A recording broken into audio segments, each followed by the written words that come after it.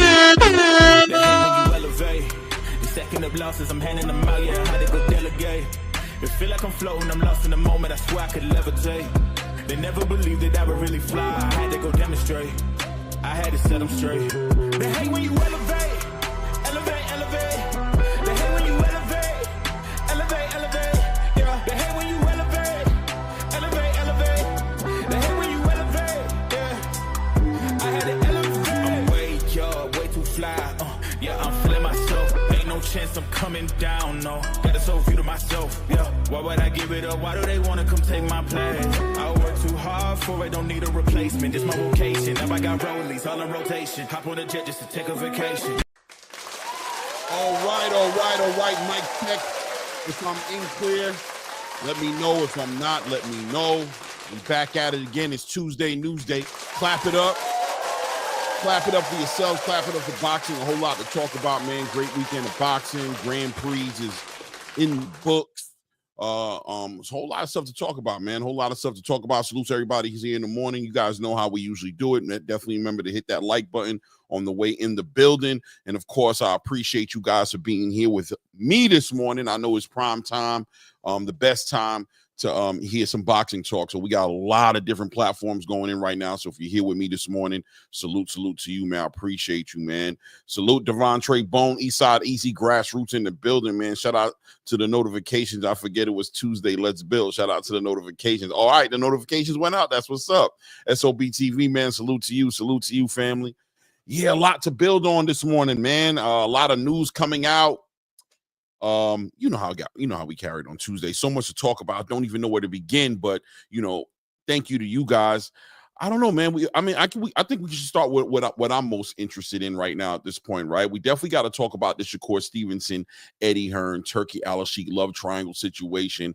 Eddie Hearn just can't seem to he just can't win for nothing, right? Outside of Anthony Joshua.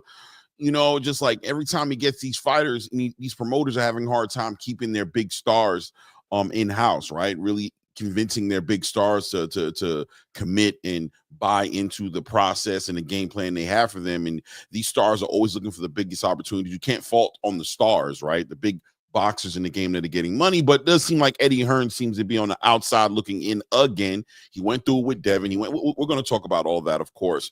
Charles Conwell falls short this weekend. Really falls short on a very close split decision loss. We got to talk about that. We definitely got to talk about that because Charles Conwell, we were talking about him being just last week. We were talking about put some respect on his name. And I don't think we got to take the respect off his name, but without a doubt, he's hit a stump in the road. This close split decision that he lost. We got to talk about where that puts him right now. What's the next best move for the Golden Boy, super welterweight in Charles Conwell. Talk about that. Gabrielle Fundora defends her undisputed, talks about where she wants to be in the upcoming future.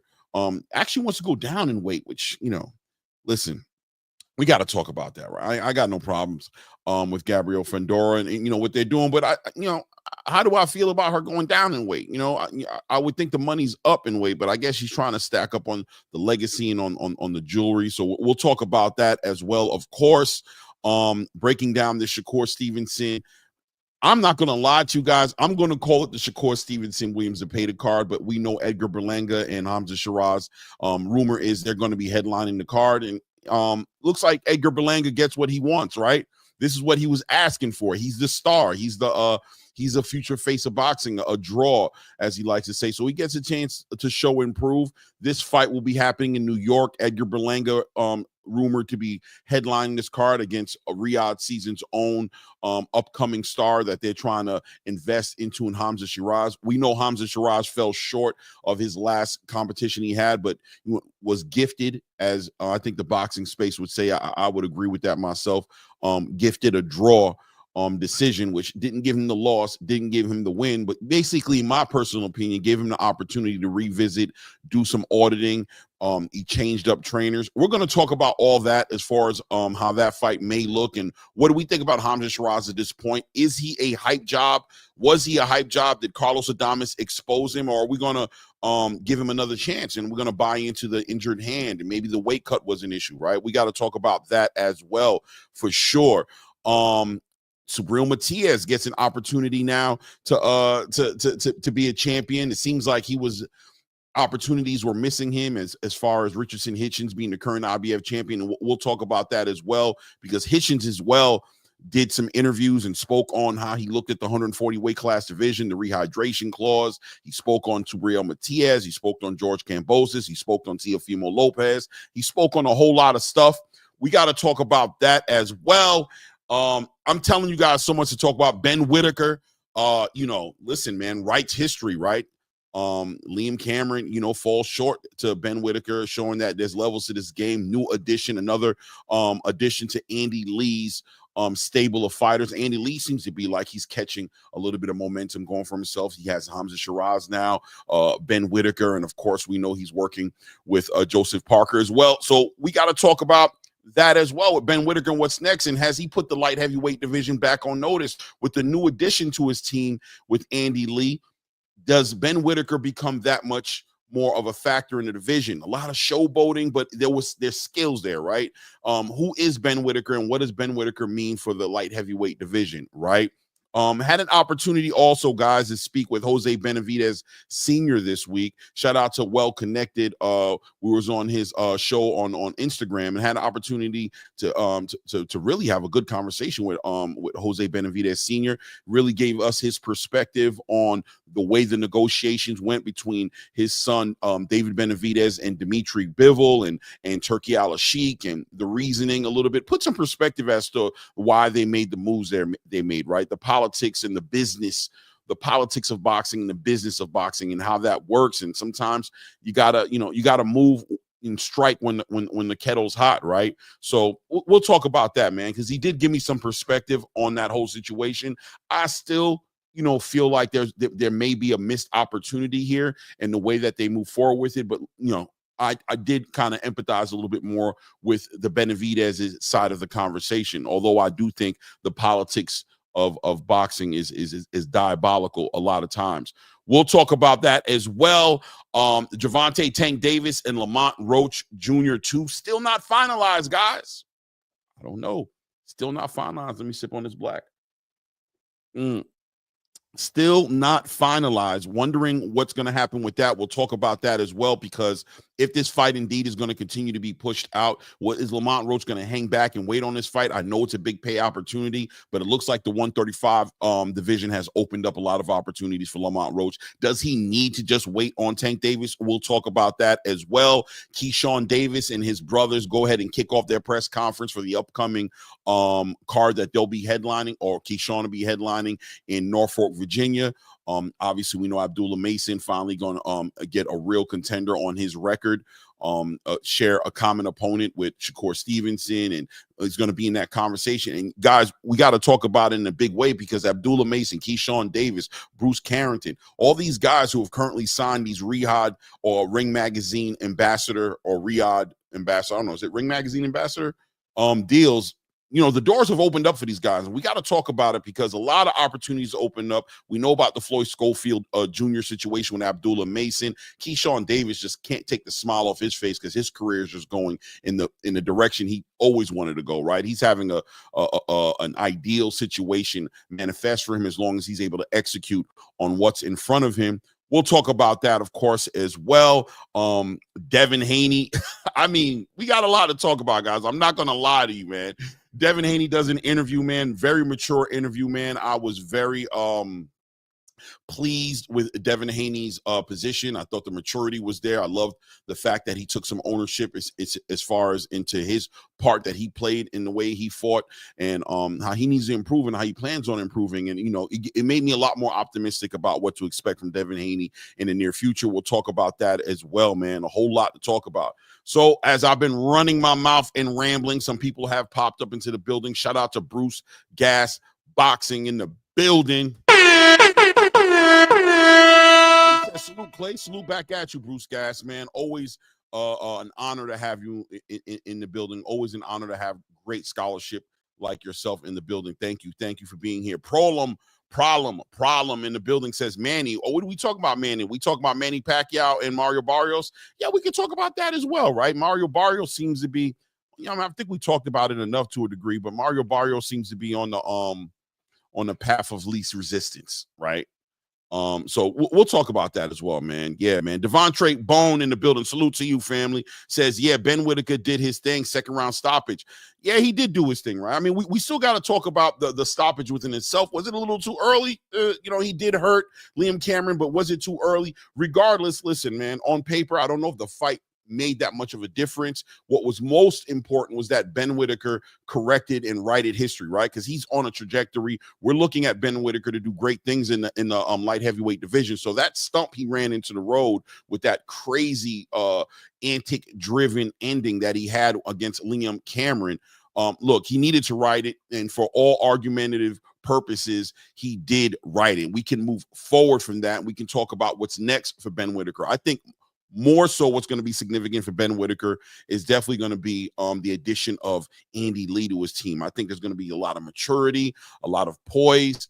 We're going to see a sharper Ben Whittaker, and we got to talk about what that Liam Cameron draw, what some people looked at as a loss, did for him. And a lot of fighters go through this. Charles Conwell going through it right now. Devin Haney on his road coming back from adversity as well. We saw he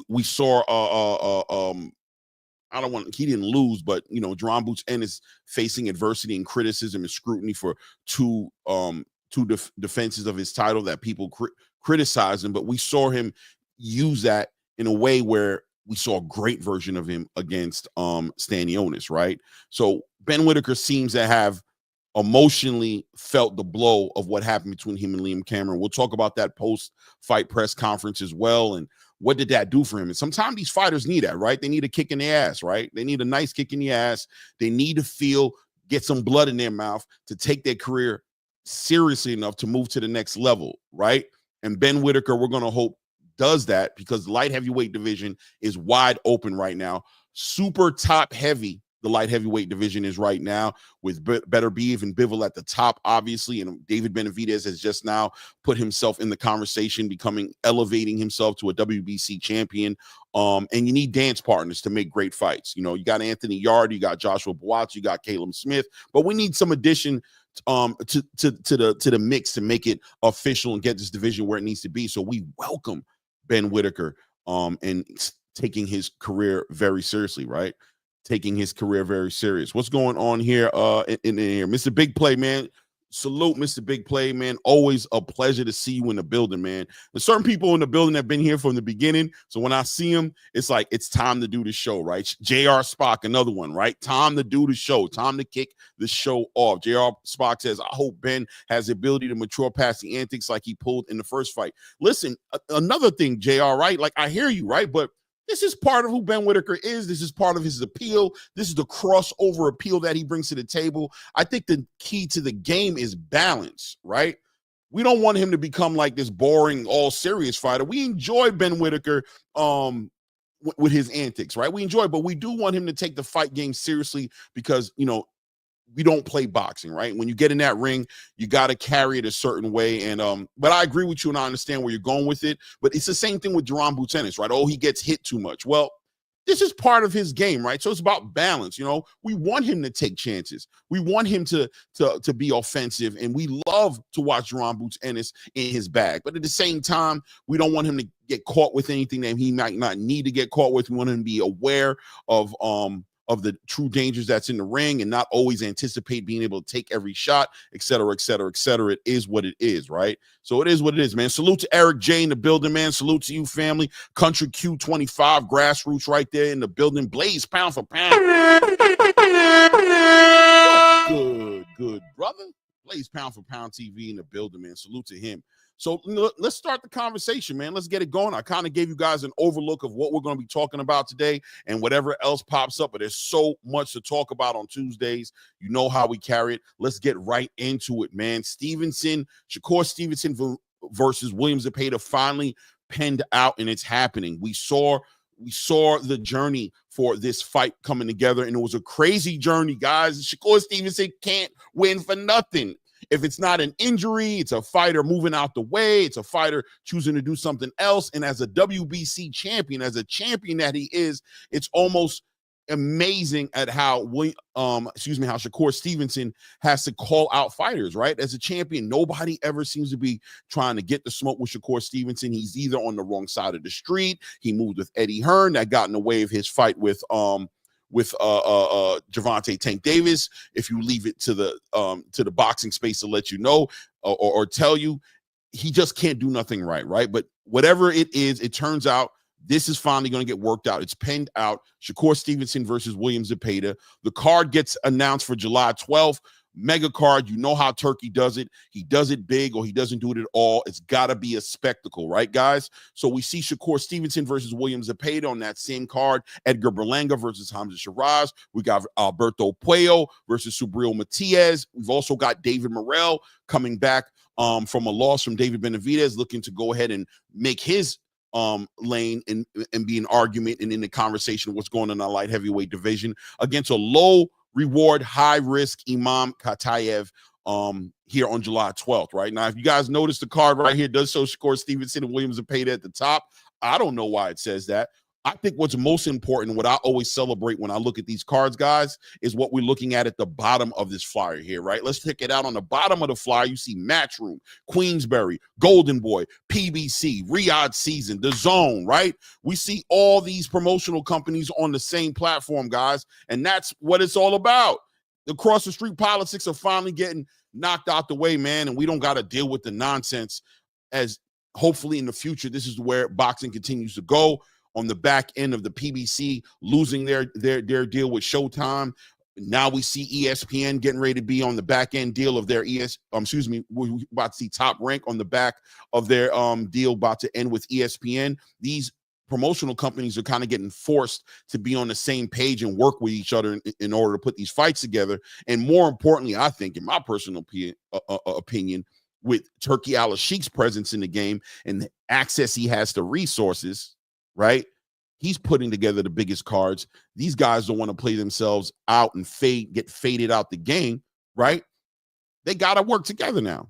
And hence we see cards like this, Ring Magazine putting a card like this together with all these fighters from different promotional companies on the same card. Who would have known, right? Who would have known? But I think one of the most interesting things that came out this week out of this whole entire situation with Shakur Stevenson and William Zepeda finally getting penned down. It's going to happen in New York. And even though there's news in as far as whether or not he should be the headline or the co-headline, that's cool. But I think the biggest news is the fact that Shakur and Eddie Hearn seem like they're getting ready to go separate ways as Shakur Stevenson moves on from Eddie Hearn and says, listen, man, even though we had a 2-fight deal, we're going to get out of this in a 1-fight deal. From what I understand, rumor has it that maybe Turki Al-Sheikh or maybe Lou DiBella or maybe Shakur Stevenson or a combination of all of them came together and bought themselves out of that contract, right?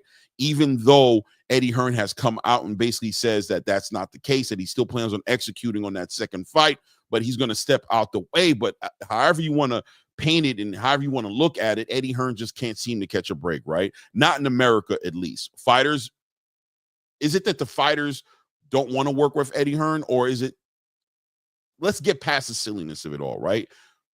Eddie Hearn doesn't have the best relationship with the fighters, with the promoters in America. And ultimately, he's only as good or as beneficial to a fighter as the actual opportunities he can facilitate for the fighters, right, guys? So what's happening right now? Eddie Hearn can't seem to deliver on the big fights. And if he does deliver, the price seems to be real high, right?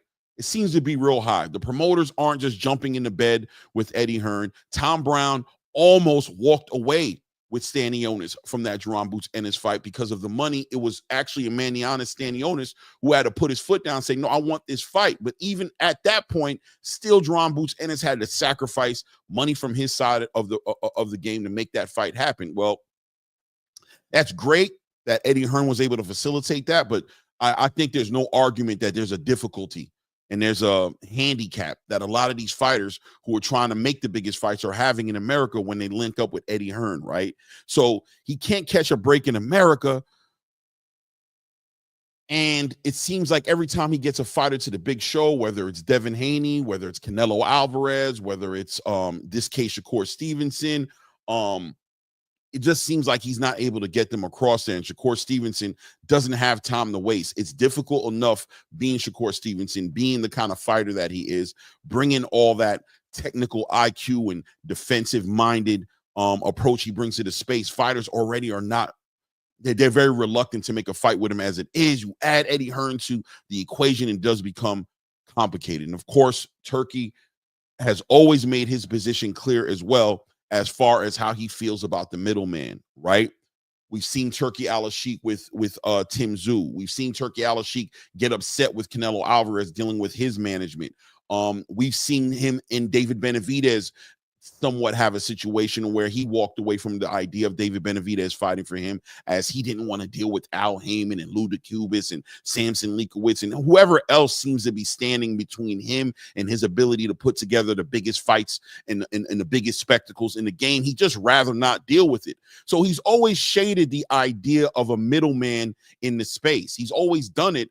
And I think, Shakur Stevenson, being somebody who's going to be focused on his career, he has no real loyalty to any one particular promoter. He hasn't had the best experience with promoters. It kind of makes sense that Shakur Stevenson moves on and takes the next biggest opportunity that's in front of him. He has the investment, the resources in Turkey Al-Sheikh, clearly, that are willing to stand behind him. This time last week, we were talking about Shakur Stevenson responding to Oscar De La Hoya, basically saying that the fight couldn't be put on because Shakur was ducking him. And he said that, Turkey Al-Sheikh and him weren't on the same page, that Turkey offered him a certain amount of money and that the money wasn't there anymore, according to what he was hearing, right? And I think that's important, right? Because what it turns out is the middleman energy, the middleman politics, right?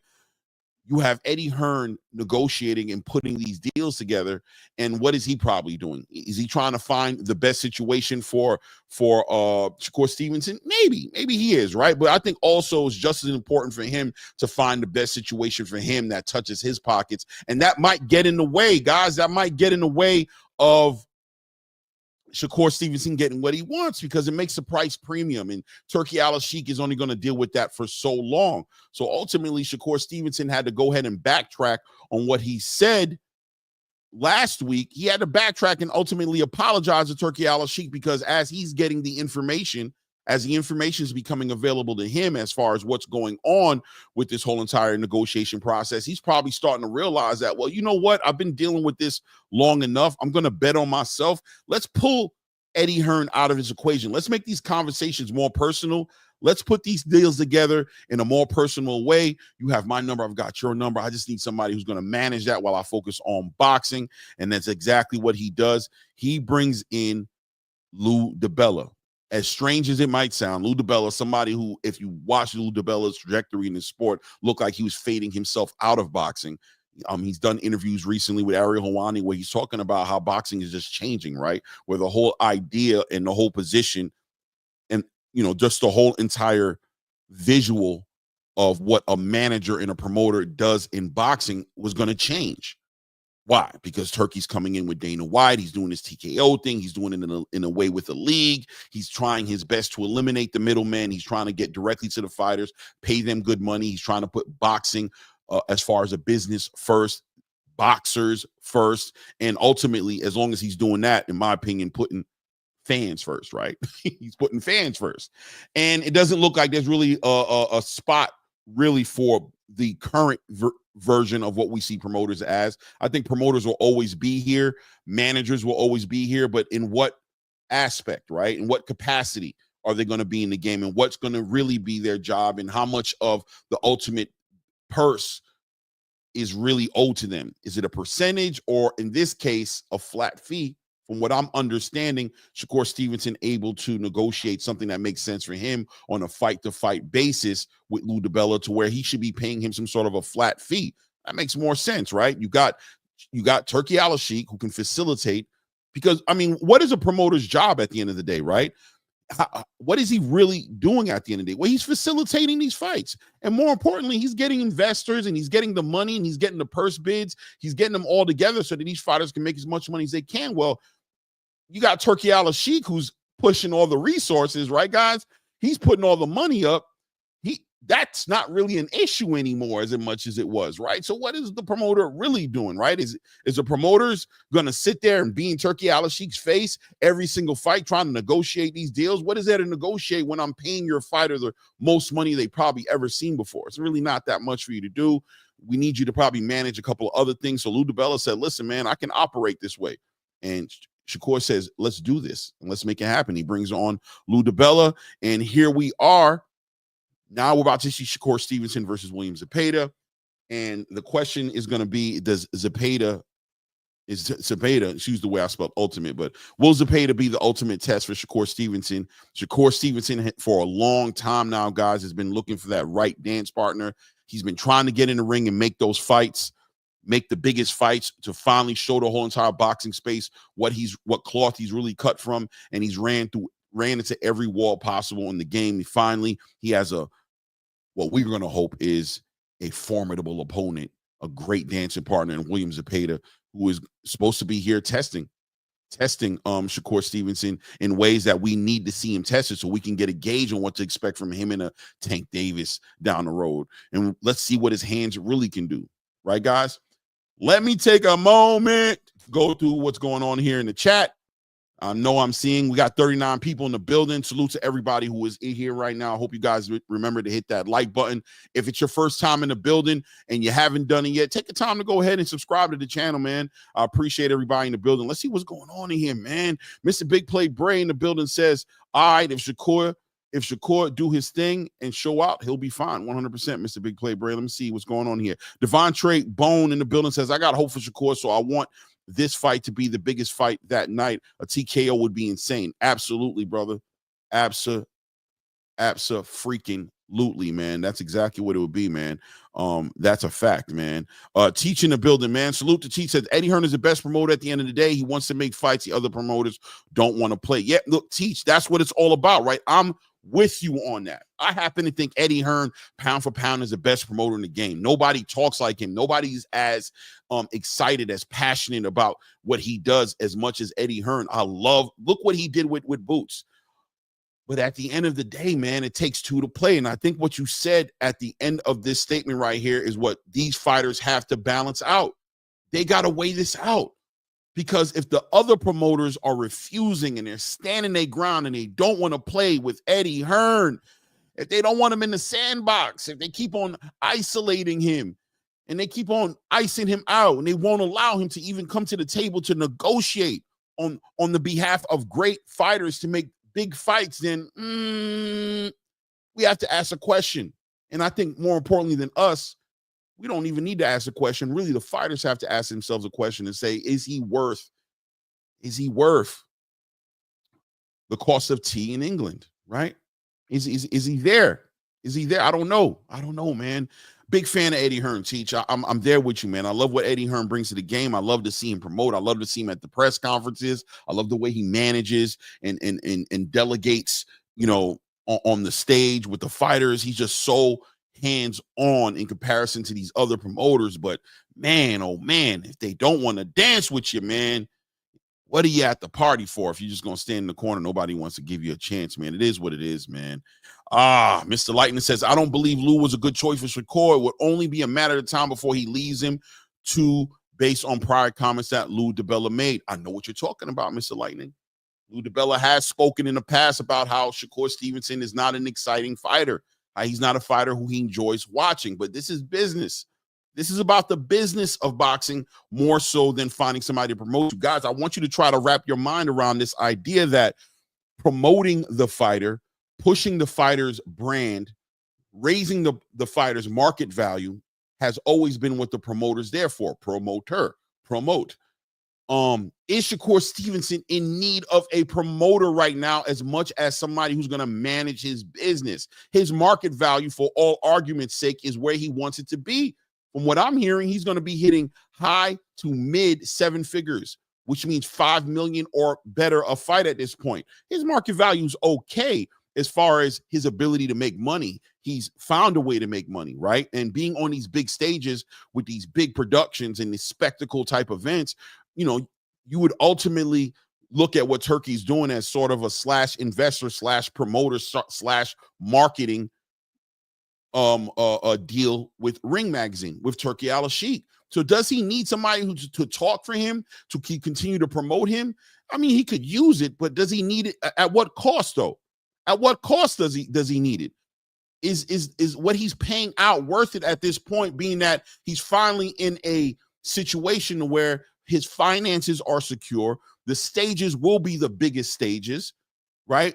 The production will be the highest level of production. At this point in Shakur Stevenson's career, not for every other boxer's career, boxers are in different stages, but where Shakur Stevenson is in this point in his career, does he just need the bare minimum, which is somebody who's going to manage his business, somebody who's experienced in the business, and somebody like Lou DiBella who seems to have more of a neutral position in the boxing space. I can see Lou DiBella negotiating upon Shakur Stevenson with the PBC or with Top Rank or with Matchroom or with any of these companies. He's not on a side of the fence. He's right there in the middle where he needs to be, and he opens up the doors for Shakur Stevenson to get involved in the most lucrative opportunities in the most legacy-driven type of fights, right?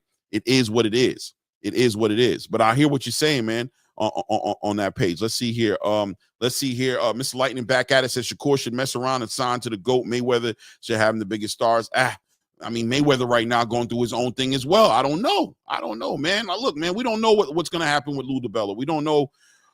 We just don't know what's going to happen, you know. And you know, Shakur at the same time, I think is also doing the right thing. He's doing a one fight deal at a time, right? So if it doesn't work out, he's giving himself the flexibility to move around and do whatever he needs to do. You know what I mean? Whether it's make a move and be with the PBC temporarily or come back to Eddie Hearn in Matchroom or be independent. You know, he's operating on the space of a boss right now to a degree. He's betting on himself. And, you know, I can't knock that, right?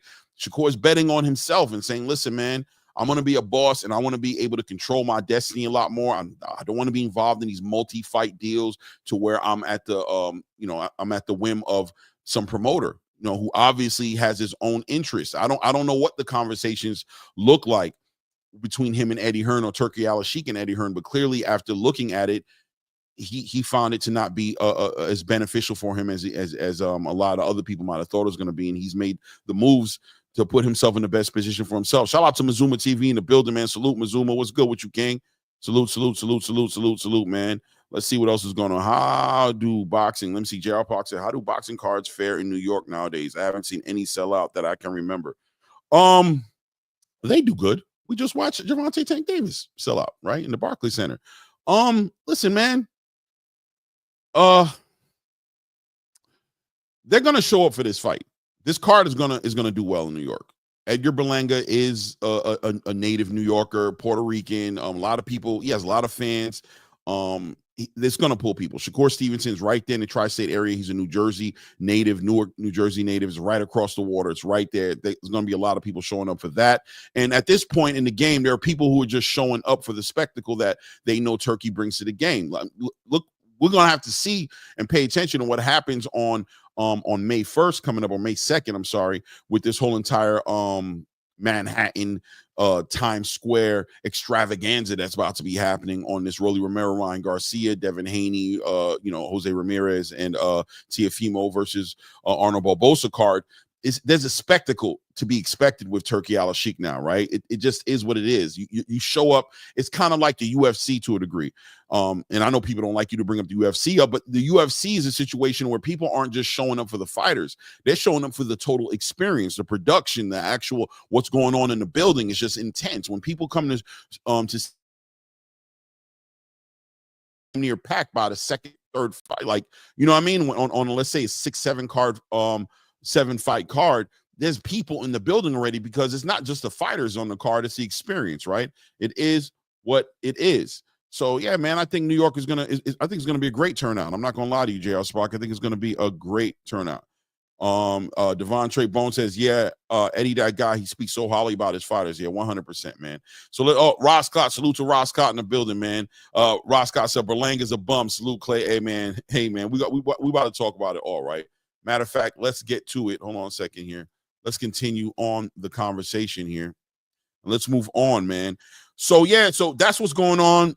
I'm not too sure. I don't get deep into the rumors as far as the reasoning behind what's happening between Eddie Hearn and Shakur Stevenson outside of the business aspect. I think it makes sense business-wise for Shakur right now at this point.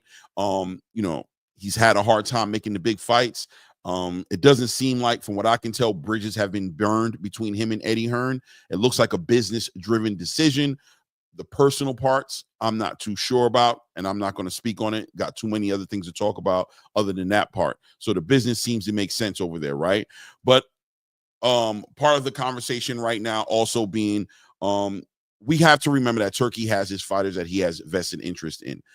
Just like he did with this Ring Magazine ambassador deal with, as far as Abdullah Mason, as far as Keshan Davis, as far as Terrence Crawford, as far as Bruce Carrington, Canelo Alvarez, Ryan Garcia, Devin Haney, Teofimo Lopez. The fighters that he's put on these deals are his priority, but Hamza seems to be more of the home project, right? This is a fighter who's of Saudi Arabian descent, right? Middle Eastern descent, and who's had a lot of promise until his last fight he just had with Carlos Adames. Hamza Shiraz was on a trajectory to be one of the top middleweights in the game. I mean, remember, before this Carlos Adames fight, we were looking at Hamza Shiraz to not only get through Carlos Adames, but we thought he could actually even beat Janibek, right?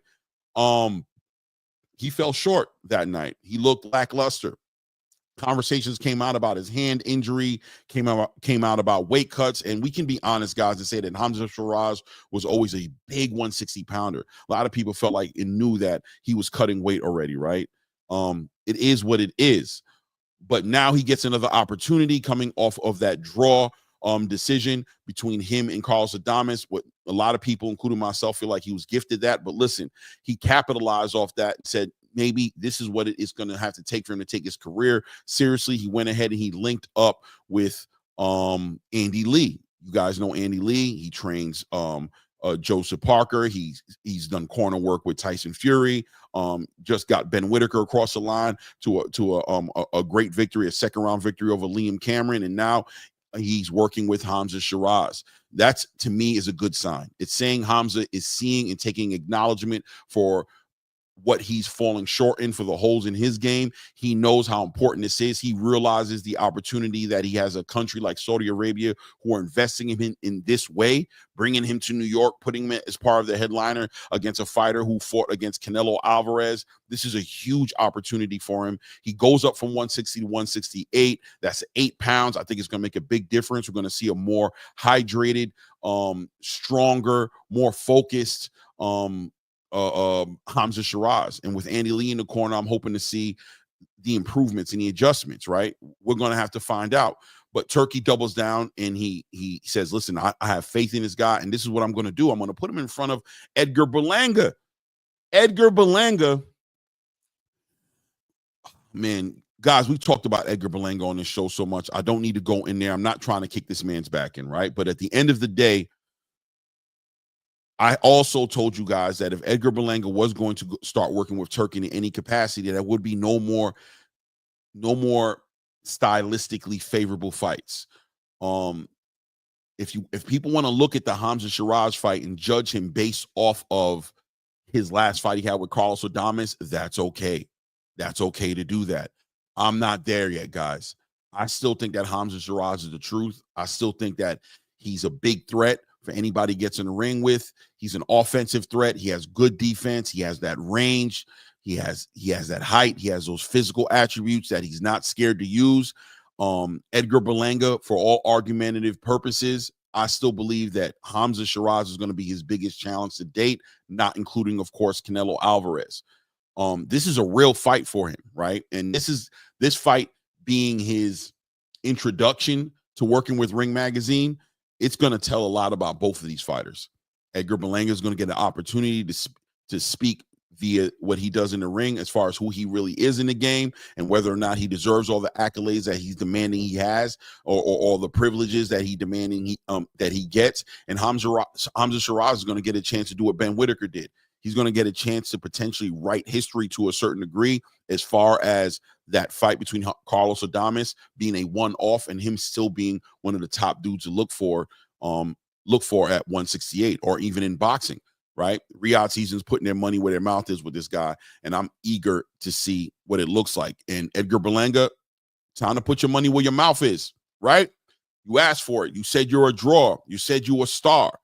You said that, you know, you speak highly of yourself and what you bring to the table. Well, this fight with Hamza Shiraz, I think, is a move in the right direction for you. If you're able to execute on this, if he's able to dominate or stop Hamza Shiraz or win a dominant form against Hamza Shiraz, this validates and legitimizes Edgar Berlanga in a big way, man. Huge fight right there in front of us, right? Let's continue to move it forward as well. Subriel Matias now at the table. We know about Subriel Matias. He was the boogeyman of 140 pounds, right, guys? He was the boogeyman. Nobody wanted to get in the ring with Subriel Matias, holding that IBF title so tight, and just, you know, this guy's been known for supposedly killing somebody in the ring, right? One of his opponents he fought died. So this guy was the boogeyman. But on the back end of a defeat to Liam Paro, where a lot of people felt like he got exposed. My co-host, who's not here right now, always spoke about how Subriel Matias was sort of a one-trick pony, right? He was a one-trick pony. This guy, you know, the right boxer was always going to take advantage of him, right? Teofimo was going to take advantage of him. Devin Haney was going to take advantage of him. Liam Paro, right, took advantage of him. And he was able to get away with being a boogeyman, holding the leverage of holding that IBF title. But as soon as he lost that title, it seems like it was kind of a downhill thing for him. His trainer and Coach Panda went and focused his energy on William Zepeda, and Subriel Matias on his last performance dominated, was an IBF eliminator. But you look at Hitchens, who clearly was looking to go in a different direction.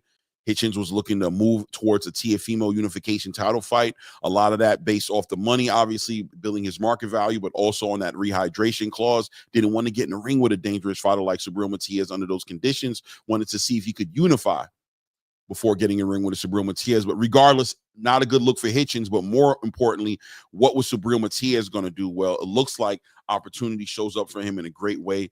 He'll get a chance to fight against Puello in this upcoming fight. Puello being a fighter who just took a WBC title, beating a Gary Antoine Russell in a close fight.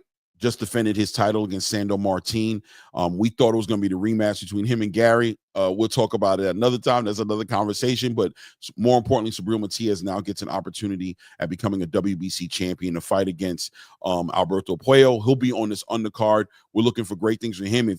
If Subriel Matias is able to win this fight and walk away with that WBC title, he's right back in the conversations of being in the biggest fights. I'd love to see Subriel Matias against a Gary Antoine Russell for a unification title fight. I would love to see him in the ring with a Teofimo Lopez. I would love to see him in the ring with all his counterparts at 140 and a lot of other fighters who are up and coming at 140, fighters who are probably going to be coming up for 135, like let's say a Keshan Davis, who may be at 140 sooner rather than later. As long as, you know, he's able to be in big fights at 135, he'll stay there. But as soon as that well runs dry, he'll be there at 140. Great dance partner right there in Subriel Matias. I'm looking to see what he does as well in this fight. But he has a boxer in front of him. He has another problem. He has another, maybe a better version of Alberto Puello. I don't know how you want to look. Another better version of Liam Paro in Alberto Puello. It's not going to be an easy fight for him, guys. And I'm going to tell you right now, it's 50-50 right now. For me, I could definitely see Alberto Puello winning this fight, but I can also see Subriel Matias walking away with the victory as long as he's able to stay disciplined and hold his poise and start early. Don't let these guys get off on these 2, 3, 4 round leads on you, and then you're closing it up towards the end in the latter round, stopping these guys. Clearly, we see what happened with Liam Paro, that those stoppages aren't promised, right? They just aren't. It is what it is. So we'll continue to look in that direction. David Morrell back in action on this card as well, on this Ring Magazine card. Finds himself back in business with Turki Al-Sheikh again. He's not foreign to this, as he was part of that first Riyadh season in Los Angeles with the Terrence Crawford Majimov. He was on that undercard, collected a WBA interim title on that card, and he's back at it again on this card right here, going against Imam Katayev, right? Imam Katayev, an undefeated fighter. Like I said earlier, guys, low reward, high risk. This guy's here to make a name. One of those Eastern Europeans, man. I don't sleep on those Eastern Europeans ever, right? I just don't do it. You know what I mean? I've gotten past doing that. But this is a big fight, big comeback fight for David Morrell. If he's able to dominate in this fight, he gets right back in the conversations. I could easily see him in the ring with a Joshua Buatsi or an Anthony Yardy, or, you know, even getting back into maybe a title shot, you know, fighting, you know, Caleb Smith, or fighting, you know, a David Benavidez again at some point in the light heavyweight division, or getting in all the conversations, right? So this fight's going to be a big fight for him. He jumps right back inside of the lion's den. Turki Al-Sheikh doesn't give easy fights for these fighters. He just doesn't do it. This fight won't be easy, but it'll be a fight that on the other side of it, if it's a victory, it'll also improve and make David Morrell a better fighter. It is what it is. Salute here for boxing. What's good with you, family? Salute to Champ Ross in the building as well, man. Champ Ross says Russell Matias might have to bring the ER room for that. Talk about a war. 100%, right?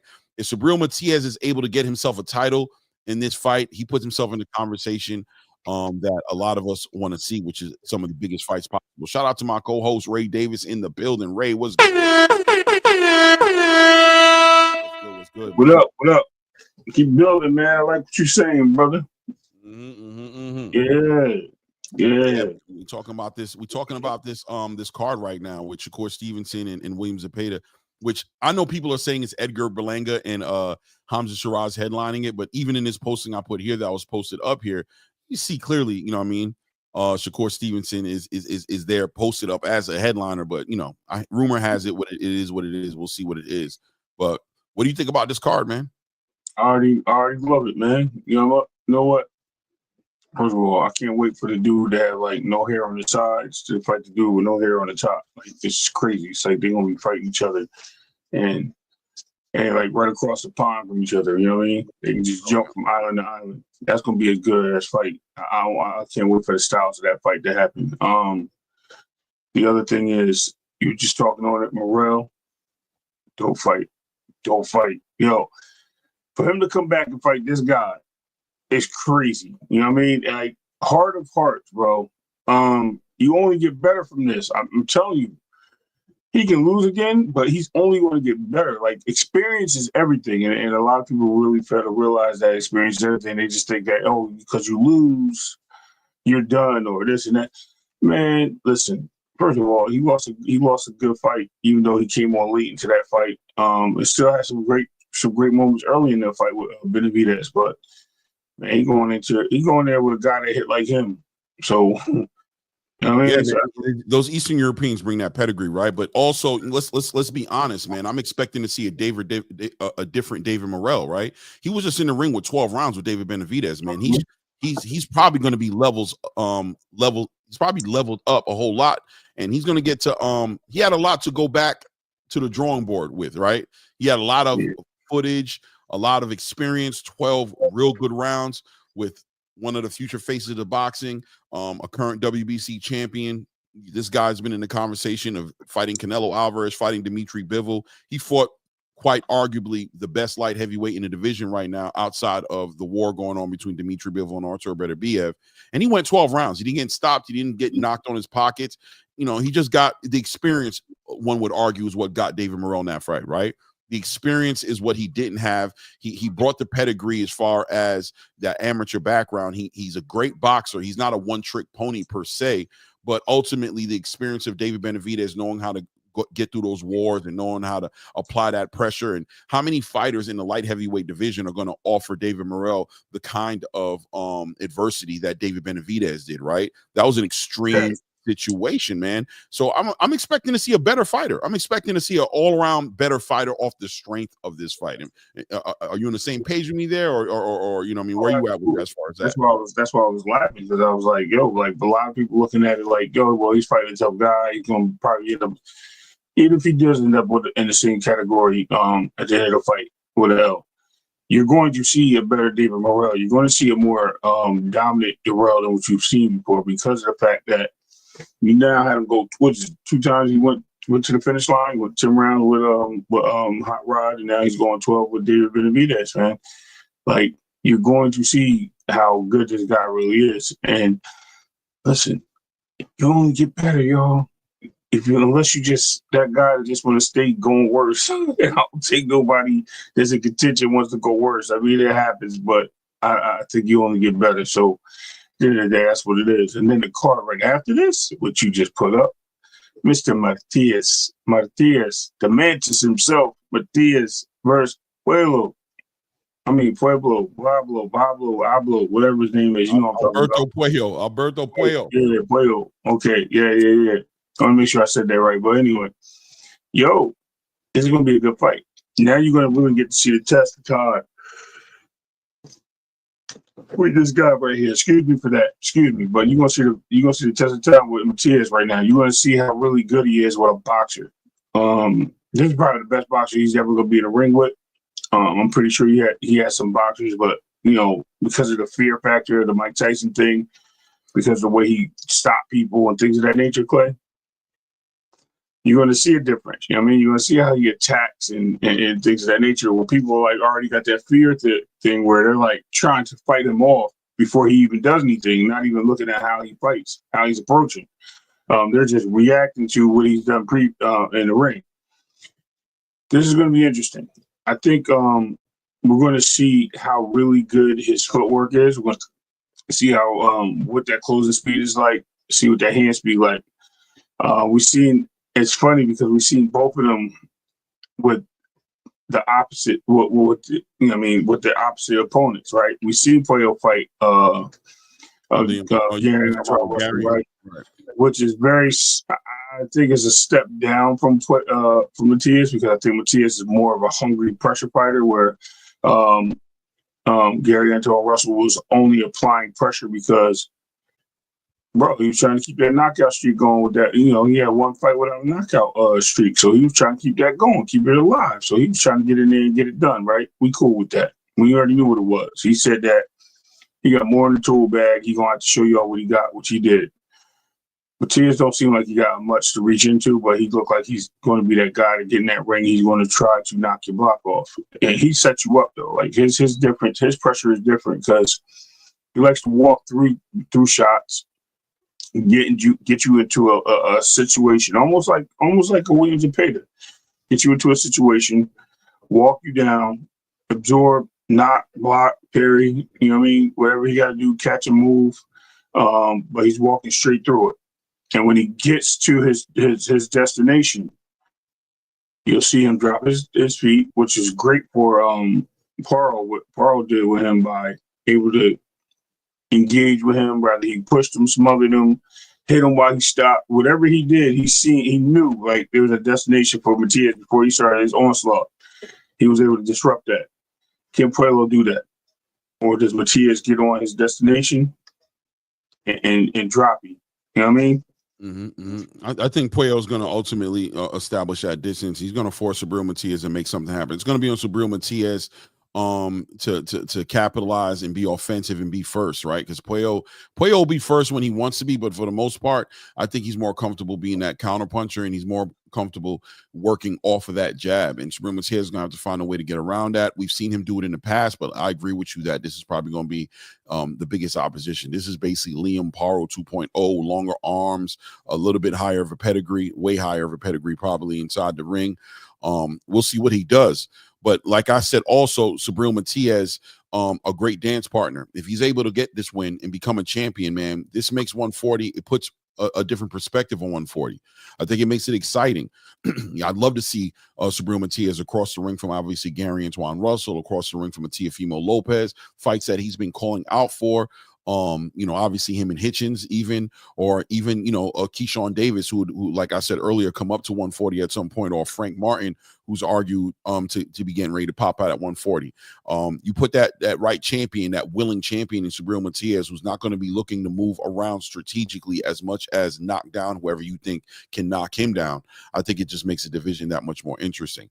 Let me push it your way before we move off this card, though, because I wanted to know what you think about this Hamza Shiraz Edgar Berlanga fight as well, right? Hamza Shiraz coming off of this gifted draw. But look, man, he had his reasons, right? He had the hand injuries. There was pictures out there about him showing the hand all swollen, and he had that hand injury. And then, of course, there were arguments out there about him making that weight cut. And I've said it and been on record for saying that I did think he needed to go up to 168. That 160 was a small division. And a lot of these fighters play weight bully games, and they end up in compromised situations when they deal with the right fighter. Well, look, this fight's going to be at 168. He's made adjustments. He's brought in Andy Lee into the fold. Andy Lee is now his trainer. I think that's a huge addition. Andy Lee's, by the way, on the roll right now. He's probably in trainer of the year conversations right now with the work he's done with Joseph Parker, with the work he just did with Ben Whittaker, and now with Hamza Shiraz, and work he's even done with Tyson Fury in the past. He's starting to put himself up there as one of the top guys you can have in your team. Huge addition to Hamza Shiraz's team. And of course, Edgar Berlanga, his biggest accomplishment that he seems to hang his hat off of is what this loss against Canelo Alvarez, that, you know, he seems to celebrate himself for going 12 rounds with Canelo Alvarez. But look, more importantly, he's been asking for this, right? He's saying he's the face of, well, he's not saying he's the face of boxing. Let me not put words in his mouth, right? But he is saying that he's the big draw on 168. He believes he's the biggest draw on 168. He's the biggest star at 168. A lot of people have push back at that, including myself. I just don't think that's where he's at, but I will respect how a fighter sees themselves. That is okay. But look, man, ain't nothing to it but to do it. You got in the business with Turki Al-Sheikh. He's allowed you to be in one of his cards. We talked about it last week. There's no easy fights with Turki Al-Sheikh. It doesn't happen. Stylistically, this fight right here is mostly important for both these guys. Hamza Shiraz, and being worth the investment, worth the attention that Saudi has put behind him. And of course, Edgar Berlanga gets to talk to the boxing space and shove a whole lot of humble pie and crow and a lot of pundits and fans' faces and say, I told you I'm him. This is a great opponent, I think, for him. I mean, we could see him against Caleb Plant and all these other fighters, but listen, if he thinks this is going to be sweet, where you at with this fight? Listen, man, this is interesting. This is very, very interesting. Now we got a guy, and I don't care if his hand was hurt or not. That guy didn't fight. He didn't fight nearly the fight we've seen him fight before. We seen him get outboxed, period. He still was throwing punches. He still was able to he muscled up. He got in the ring. You know what I mean? There's no excuses for that. I don't buy it. But you know what? There's injuries do happen to all these fighters prior to their fights, during their fights. We know we've heard this many times, Clay, where people get in the ring as fighters and they have injuries going into the fight. Even though we don't know about it, they go in there, they get in the ring, that's what they do. Salute my brother Bruce Cass in the building. Listen, man.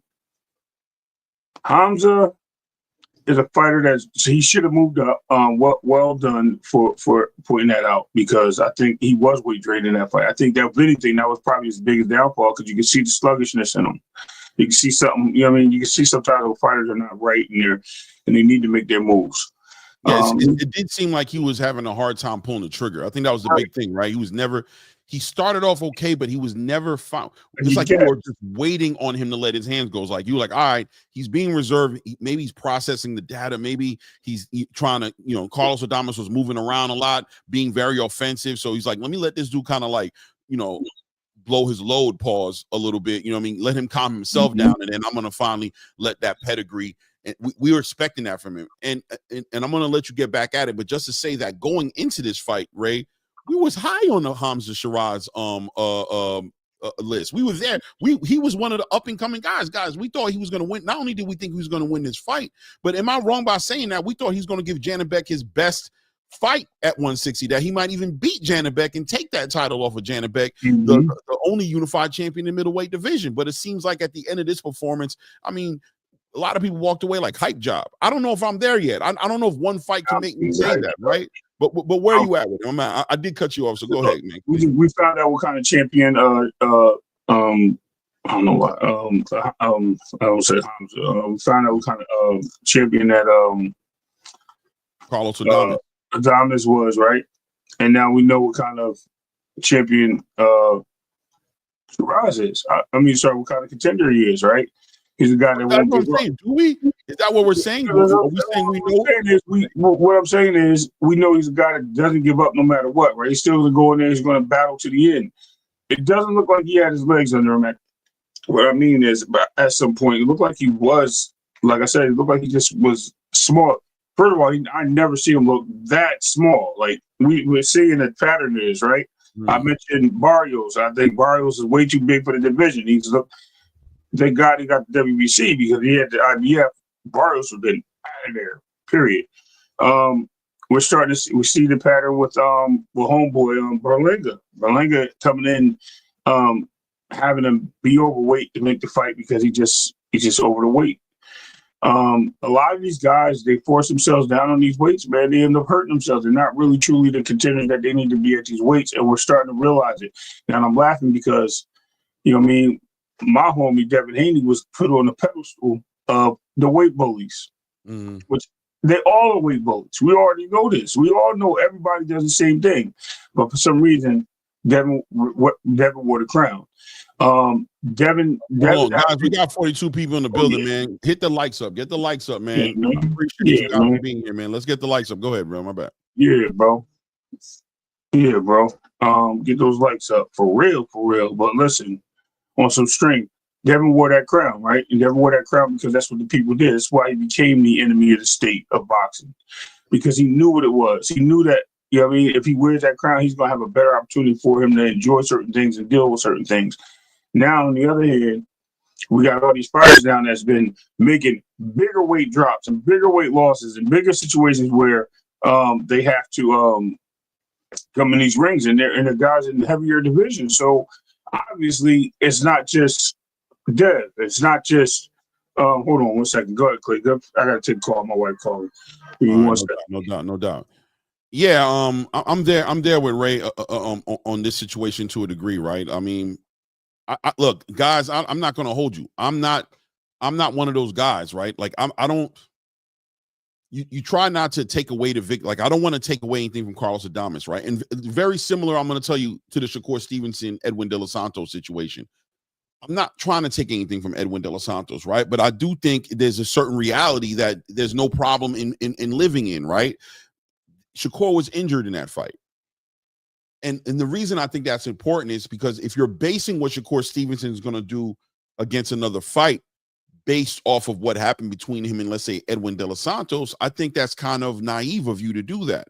It's okay to give it's okay to hold Shakur accountable for the results of the fight and say, listen, man, that was a fight you was in. It's up to you to go ahead and give us a performance that's going to go ahead and put that fight in perspective. But I think it's also, as a fan who's trying to make their mind up about how competitive another fight is going to be, to understand and take into consideration that if he was injured in that fight, then there's more than likely going to be a different version of him in another fight where he's not injured.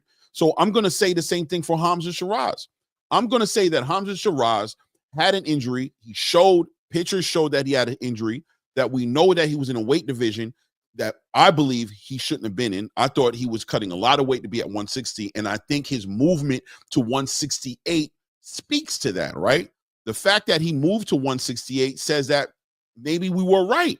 Maybe we were going down the right road to say that, look, man, this guy shouldn't have been at 160. It was a weaker version of him, an injured version of him against Carlos Adames. Carlos Adames is a great champion.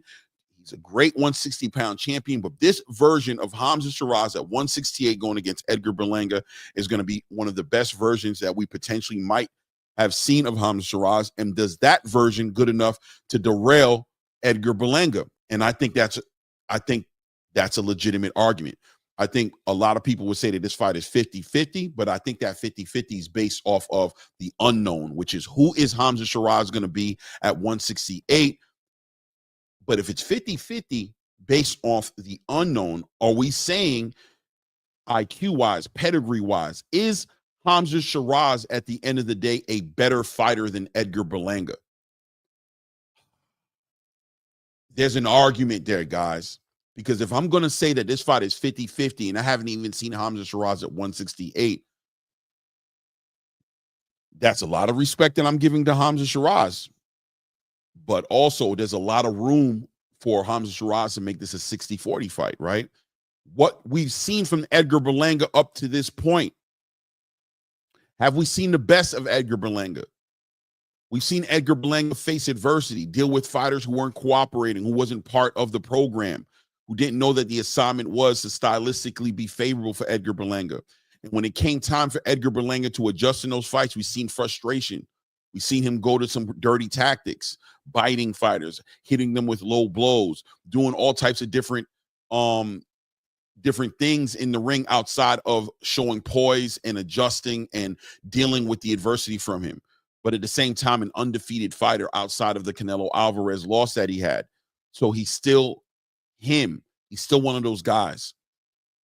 The story will be told way better from a hindsight perspective. Once we see these guys fight each other, we'll get a better understanding of what it is. I think this is a very interesting fight. Should he have been the headliner on this card?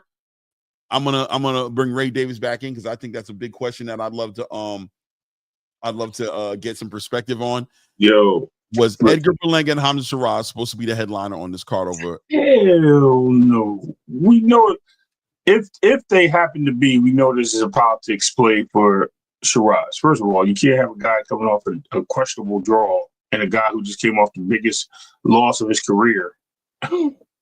Well, he just came off a victory. Let's be real. He came off a victory. Listen, I know he had. Listen, we're not counting Grimace, bro. Like, you can't count Grimace. We ain't count Grimace, dog. But we ain't gonna count Grimace, man. Nah, man. Anybody count Grimace? You know, Eddie Hearn was like, "Listen, man, you went after this fight. Look at him. Look at him. Come on, man. Put some respect. Put some respect on him, bro. Put some respect on the pride of Puerto Rico, bro. Come on, man. Don't do that. Man, we Grimace out of this. Anyway, he looked like he's wearing a skin tight hoodie, bro. Like, you got the pocket. We're not gonna give him respect, so we're gonna. I ain't putting no respect on Berlanga for that. But anyway, still we gonna skip over that. We gonna act like that was a mute button. Like we just didn't see that happen. Berlanga, yeah. Look, so Berlanga definitely is talking the talk. He's painting his own lane, man. He's doing what he's supposed to do. He's celebrating himself. He's putting himself in a position to bring the fan base. I think Berlanga, because I was talking about Shiraz, but you actually continued exactly what I was saying and cleaned it up perfectly. And I don't mean that in a bad way. I'm saying like you really said what I was going with. Berlanga getting knocked down and literally lasting that fight with Canelo. Even able to punch Canelo and keep that jab out to try to keep Canelo at bay. Berlanga has a pretty big shot to not make this. This ain't no 50-50 fight, nor 60-40. Clay, this is like a 30-70. Berlanga's favor. He coming up to his division. Berlanga also the bigger fighter, right? Unless he misses weight or whatever, and they force him to come down, and he's come underweight like 10 pounds. He won't be weight drained. Berlanga is going to be the stronger fighter in this fight. He's going to be the more experienced 168 pounder. Let's keep it clear. And Berlanga is also going to be that guy that's going to be able to keep a Shiraz guessing. And Shiraz going to be able to be the fighter he once was, especially after fighting in Adamas, a guy who came forward. Is Berlanga going to be able to be the same fighter that he was? Is he going to be able to be the guy that's marching forward no matter what's coming his way and punch back? This is going to be interesting. It is going to be interesting. I'm not ruling Shiraz out. I think Shiraz's hand speed and his ability to box is a big opportunity for him to steal this fight from Berlanga. But I think Berlanga, bro, I think his power and his experience is going to be the wheeler and dealer here. And I think they'll make another parade. Say, I told y'all, Grimace was just a joke, but at the same time, I beat this dude up. So yeah, it's crazy work. I think 70-30 is an interesting perspective, right? Listen, man, I give respect to Edgar Berlanga being the guy who has the more experience at 168, who spent his career at 168, knocking people out, by the way, at 168. I respect that, right? But I think the question comes down to, in Hamza, yes, I don't know that Edgar Berlanga will be the bigger fighter in the ring that night, right? I don't know that to be true. I think we're going to see Hamza Shiraz, who's not only coming in the ring with a great pedigree, but the corner work from Andy Lee is going to be very, very cerebral. Listen, man, we're going to find out. I think 70-30 is interesting, to say the least. I think 70-30 is interesting. So that being said, if it's 70-30, then if Hamza Shiraz beats Edgar Berlanga or it stops Edgar Berlanga, is this an upset? Absolutely. An upset? Absolutely.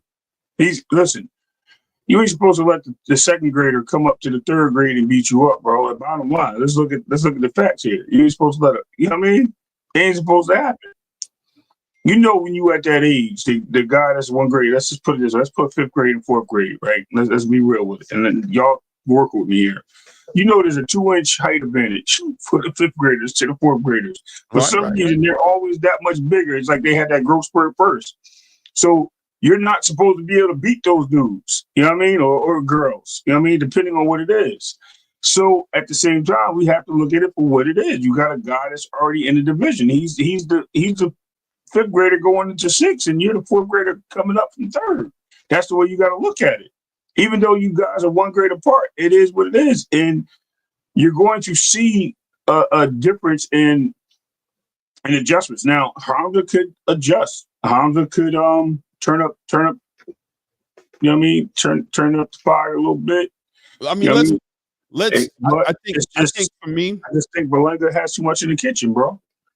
Well, first of all, that's a good conversation, right? Because has Edgar Berlanga shown the ability to is Edgar Berlanga this guy who adjusts, who deals with adversity by adjusting and overcoming the adversity? Or is he a guy who presses his narrative, his agenda even harder? Does he double down on what he's coming into the ring to do, even if it's not working per se? He's always been able to ultimately find a way to stop these opponents in front of him for the most part, right? But we did notice that as competition turned up for Edgar Berlanga at a certain point after those 16 or 15 or 16 straight stoppages, that he was dealing with a lot of adversity with fighters who just wasn't going to go away, and he never was able to overcome that, right? He was never able to overcome that with an adjustment. He was able to overcome that by pressing, and people just ultimately, you know, him being just the offensive fighter that he is. Now, Hamza Shiraz, I've always looked at as a fighter with wrinkles to his game. He did not show it against Carlos Adames. I will agree and say he did not show it, but he dealt with a fighter like an Ammo Williams, for example, who was being very offensive, who was trying to clear the space and being a very active fighter, and he was able to slow him down, humble him, and get him out of there, right? Who is the better boxer outside of the size difference, outside of Edgar Berlanga being the bigger puncher and the bigger fighter? Who is the better fighter in that ring that night? Fighter or boxer? Because better boxer. Sorry, I agree with you. Better boxer. Definitely the better boxer. All right, hold on. Before we go further, before we get past that point, if he is the better boxer, then there's some unknowns that we aren't aware of that gives Edgar Berlanga the advantage, right? And what are the unknowns? The size, number one, size, right? And the power. Right? Does the power translate at 168 into something significant? We've seen the power at 160, and he showed that power translated well at 160. Does the power and does the size translate at 168 for Hamza Shiraz? If those boxes get checked, if the power's there, and he turns out to be the bigger fighter in that ring that night, it turns out that that weight cut was not only hurting him at 160, but it was damn near diabolical. When we look at Hamza Shiraz at that face-off, if we see that size difference not to be there, and by the second to third round, we see that power start to translate, does he take this from Edgar Berlanga? No. Does this change your mind? No. So what else? So why not? I'm going to tell you what would change my mind. His hand speed has to increase. Berlanga, believe it or not, for the power and size that he has, he does, I think, have an increase in hand speed over Shiraz. Shiraz can't just be a boxer; he has to be faster and quicker to the punches than Berlanga. I think once he gets in trouble, I think we seen in the last fight, he kind of he shuts down and he becomes defensive. Is he going to be the offensive fighter that we used to seeing? Is he going to be the guy that's going to be able to use his quickness and use his agility to slip and slide through the sides? You know what I mean? Find his creases and like you said, be able to capitalize on those things. We'll have to find out. I think we're looking into a whole realm of understanding that he can. Anything's possible. But I think you're fighting a guy who's literally a veteran of this division. And I think being a veteran in certain divisions, when you only lost to the best guy in a division, says a lot. Now, At the same time, did Adames lose to the best guy in his I'm sorry, did Shiraz lose to the best guy in his division in Adames? That's another question to have. Not only did he lose to a guy in his division, but he lost to a smaller guy in his division. Was that a situation there? So we have to really look at the measuring tape on both guys and how they approach how they had to deal with their losses, how they approach their opponents in their last fights, in the last couple fights, if we want to go there, and what's their biggest accolades. And I think the accolades are going to be being that Hamza is definitely a taller, maybe a light heavyweight in size, but just coming down to the 168, 160 division. Is it going to translate to him being at 168, being the fighter he was earlier at 160, to dominate Berlanga, who's literally not going to get out your face. He's going to allow you to throw your shots, pause, and absorb so he can counter and humble you. Like, he's definitely Fred Flintstone with or Captain Caveman with the I don't know what you call him, the caveman back. You know what I mean? He definitely comes in there to knock you out. So we have to see who's going to be the first one to that occasion. Now, we only seen Berlanga knocked down. We don't know if he got a glass jaw. That's where Shiraz comes in. And Shiraz able to put that 1-2 together to make Berlanga break. Those are going to be the things we're going to have to sit there and watch. Now, I'm not ruling, like I said, I'm not ruling Shiraz out. I know I said 70-30. Yeah, that's kind of a rule out. 70-30 is kind of. It's a strong 70-30 in favor of Berlanga because of experience in the way that and this guy coming up to the division and just coming off a terrible you're only as good as your last fight. A terrible performance with a guy that was smaller than him. Now you're going into there with a guy that's bigger than you that has power and is not afraid. You know what I mean? So I'll be honest with you. When you look at their records, they're right there, bro. You know what I mean? Right. They're right there. Edgar Berlanga has been fighting, at a higher level. I'll agree with that. It's gonna be a great fight, man. I think people who aren't seeing it for that just don't understand that this is probably going to be the fight of the night on that card. More than likely, it's going to sell. Edgar Berlanga is not the type of person to be involved in a boring fight. Hamza Shiraz, if you look past that Carlos Adames fight and get that out your mind, like I said, he was the up-and-coming next guy at 160. That's what the conversation was before that Carlos Adames fight. And I know people, and I know you say it all the time, Ray, and people mind go that way. You're only good as that last fight, right? So I understand. We're going to give that fight. We're going to recognize that fight as a poor outing, a poor showcasing of what Hamza Shiraz does, and he has to do the work. He has to do the work and get his respect back. Nobody can give it to him. He has to get it back. But listen, man, Turkey just don't. The matchmakers in Turkey just don't put together. Turkey don't put together bad fights, man. Stylistically, very rarely. There's a reason. There's a rhyme and there's a reason. There's an understanding as to the madness. There's a you know what I mean. There's a certain sense ability behind the madness of putting these fights together. I think this fight's going to be quite possibly the best fight on the card that night. I think it's gonna be fireworks. I don't know, man, about the best fight. I definitely think it's gonna be interesting. Who's the best fight gonna be? Shakur and Zepeda for sure. That's gonna be the fight to watch. That's a truth or dare fight. So Shakur and Zepeda is the truth or dare fight. This fight right here is. I think Shakur Stevenson and William Zepeda is a 50-50 fight of the night. It can be fight of the night, but it can also be a very boring fight. It can also be a fight where it can be. I don't think Zepeda's going to allow it to be boring. I think he's going to make Shakur work, and we're going to see Shakur's effective. If Shakur's effective, you don't think he can slow this fight down? Mm-hmm. It'll take him 5 or 6 rounds before he can slow it down, though, Clay. I'm gonna be real with you. This is what I picture happening. I think it's gonna be Miguel Cotto, Floyd Mayweather. You know what I'm saying? I think it's gonna be I heard you last night. That's what I think it's gonna be. I think that's what it's gonna be. I think it's gonna be Miguel Cotto, Floyd Mayweather. Ideally, that's what I would like to see, right? Miguel Cotto versus Floyd Mayweather. Watch that fight. That's the fight that I want to see this fight to resemble and look like in Madison Square Garden or the Barclays Center, wherever they decide to have this fight. You know what I mean? It is what it is. Good point, man. I want to move forward. I want to move forward and get to this weekend's fights a little bit. We got a lot to talk about. Then open up the boy, let us down, man. I mean, we could talk about the elephant in the room, right? Conwell loses a close 12-round split decision fight against what's the guy's name again? Perez, right? I can't remember. Yeah. So I don't know his whole name either, but he definitely. I had it written. It was trouble for him, man. He put himself in a position though. Jorge Garcia Perez. Yeah. Close fight. What'd you think overall about the performance? It looked like he started slow, Conwell. I mean, I think it was a slow start for him. I think Perez stole a lot of the first 2 rounds with that. And I think the pressure from Perez not backing down and able to stay in a fight by just keep throwing punches, missing, hitting, just swinging forward. You know what I mean? He didn't swing for the fences.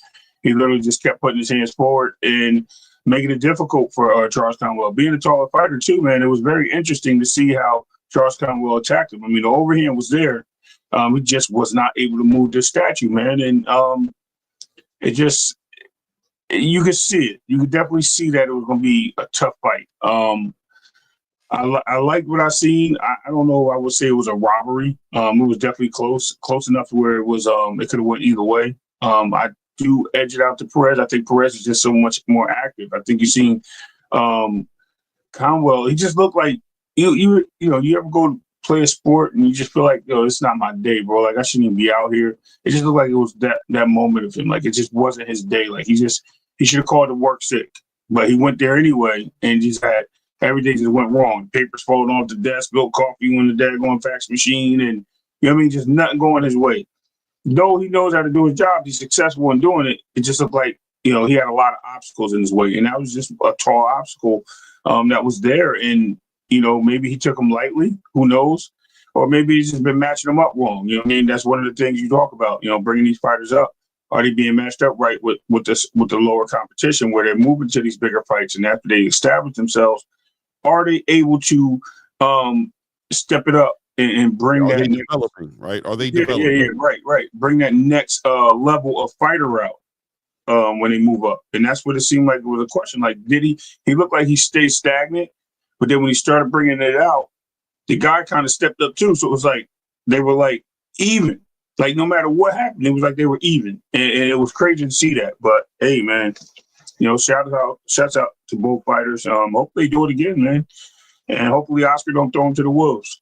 Because Oscar's known for doing that, especially with black fighters. But, hopefully he gets a rematch or, another opportunity. He's got to obviously go back to the drawing board and start from scratch, but not really way down, but just start the fight down to 2 and move back up. I think he's still in the contention, but this is what we talk about with 154, Clay.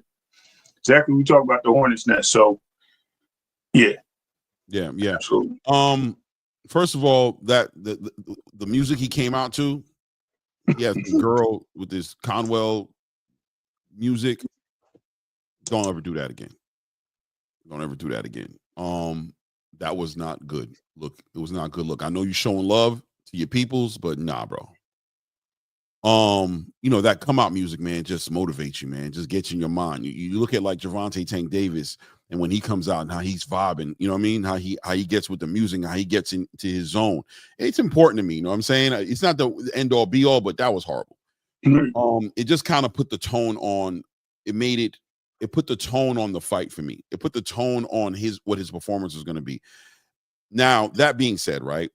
I'm being petty with that, obviously, but at the same time, I'm being serious, right? I'm being petty, but I'm being serious to say that no. It kind of reflected like just a lack of how that music's supposed to dial you in. That's how I feel, right? What you're doing in that lock, you're supposed to be getting dialed in. And what we saw in Charles Conwell was a fighter, in my opinion, who was not dialed in. Just wasn't dialed in. He fought okay. It wasn't a horrible performance.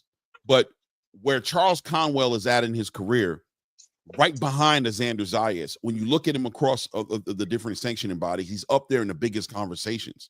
He's up there with Sergey. He's up there with Madrimov. He's up there with Virgil Ortiz. He's up there with Xander Zayas. He's up there with the Erickson Lubins. He's up there with the biggest fights in the space. And, these performances, these last performances are super important because the next fight, the next opportunity out of this, after this particular fight, sky was going to be the limit for him. And it was arguably the biggest show and the most important fight, in my opinion, in his career, being that this was going to be the fight that was going to remove all doubt, and he was going to be able to immediately call out his next opponent. He was going to put the pressure on Oscar De La Hoya, put the pressure on Golden Boy to make his next fight the biggest fight, because he did enough. In my opinion, there was an argument to say that he already did enough before that fight. But this fight was going to be the end all be all. It was going to be all right, man, I'm done with this. I'm done with the George Garcia Perez's of the 154-pound weight class division.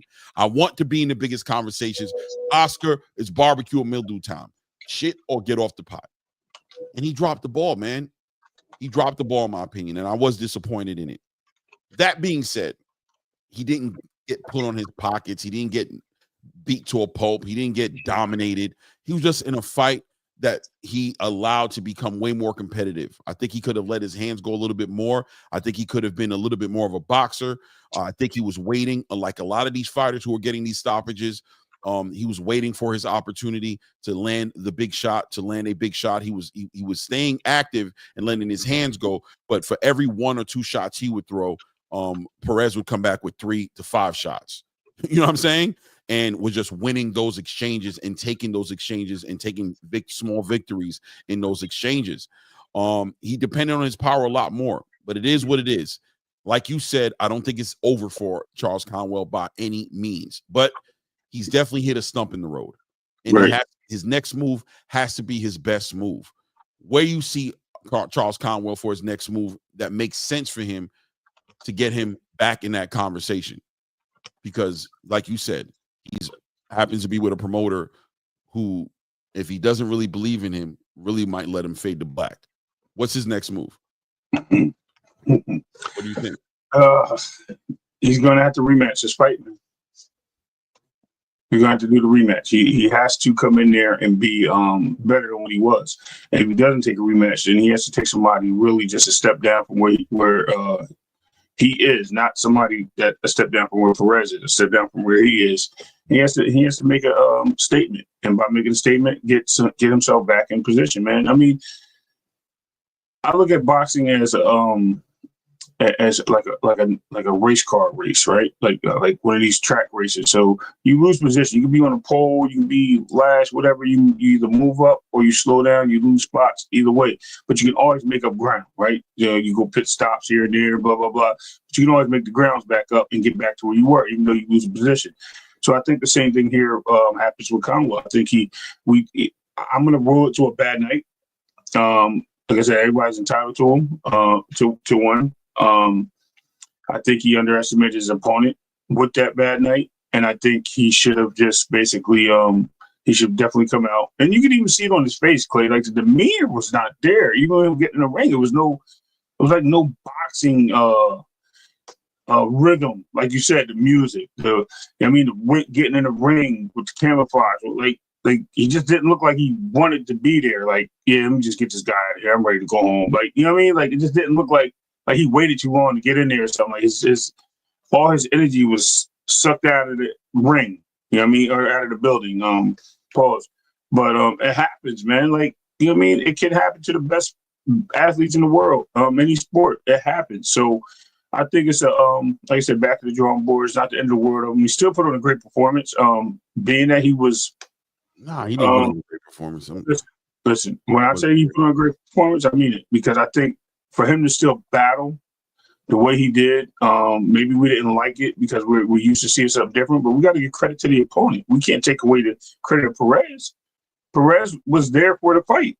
Conwell was there to underestimate the fight. He thought it was going to be easy work, and it wasn't. So we have to give credit where credit's due to the opponent as well. How can we say that he took this fighter lightly, that he thought it was going to be easy, and basically those shots at the performance, but at the same time say that he had a great performance? How does that even work together? Okay, it does work. So I'll tell you why. Because I think sometimes when you have these fighters and they start behind the 8-ball, Clay, and they're trying to move into a certain position, they're trying to make themselves relevant in a fight. It doesn't matter what it is. You came in there with the expectations of it being a quick or easy fight for yourself. Your mindset wasn't there. But I think after those first 2 rounds, I think he stepped up, you know what I mean, to make it a more competitive fight. It was a split decision. You can't take that away from Conwell for coming back in that fight. I think being down 2 rounds early and then coming back in that fight, making it what it is to a split decision was very important, because if you even look at that fight again, yeah, it doesn't look right or great for Conwell, but are we giving credit or taking away credit from the opponent, Mr. Perez, who was in there making that fight happen? Mr. Perez made that fight happen, man. He was the one that was actually sitting there showing resistance. You know what I mean? Conwell, yeah, he didn't look like he, regardless of him not wanting to be there, he was forced to do something that he didn't want to do, in my opinion. And I think by him being forced, he stepped up to the plate. When you step up to the plate and try to win the game, you know what I mean, even though you have a tie or a slight loss, right? That still shows that you came to play the game. So I mean, I get it, what you're saying, and you're right? So on the other half of it, you're right, because I think that what I am saying is the performance for him, though it wasn't what we like to see, it was the fact that he came there and he showed up when he had to. He dug deep. Even though he didn't want to be there, he dug deep and he still fought the fight. And that's a great performance, in my opinion, because if you're not giving up on yourself, even though you don't want to be somewhere, I mean, you have to tip your hat to a person that digs deep and still makes a relevant situation. But I could be wrong. You know what I mean? Fire frequency always agrees with you. So it don't matter. Where I'm at with it is you're at the top of the game, man. And the way I'm going to judge you is going to be on a high. It's going to be a high scale. You know what I mean? I'm comparing you to champions. The guy who fought George Garcia Perez does not beat Virgil Ortiz. That guy doesn't beat that guy. I don't know if that guy beat Xander Zayas. That guy doesn't beat Sebastian Fundora. He doesn't beat Murtazaliev. You know what I'm saying? Bakram Murtazaliev. That guy, you know what I'm saying? I don't know if that guy beats Yoenis Telez. I don't know if that guy beats Jesus Ramos. I don't know if the guy who I was talking about being in a dark horse in that division delivered on that. And when you watch the fight, the bottom line is when I watched the fight, the first thing that came to my mind was this guy can do better than this. And I can't give great performance accolades to somebody who didn't perform to his potential. He's a great, I give him great fighter accolades, and he did not show great fighter attributes and characteristics inside of that ring against a fighter who was supposed to be a fighter that I'm not saying he was supposed to be a stepping stone. I'm not going to say that because I want to give George Garcia Perez his respect, and he did come to fight. He understood what the assignment was. For every 1 to 2 punches that Charles Conwell threw, Mr. Perez made sure he threw 3 to 5 to respond. He was going to win those exchanges. At the same time, Charles Conwell's job was to go ahead and make sure he won that fight, and also that he stepped his game up. I didn't see him adjust. I didn't see him dealing with the adversity that was really in front of him, which was a puncher that was outpointing him, that was taking the rounds away from him. He still bet on the idea of him stopping this guy and having a significant thing happen in that ring, and that's bad.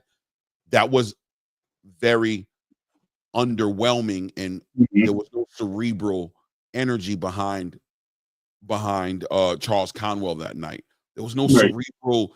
There was no thinking and no adjustment from his corner or him to deal with the actual equation that was in front of him. The mathematics was not being calculated by him. And we need to see those, because when I'm talking about Charles Conwell and I'm speaking about him being in the ring with a Virgil Ortiz or Xander Zayas or Serhii Bahachuk or Bakram or Erickson Lubin, when I'm talking about him being in the ring with those guys are going to make these fights cerebral. Those guys are not one-dimensional. They adjust. Virgil Ortiz proved his worth. He went against a Serhii Bahachuk who was a dog. He went against a Madrimov, who was a cerebral boxer. He went against these fighters, and he showed that he can adjust and that he can overcome these situations. Charles Conwell got presented with the mathematical equation, and he showed that he was one-dimensional in that fight. He showed that the wrinkles in his game were not enough. I thought more of him. and he fell short of what I thought of him. Right. Now, the question is, was that the best version of Charles Conwell? Is he limited? Am I just putting too much on his shoulders? Is he not able to do better than that? And if that's the case, then I'll give him his respect for bringing his best game to the table. But if in all reality, what I'm hoping and I'm betting on is that, no, he can be better. He is a better fighter. Then no, that wasn't a great performance by him. And we'll see better in the next fight. If he gets that rematch, which I agree with you, by the way, I think that's the fight that should happen. I think it should be a rematch. And we're going to see what Oscar De La Hoya thinks about Charles Conwell by the way he moves with Charles Conwell in this next move. And we're going to find out if he really looks at George Garcia Perez as the fighter that he wants to push for whatever reason. Right. We're going to find out a lot about what's going on over there at Golden Boy. But Charles Conwell, this was a bad loss, man. Bad loss, bad timing, man. And hopefully the grace of Oscar De La Hoya, and more importantly, in my opinion, I think Bernard Hopkins needs to step up as well and be like, oh, now F that, bro. We know who this guy is. Let's put him in his next fight, be his best fight. If not this win against George Garcia Perez, then I want to see him at a better fighter than George Garcia Perez. Let's see him in there with Jesus Ramos. Jesus Ramos is looking to get in the conversation. That's a great fight. I think he put to the competition. That's what I'm saying. I do. Still think he, like I said, I still think he put on, and I shouldn't have used the word great performance. I should have used good performance. Let's be clear. And also, Clay, the question is, did the expectations from the fan base overshadow what Conwell was? Let's not put Conwell in the box. Let's put the fans in there that expected more from him, such as yourself, right? So when you're expecting something to go a certain way, right, and it doesn't live up to your expectations, is it us or is it him? You know what I mean? Like, let's really measure that stick. Pause. Like, are we like, is our expectations so high for a fighter that's young that we expect him to be this guy so great that we overshadow the fact that he is a one-dimensional fighter, or he can have a bad day, or he can come into the ring and look lackluster? That's where we have to measure out the differences and see which fighter is there, because I believe he's a better fighter than what he showed.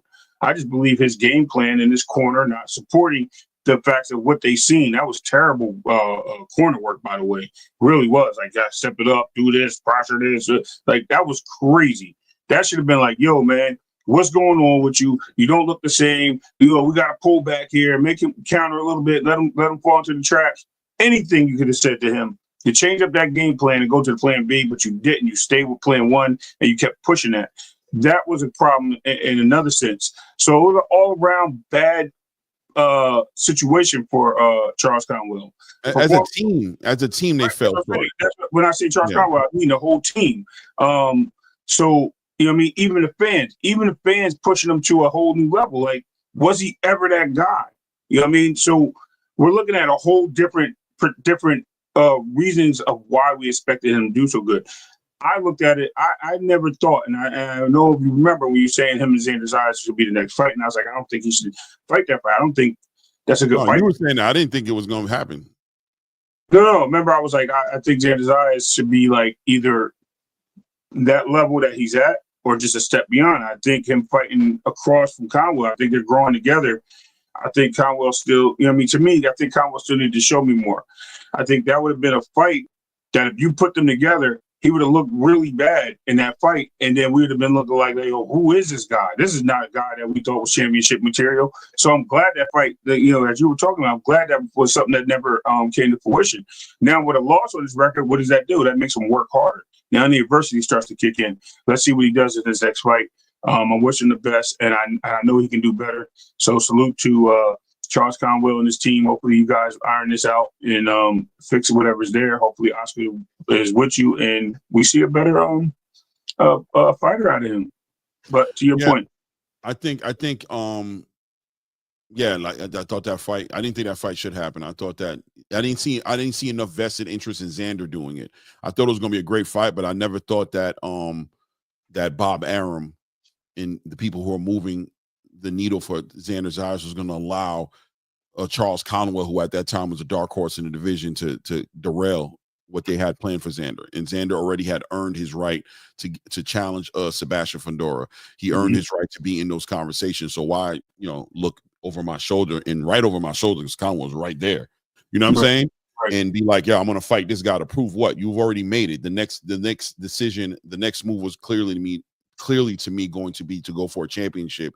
But Charles Conwell, that's why it was so important for him to perform at a high level. It was so important for him to be excited, dialed in, and motivated to win this fight and not be what I saw him be that night, which was somebody who just looked like the air got pulled out of his tires before he even got inside the ring. Exactly.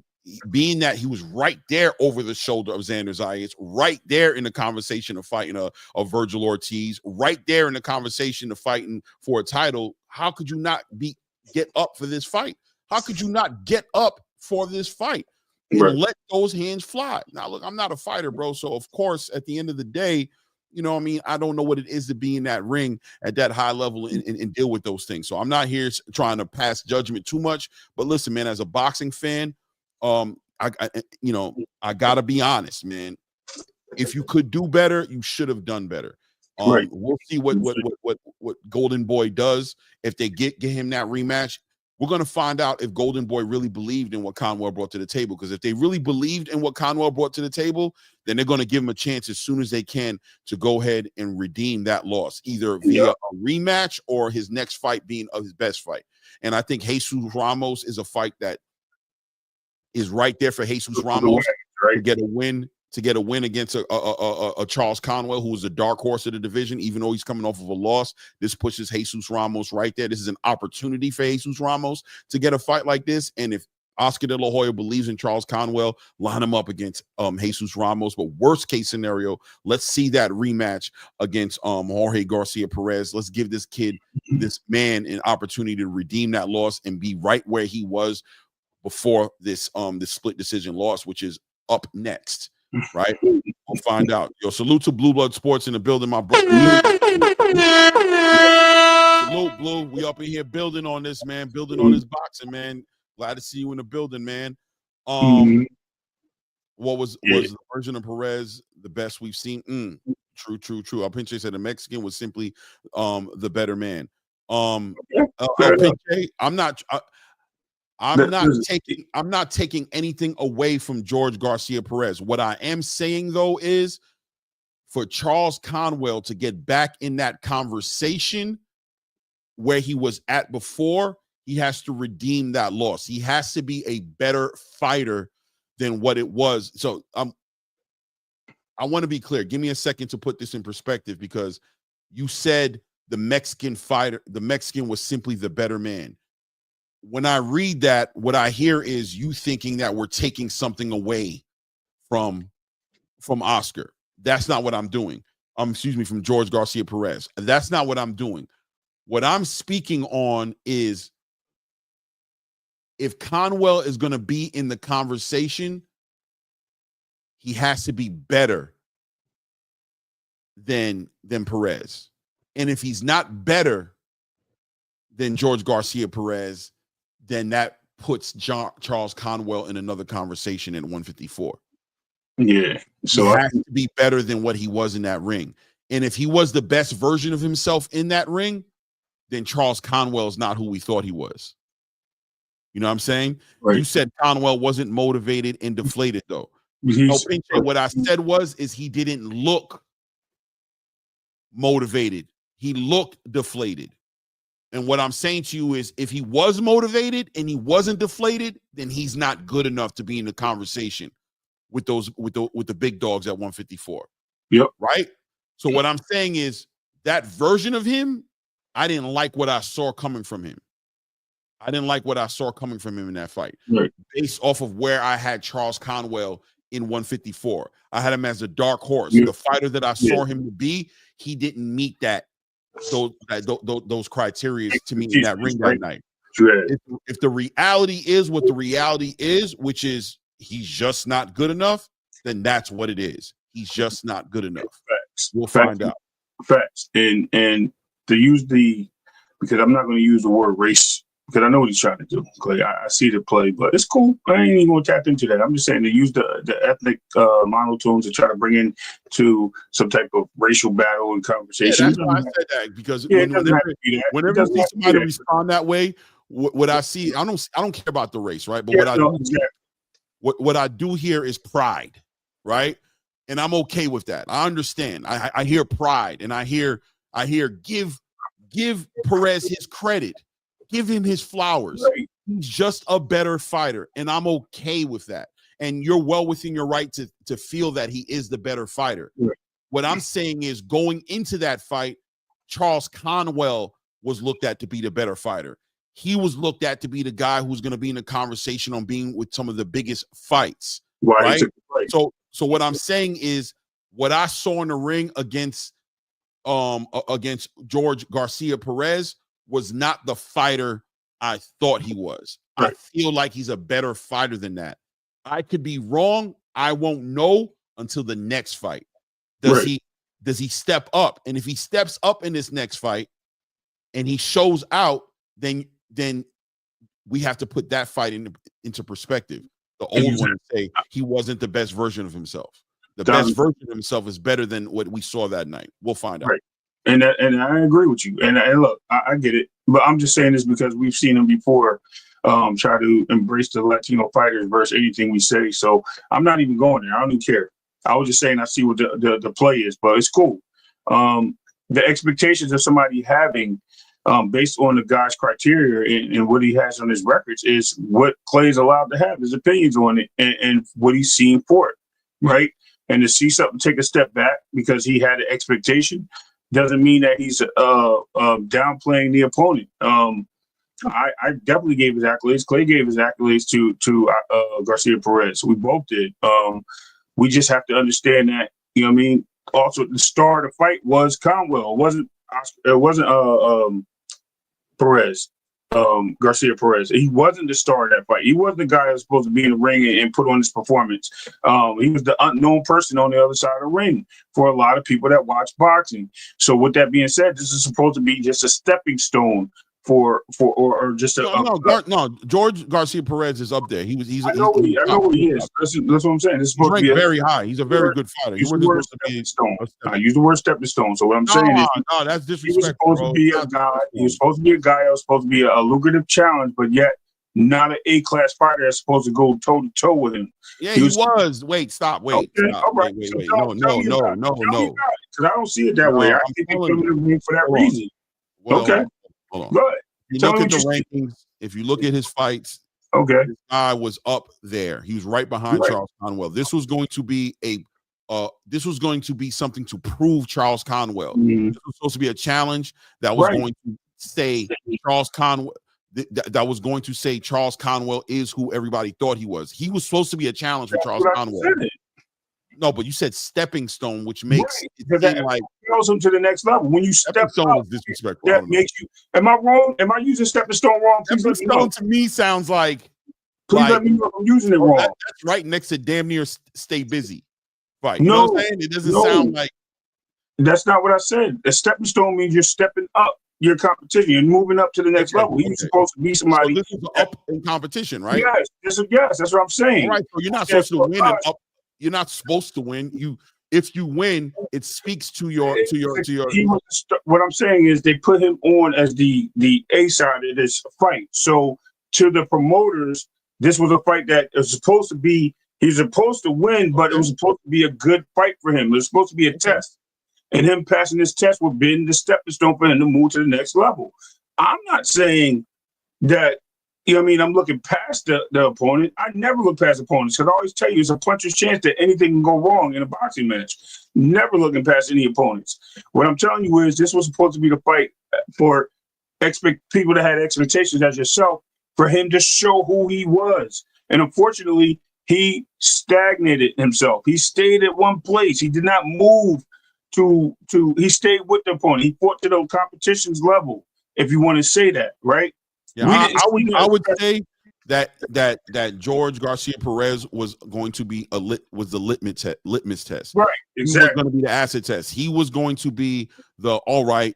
Yes. What we see in Charles Conwell, is it what it really is? And he fell short of that. Yes, now the question is always going to be, did he fall short of that because he didn't put his best foot forward, or did he fall short of that because he's just really not as good as we thought he was? And there's only one way to find out. It's either in a rematch with that same dude, or you step him up in and you keep the challenge is high at a minimum. You don't go down, because if you go down and you give him a let's win this fight and get back in the winning column fight, it starts to speak towards, damn, bro, he really just wasn't him, and now he has to fight his way back up. Or was this just an off night, and do you put him in the ring with a Jesus Ramos, or do you give him that rematch against George Garcia Perez because you think he's better than what he did that night? And like I said, the matchmaking for his next fight is going to speak about what Golden Boy thinks about him, because if Golden Boy feels like he's better than what he was that night, they'll move him accordingly. If they feel like he needs to go back to the drawing board, they'll move him accordingly, and it'll say what they actually think about Charles Conwell. I agree. And like I said, if I'm using the word stepping stone wrong, then I'm using it wrong. But that's not my intention to say that he was supposed to walk through this guy. That's not what I'm saying. What I'm saying is it was a enlightenment for his, like you said, a test. You see what 2 Cents said? You see what 2 Cents says? That's what I'm trying to help Charles Conwell out with, right? I'm telling, I'm there, but this is legit. I love, by the way, the engagement in the chat right now. Like what J.R. Spock said, you know what I mean? So I get it, but like I said, I might have been using the word wrong. I'm not saying what J.R. Spock is saying either. What I'm saying is exactly what 2 Cents is saying. Right. I see what he's saying as a minus 900 favorite too. You know what I'm saying? I think Vegas. Look, man, if he was looked at that way, I think obviously I guess Charles Conwell seems to have looked at him as a stepping stone. I'm gonna be honest with you, right? Which was the mistake, right? You looked at that minus 900 favorite and you walked in there thinking that this opponent was but it was a misjudgment. And I think if you watched George Garcia Perez fight, you knew that. One thing I knew about George Garcia Perez going into this fight was he knows how to survive and box, and he can win rounds. I'm going to go in there hyper focused on stopping him. He should have weighed out, what if I don't stop him? Because I don't have to stop this guy. This guy knows how to box. He knows how to let his hands go and win rounds. So why weren't you focused on winning these rounds? Why were you so hell bent on stopping him? You got caught up in that mentality, and you did what Gervonta did against Lamont to a degree. Yes. You allowed rounds to go away from you that you didn't need to. You should have been letting your hands go and winning those rounds. And if a stoppage came to you, God bless. You know what I mean? That worked out for you. But if it didn't, you should have been ready to go to those. You should have been ready to go to those scorecards and win there just as much as not going to those scorecards. And look, it was a split decision. It was a close fight. Let's not make it look like he got dominated. Right. And like I said, and I'm going on record to say, I think Charles Conwell is better than what we saw that night. Okay. I feel like he's better than what we saw that night. And I'm looking forward to see him prove me right, and to prove the boxing space potentially wrong for the people who might think that's just him and that he's just not better than George Garcia Perez. Let's find out. Yeah, listen, I'm 100% with that, and I stand on what I say. Like I said, if I'm using the word wrong, please let me know. But I don't think I am. I just think that people in here understand. There's a lot of people in here who agree with you, who feel like they understand what you're saying. You know what I'm saying? Yeah. I'm just trying to put some respect on Perez's name to be like, no, don't say that. That's what I'm doing. And that's what I said. Like, he overshadowed who he's in the ring with. Like you just mentioned, if you're going in there to try to put the stoppage on and you didn't make the adjustments, that speaks to you. And I'm talking about Conwell. It speaks to him. That doesn't speak to Perez. Perez did his job. He came in there, did his job, bro. First of all, he's a high knockout ratio, and he knew he was a dangerous fighter. You're throwing overhand rights the whole fight and the hooks to the body, bro. You literally didn't have a combination plan. You didn't have no setups. You were just trying to get in there and walk down the mini tower inferno. That's all you were trying to do, and stay inside.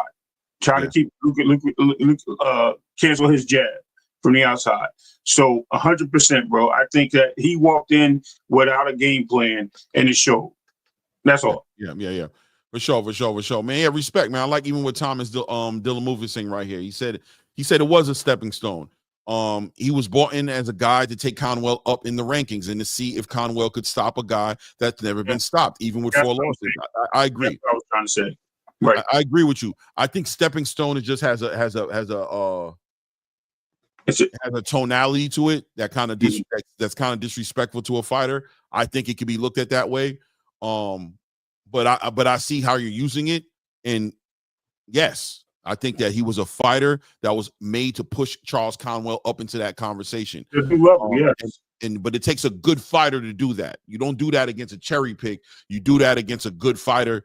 And I think George Garcia Perez is a good fighter, man. I really think he is, man. It is what it is. But let's not hang on it too long. Next up for Charles Conwell is going to show what Golden Boy thinks about him. And let's see if he gets an opportunity to redeem an off night for him. Or if it wasn't an off night and it gets looked at as, he just is not ready yet. He's a little green and he needs a couple more rounds in, and he needs to get back in the win column, and let's see how they treat him. Let's find out.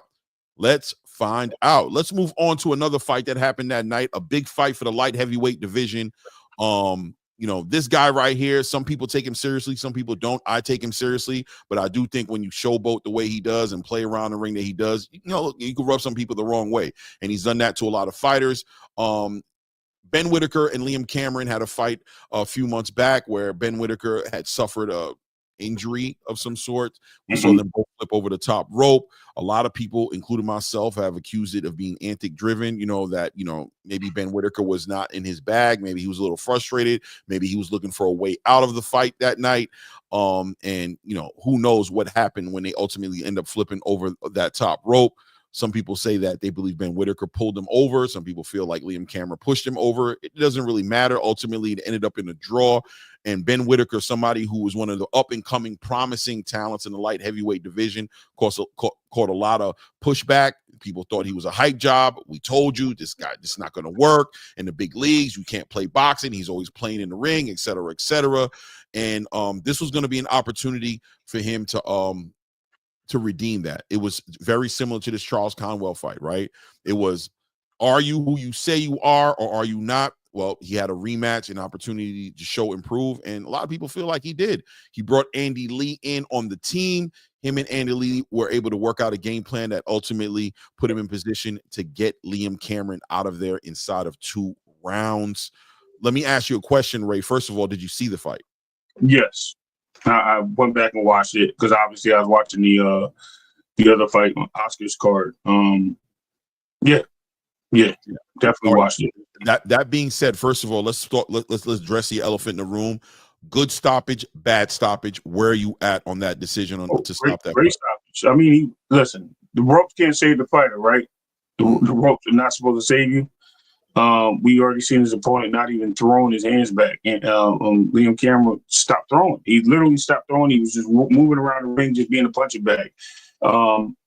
Absolutely a great stoppage. I mean, it was definitely for more than 30, 40 punches, bro. Like, literally, he didn't even push him back. He didn't do anything. He didn't do anything to keep him off him. He literally was just going from rope, corner. He just kept sliding left. And I think how would you have felt with the 10 count, an 8 count, instead of just a stoppage that early? I would rather them do the count, just to give him some respect, the respect to the opponent. And Liam deserved it. I think he was, trying to box. He just was outmatched. He got hurt. He got hurt. Right. Yeah. So he's just outmatched. So I think him, give him some time to get back into the fight. He fell to the ropes, which is, to me, a knockdown. It actually fell to the corner, if I'm not mistaken, right? It was the corner. He fell to the ropes first. It got stopped in the corner. Yeah, that's also where he bounced back up. He bounced back up off the falling into the ropes, and Ben hit him again with some shot. He kept sliding. He slid all the way down to the corner, got knocked into the corner. Almost, it looked like he was about to go down, but he kind of stood, and that's when the ref jumped in. Maybe the ref just seen enough, bro. Like I said, you seeing 40 punches coming in. You got to stop that fight, man. The guy's not returning any fire. So it was deserved, but did he deserve to stand in 8 count? I agree. I think at the caliber of fight it was, and the meaning of the fight, say so. Early in the fight, but I'm okay with the decision, by the way, for sure. I just wanted your opinion on it one way or the other, because a lot of people are talking about it the next day. A lot of people are talking about early stoppage. I don't think they gave him a chance to really blah blah blah. You know what I mean? But I'm also okay with the 8 count. I feel like the 8 count would have legitimately, when you look at what happened with, let's say, a Tyson Fury and Alexander Usyk, who's in the same situation, right? Tyson Fury was getting knocked, like you just described, pillar to post, falling all over the place. Ultimately, what did the referee do? He jumped in there and gave him a standing 8 count, right? This early in the fight, I could see the standing 8 count holding down, but at the same time, just like you said, I'm okay with the stoppage, man. I think he wasn't defending himself properly. He was going to get hurt. He was definitely hurt and was just going to get more hurt. Maybe the 8 count would have gave him an opportunity to make it out of that second round, get himself together, and make it a more competitive fight down the line. But at the end of the day, I'm not upset with the decision. Exactly. Yeah, for sure. I agree with you 100%. So that being said, getting that elephant out the room, I definitely wanted our perspective to get out on in the space about how we felt about the stoppage. Now Ben Whittaker redeems himself, corrects the issue, rewrites history to a degree. I think that when you see fights like what Ben Whittaker happened, right? What happened with Ben Whittaker, and you know what other fight I'll put into that? I'll put a Serhii Bohachuk versus Virgil Ortiz in that conversation.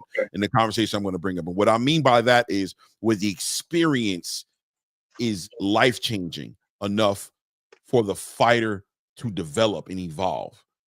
Mm-hmm. Do you think that experience he had against Liam Cameron in that first fight, have we seen an evolution?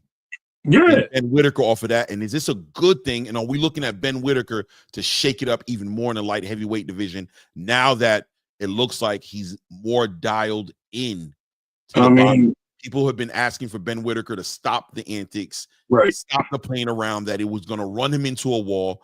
He potentially ran into that wall in that Liam Cameron first fight, but he got to walk away with a draw instead of a loss. But did he take it as a loss? And did that loss, even not being on paper, but just being morally right, evolve this guy? And are we going to see an even better Ben Whittaker because of this fight? Yes. I think we're actually seeing exactly as you're expressing it, Clay. Ben Whittaker was known for being a YouTube or TikTok boxing master, right? He's the guy that did his little antics, did the old school pat you in the head, throw you to the other side. Even getting points deducted for being a bully, per se, in the ring, right? It showed that he had to dial in. He knew who he was. He knew he had to dial in. He knew he had to bring to the table, and doing so in that fight, he had learned to appreciate what he had as a skill, his Olympic pedigree. He had to bring that back. He had to get in there and take this fight seriously. One, it was a disdain to him, his name, his brand, and I think he dug down to say, look, these people think I'm not this guy. These people don't believe when I called out the tough fighters and I told them I would take my tough fight seriously, that I'm not this guy. You know, almost sound like Boots a little bit, right? And it looked like he finally met that roadblock, as you were saying. And meeting that roadblock says what? Almost like Floyd and Castillo, first fight, right? Everybody thought Floyd lost. Floyd said, nah, man, you know, my hands were hurting, this, blah, blah, blah. I'm going to show you. Get in the next fight, domination. Boom. Domination. Took over the fight. So I think this is similar. And not only is it similar, this is actually better because he stopped him within 2 rounds. Like, he literally put the fight on his back. Or we could say the monkey. He took the monkey off his back.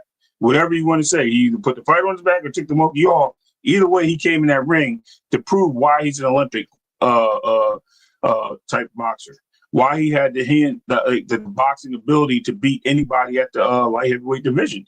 Bro, don't sleep on this guy. I knew that from then. I just, especially with him having the skill set to be defensive minded that he was, to play around with certain fighters. I was like, yo, this guy should be taken seriously. Now he needs to take his opponent seriously. When is he going to do that? I'm glad he got to do it, and I'm glad he got to show us who he really was, because he took a step back from certain things. I think he even cried and said, like, he even lost his family thinking that he was bummed, like he was overrated. And now he's sitting there saying, look, this is who I am, and this is who you're going to get. So with that being said, light heavyweight division, watch out. And that goes for the champions. That goes for David Morrell. That goes for Kakashi, Hot Rod, and all those dudes up there. Even Anthony Yardy, Joshua Buatsi, Caleb, dudes, bro. Even what's the name? I almost said Liam, but it's his brother. Caleb. Thank you. Like all them guys, bro. They need to be on the lookout because I think he showed that he can take a punch. One, I think he showed that he's very elusive and hard to hit if he wants to be that. And he shows tremendous boxing skills and footwork. He fights like a small guy with power and great boxing ability. And I think you're going to see a lot come from Ben Whittaker in the next couple of fights. Maybe he'll get himself in the right opportunity to prove himself. But until then, you know what I mean? Salute to Ben Whittaker on the comeback victory, man. Shout out. Yeah, man, 100%. Man, you covered a lot of points, man. You know, yeah, Ben Whittaker. And I think somebody said, I think Carl Brown in here said something about Ben Whittaker being better when he's having fun. You know, it's about balance, guys. It's about balance. You know, even when people, you know, hold Jerome Boots Ennis accountable for these performances against like David Avenesian and Karen Kukujagin or Chukagajin, whatever his last name is. But yeah, you know, they hold him accountable and they say, man, you're getting hit way too much. But you know what? Part of that is it's kind of like when Kanye West, I'm using this as a comparison. I don't know if you guys remember. Well, I remember when Kanye West went on the stage with Taylor Swift, and he thought that Beyonce should have won the award, and he made this big, you know, spectacle, and it was embarrassing, right? It was a bad thing, right? It wasn't a good thing. But when Jay-Z got asked the question about that and said how he felt about it, Jay-Z said, yeah, you know what? Yeah, that was bad, but don't ever forget, that's the same mindset that made Jesus Walks, right? In other words, you got the good and the bad. Sometimes you got to take them both. With Ben Whittaker, you have to take into consideration that the entertainment value he brings to the space is what gives him his edge. And you don't want him to lose that edge because that's what brought him there. But at the same time, he has to balance that with the poise and with the defensive responsibility and the seriousness he needs to take boxing for what it is, or he's going to put himself in a vulnerable position to get hurt. He didn't do that against Liam Cameron, right? He tried to take the game very seriously, and he was boxing against Liam Cameron. So he was giving Liam Cameron the respect that Liam Cameron probably should have had, but ultimately, being that he was used to fighting a different way, you know, he just wasn't finding the success I think he wanted to in that fight. In this fight right here, you saw him balance it. You saw the entertainment and him having fun in the ring, but you also saw the influence of Andy Lee. You saw the cerebral part of the game that's always going to be needed, especially with an athletic fighter who fights like a Pernell Whitaker or on a Roy Jones to a degree at time to time, right? That you see Ben Whittaker bring to the table. He redeemed himself for me. He showed poise.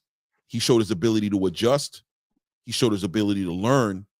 And more importantly, I think in the actual post press fight conference, he showed how serious he takes boxing and how much this really means to him. He showed it wasn't a game, that, you know, damn all the smiles, damn all the jokes, damn all of that I take this seriously. I love this sport and I want to do great things in this sport. And that's refreshing to see as a boxing fan, to see from Ben Whittaker, man. And I don't think Andy Lee aligns himself with anybody who's not serious. Andy Lee's cut from the cloth of Emmanuel Stewart, right? He's cut from that cloth. He's not going to play boxing with you. And Ben Whittaker bringing in Andy Lee shows me also how serious Ben Whittaker takes his career. And I'm going to say, and I'm going to land my plane here and say, Ben Whittaker who takes boxing seriously, yeah. Whittaker and Andy Lee just put 175 on notice.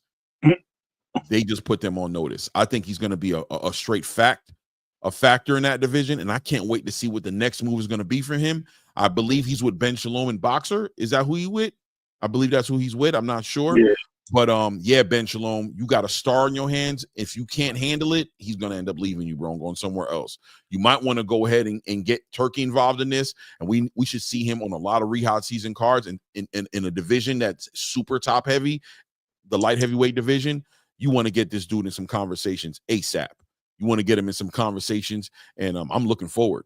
I spoke to Jose Benavidez Sr. about this topic a little bit as well, and he says he loves what he sees from Ben Whittaker, and he'd love for a fight to happen down the line with him and David Benavidez. He thinks he's green right now and still needs more experience. But listen, man, he's on the radar, man. Love what I saw, man. Let's see Ben do great things, man. Next fight be his best fight. Good luck. If you watch Meteor Man, Ben Whittaker was the Golden Lord Chief. I'm just playing. He does look like if y'all over. That's all I see when I see Ben Whittaker. The dude that was the bad guy, Meteor Man. With the, yeah. You know, the gold box, the gold. Yeah, the leader of the dudes. Yeah, the gold heads, whatever they call him. Yo, he look just like him, bro. Anyway, but that's just me just having fun, bro. Bad time at LMAO. Y'all, tripping.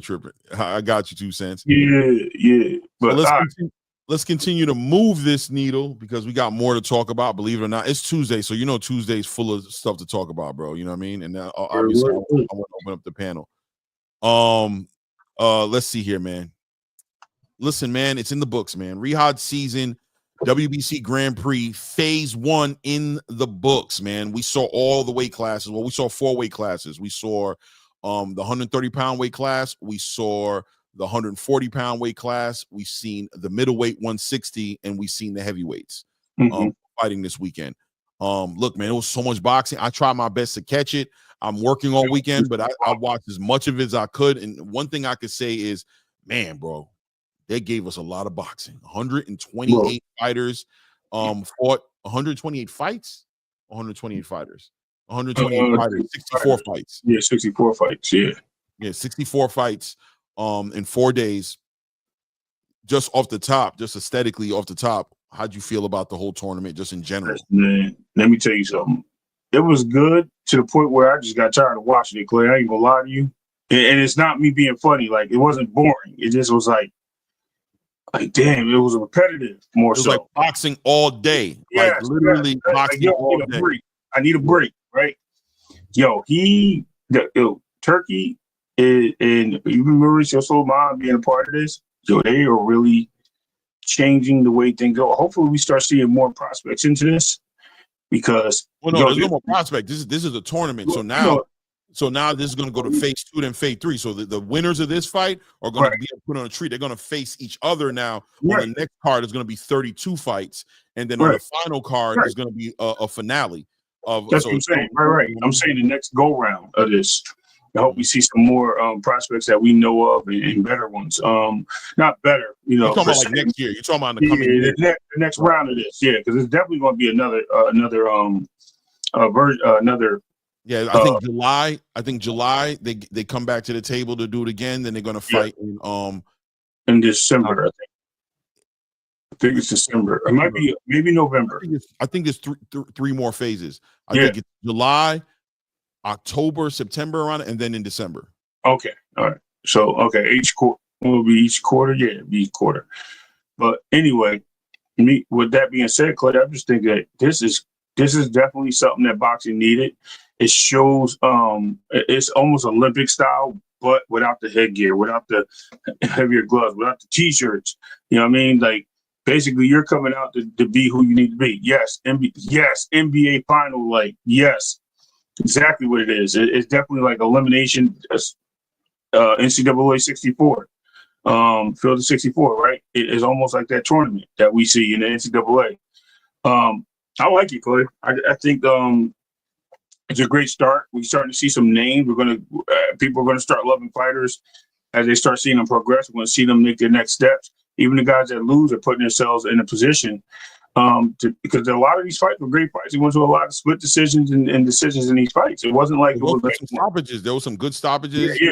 I know. That's what I said. There was a lot of decisions. You know what I mean? But I saw a lot of middleweight fighters. I'm like, in a division that needs talent, I saw some good talent in the middleweight division, and the heavyweights had a couple of decent guys in there too. There was like 2 or 3 standouts in there. There was a guy from Cameroon or Congo, I'm sorry, who was actually in the same camp as Martin Bakoli, who I thought did a great job. There was a Ukrainian, I believe, heavyweight that was just devastating with his power. And there was some, I don't have them written down, but what I'm gonna say is there were standouts. And the standouts, I'm very interested in seeing them cross over. I'm hoping promoters watched it and that promoters saw some talent in there to bring into the Golden Boy. There was a guy I believe at 140 who was a middleweight. I mean, not middleweight, Munguia, I believe at 140. I didn't write their names down, so I don't want to start playing in that game. But what I am going to say is that tournament is a great idea. I love the open scoring. I think the 6 rounds forced these guys to really put it all out there. They knew they didn't have 10 rounds to set it up in. I think the rounds go up in like the semifinals, and in finals, I think it's going to be like full round, like 10-round fights or 10 to 12-round fights. Right. Man, the tournament was a success. I think it's something without a doubt. I agree with you that year to year, it's something to look forward every year to, you know what I mean? And the prospects getting the opportunity to be on a stage that big under a production like that and get a chance to get seen by, you saw Canelo Alvarez and Eddie Reynoso there commenting on it. You saw Martin Bakoli there. You just see, and I think it's going to attract more. It's international, man. It's bigger than what it should be. You know what I mean? And the great thing about it is, you're seeing these guys go there to watch these fighters because they know that there's talent there. Now, we won't see the Abdullah Masons there. Obviously, he just went contender. We probably won't see. No, of course not. But you may, hopefully, it can bring somebody like what's the homie name? Moses there, right? We bring a Moses there. We can bring a Moses. You talking about Zakuin? Yeah. Nah, those guys ain't coming. Why not? Because they're big stars almost. They're gonna get fast tracked. That's going backwards for them. They're okay. Yeah, I mean, that's what we say, right? But then this is what happens. Just hear me out. This is what happens when we see a Charles Conwell who was being fast tracked because of his name, who he was getting to the ring with somebody that is not as known. Conwell wasn't being fast tracked, Ray. He fought a lot of fights. He was being fast tracked. I think he was to a point. I think he. What I mean, all right, let's not use the word fast track. I think he was put into situations where they were building him. Is that safe to say? They were building him up. I mean, right? Listen, bro. And I think that if we put Conwell was not being fast tracked, man. If anything, last week people was last week we said Charles Conwell was not getting the flowers he deserved. What I'm saying is he was putting the fights of competition, lackluster to decent competition to now up the competition, right? So I get it. You know what I mean? I mean, you want to use fast track. I don't want to use the word fast track, but I'm just saying I was using it to the sense of saying that these guys that you're saying, like Zakim Mosley or Camille Martin, Moses, right? He's not going to be put into a tournament. Why not? Because Zaquin Moses has. Thank you for correcting me. Zaquin Moses has a machine behind him. He has Shakur Stevenson. He has Eddie Hearn. He has Matchroom. Why risk him being looking? He already paid the cost. His amateur career. He's already beaten like a Carmel Moulton, for example, in amateurs. So why risk the momentum that's behind him and the expectations that are on him and put him in a tournament with the best prospects in the world and potentially derail that when you don't have to, when you can just have him on the path he's on and put him probably into content. He'll probably be a contender this time next year. We're saying he should duck the smoke in his category of prospects because they're potential. You're painting a picture of ducking and you're not accepting strategy. You're not accepting good business as a reason. It was a question. I know, but you use the word ducking. When you use the word ducking, I only use the word ducking because you're saying that he should not fight somebody where it can be a risk unnecessarily. Right, but every fight's a risk. Am I right? No, you're doing it anyway. So no, I mean, you're not right. Where you can put your cut. All right, they don't have the Olympics. What I'm telling you is these guys don't have the Olympics. None of those fighters inside of that tournament are going to push a win over them. Is not going to push Zaquin forward. It's not going to be no significant wins. They don't have names. He has an opportunity. Mm-hmm. He has an opportunity to get in fights that are significant to his career. Fair enough. Up there against known fighters. He doesn't need that tournament. Okay. That tournament's for the people, like everybody you saw in that tournament, nobody knew them. Zaquin Moses is a known name. Okay. He's already about to be on the main card. Two cents put a lot of perspective on what you're saying. All right, fair point. You don't even have to speak no more. That's perfect understanding. Got it. That being said, right? The tournament, the tournament was a great tournament. You know what I'm saying? For up and coming people who need an opportunity to put that to put their name in the big conversations, as well as great dancing partners and future champions in boxing. It was a great tournament, man. And the phase 2, phase 3, or phase 2, 3, and 4 are going to be interesting to watch. And I think year to year, this is something that can be kept up. And I hope they don't go nowhere with it. I hope they continue to move forward with it. Mm-hmm. Okay, fair enough. Yeah, I like it, but it was good. I did enjoy the fights, especially starting like obviously they start early because they're in Riyadh, but just seeing them on YouTube as a public space, bro, like that was dope. Like shout out to Ring Magazine for being able to display that to us and give us the fights, man. That was dope at the end of the day. Yeah, for sure. Yeah. For sure. Let's continue. Yeah, I'm allowed to lay an egg every once in a while. Sorry, you know what I mean? My bad. Somebody said you lay an egg? No, I'm just saying. No. I'm just saying that, you know, I like what everybody's saying because everybody's building on what you're saying. I'm allowed to make mistakes, man. It's cool. You know I don't think you made a mistake, but I definitely disagree with it. Understanding what you're saying, to me, it was a mistake because I misunderstood what this whole tournament was about. Putting the clarity on it because you were speaking on it and you were getting there. 2 cents actually made it make sense to me. These guys are unknown. What you were actually just getting to that point, and you said, I was like, yo, just what 2 cents said. You ain't got to build no more. I got it. So that made sense to me. Got it. No doubt. Yeah. Let's see here, man. We got Davis versus Roach 2 still not being finalized. This is a interesting situation, right? Tank and Lamont Roach, a fight that most people think Lamont won, based off the rules, right? It is what it is, but was forecasted to be in June, right? We're coming towards the end of April. We're less than 3 months away from this fight. This fight still hasn't been finalized. Right. At this point, what is holding up this damn fight from coming together? This is the lay down, the fight that makes sense. It's a fight that is supposed to happen. There's no obstacles. There's no across the street politics. There's no obstacles on this fight getting put together. What's the holdup in this damn fight coming together, bro? Like, where are we at? What is the holdup from this? Listen, man. We can all speculate it may be money. I think that's what most people would speculate. It's the business.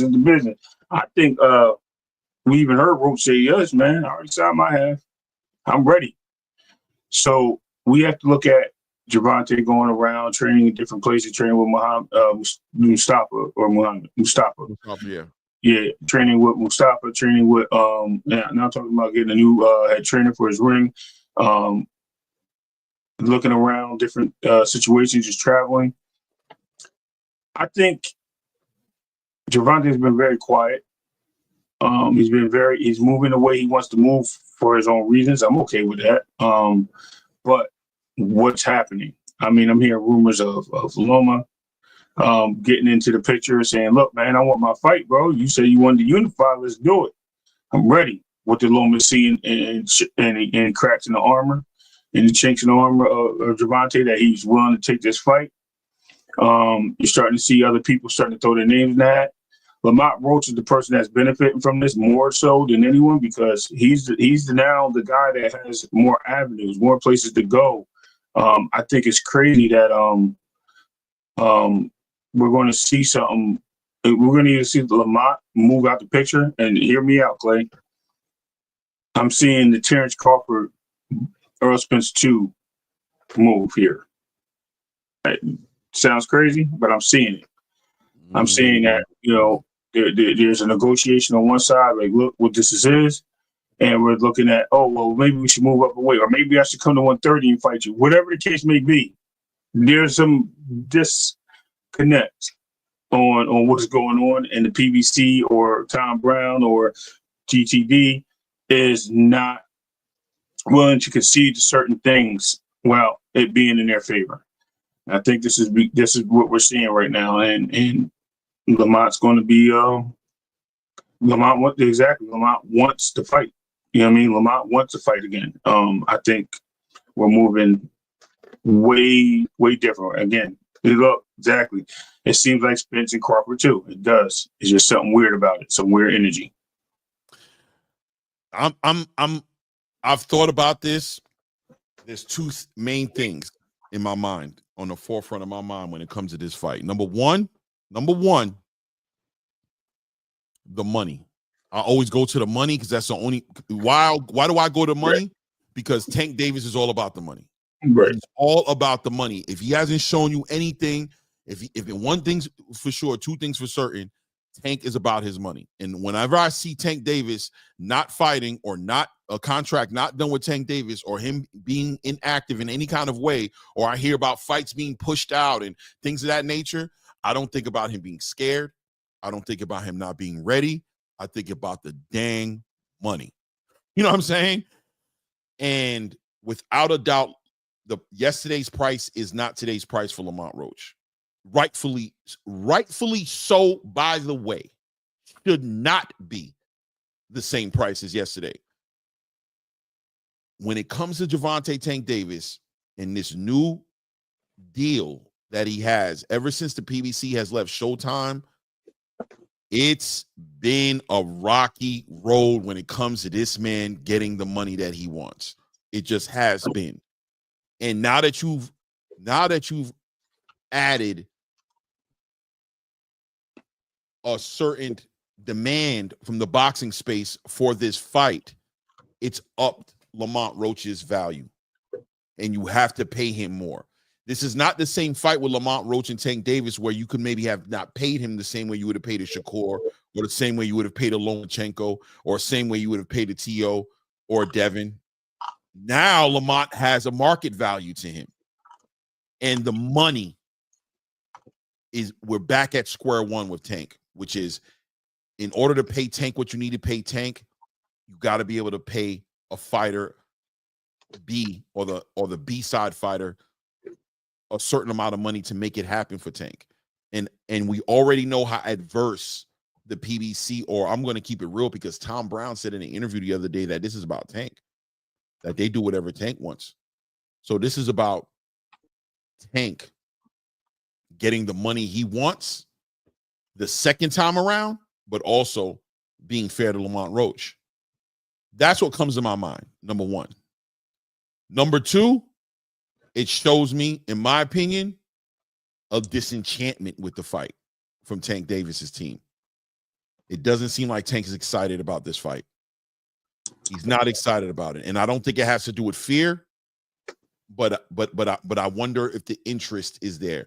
In other words, in order for me to take what I would think would be a pay cut for Tank, how interested I am in this fight with Lamont Roach. Because if I take a pay cut, I take a pay cut for a fight I really want more than anything else. And the one thing about Gervonta Tank Davis is he's always shown he doesn't want any fight that much. There's no fight he wants that much. There's absolutely no fight that he wants that much. So at the end of the day, it doesn't exist. It doesn't exist for him. There's not a fight, for example, with Jerron Boots Ennis. He wanted that fight with Stanionis so bad to get that title fight, he took a pay cut. Yep. And gave Stanionis what he wanted, right? Yep. Tank don't got a Stanionis. Tank don't got a fighter that he wants to fight so bad in boxing that he's willing to negotiate and come and let his money get played with. His money is always the first thing on his mind and the last thing on his mind before he goes to bed. The question is, and I think they will. I think they will. But the onus is on the PBC and on Tom Brown to get together the money in order to get together the money, in order to have Tank be interested in putting this fight together. And I believe that's what the holdup is. I'm gonna be honest with you. Right. I believe the holdup is make Tank interested. And I think the only way you make Tank interested is with money. That's it. Right. Tank don't care about nothing else. He was ready to fight Jake Paul.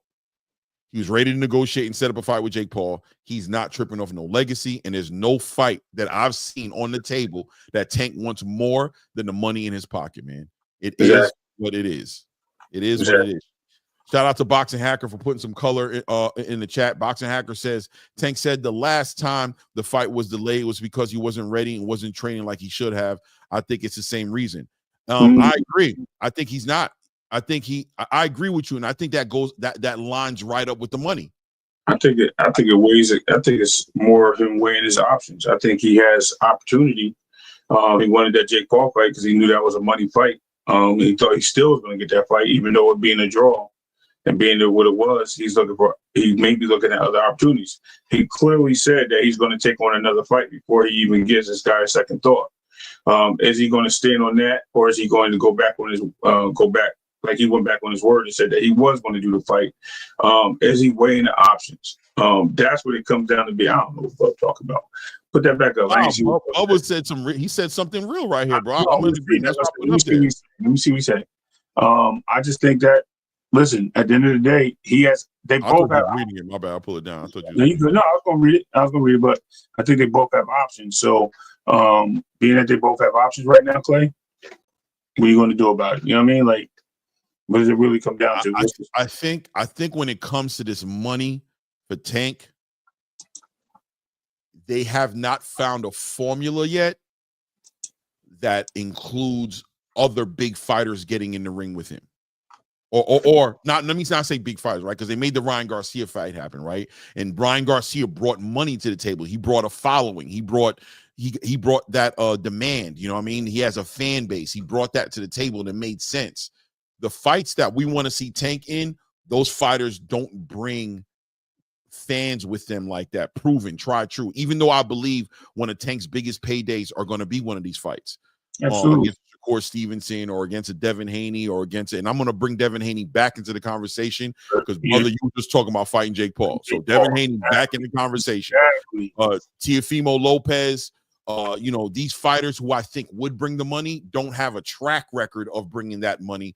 And Tank has a hard time taking a pay cut because in order for Tank to make these fights happen, he's going to have to take less money up front and bet on more money coming in on the back end, right? He's going to have to say, okay, normally I need 5 to 10 million up front or 10 to 15 up front to make a fight. I'll take 5 up front because I know this fight's going to sell a certain way. So on the back end, pay-per-view wise, I know I'm going to make my payday.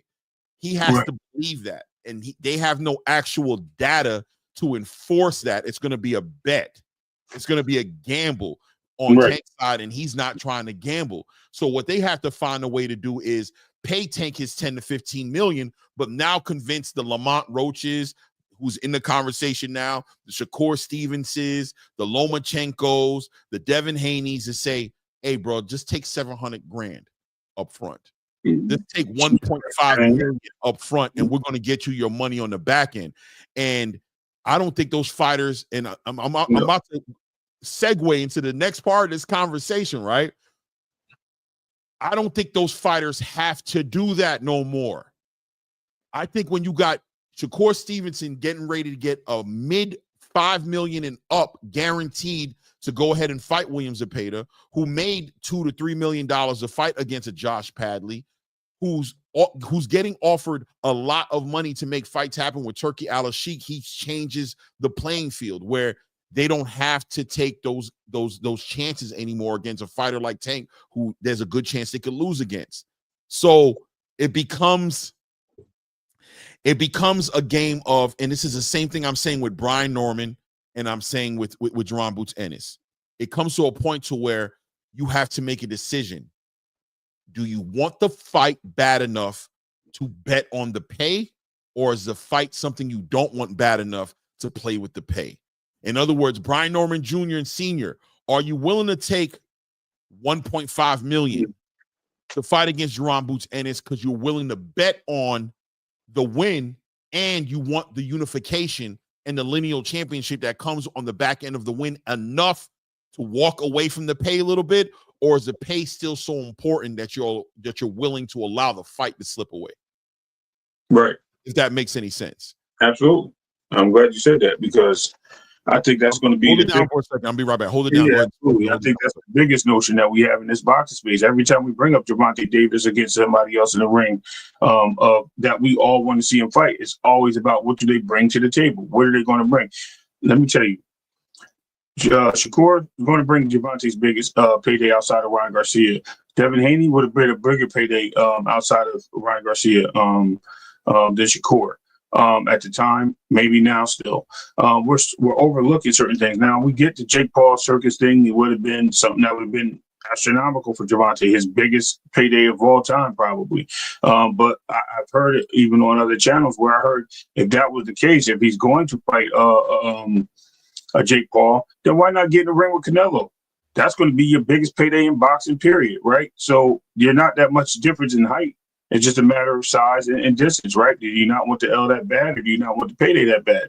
It all comes down to it. So I think as we're looking and stating these things, as Clay just mentioned, does it outweigh, does one thing outweigh the other, or does, in the case of Gervonta has to make up his mind. He has to be who he is. He's a champion first. Regardless of him wanting the payday, he still holds the title.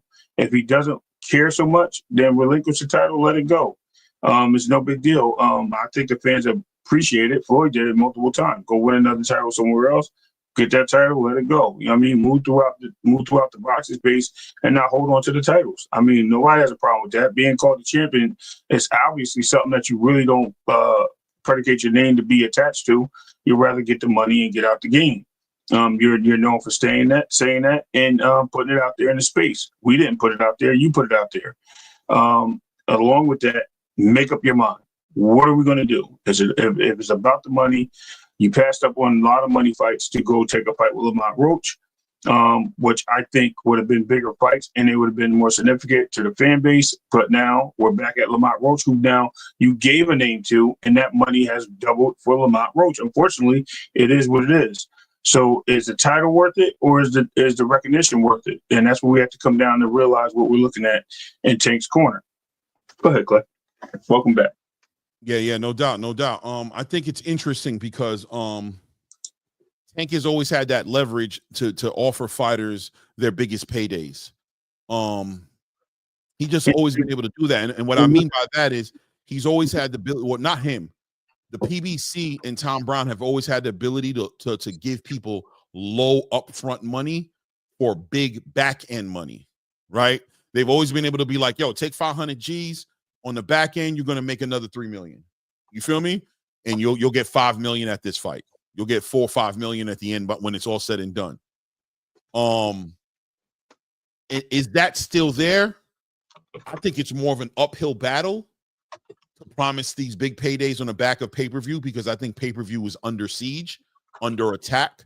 I think streaming services are winning that war. I think streaming services are Russia, and I think pay-per-view is Ukraine. You know what I'm saying? I think that pay-per-view is putting up a fight, and Tank Davis is like America, or PBC is like America. No, I'm so sorry. Tank fans are like America to a degree, as far as they're funding this war for pay-per-view to be relevant, but they're losing it because streaming services are just growing and becoming more abundant.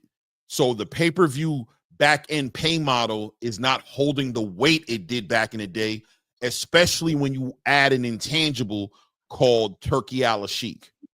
When you add that intangible, now the gamble doesn't have to be there. And listen, guys, you're talking about Canelo Alvarez, who's a pay-per-view star, but a stickler right now for his upfront money. He doesn't play about his upfront money because the pay-per-view model is moving in a bad direction. And as big of a star as he is, and quite frankly, the biggest star in boxing is getting away from that back end money from pay-per-view. He's getting away from it. He's saying, I need my money in escrow. I need that money up front. Tank is also bleeding into that conversation. His upfront money needs to be correct. He's not being sold no show about his pay-per-view money showing up in a certain way for him in the back end. I have my own conspiracies behind that because there are rumors out there of fighters at the PBC, and I'm not attacking the PBC, but I'm being honest with what I'm hearing in the background, that there are still fighters who are waiting on pay-per-view money. Yep. There are still fighters. I'm hearing that might have a little bit to do with Harold and certain fighters not fighting since they moved from Showtime. That books need to be made right, that certain fighters need to be made whole. And I think it's interesting to watch Gervonta Tank Davis not move until all the boxes are checked for him. Take that for what you want to take it for. So that being said, if the price of a Tank Davis fight for a fighter is lower upfront money with promises of bigger back end money, right? If that's the case,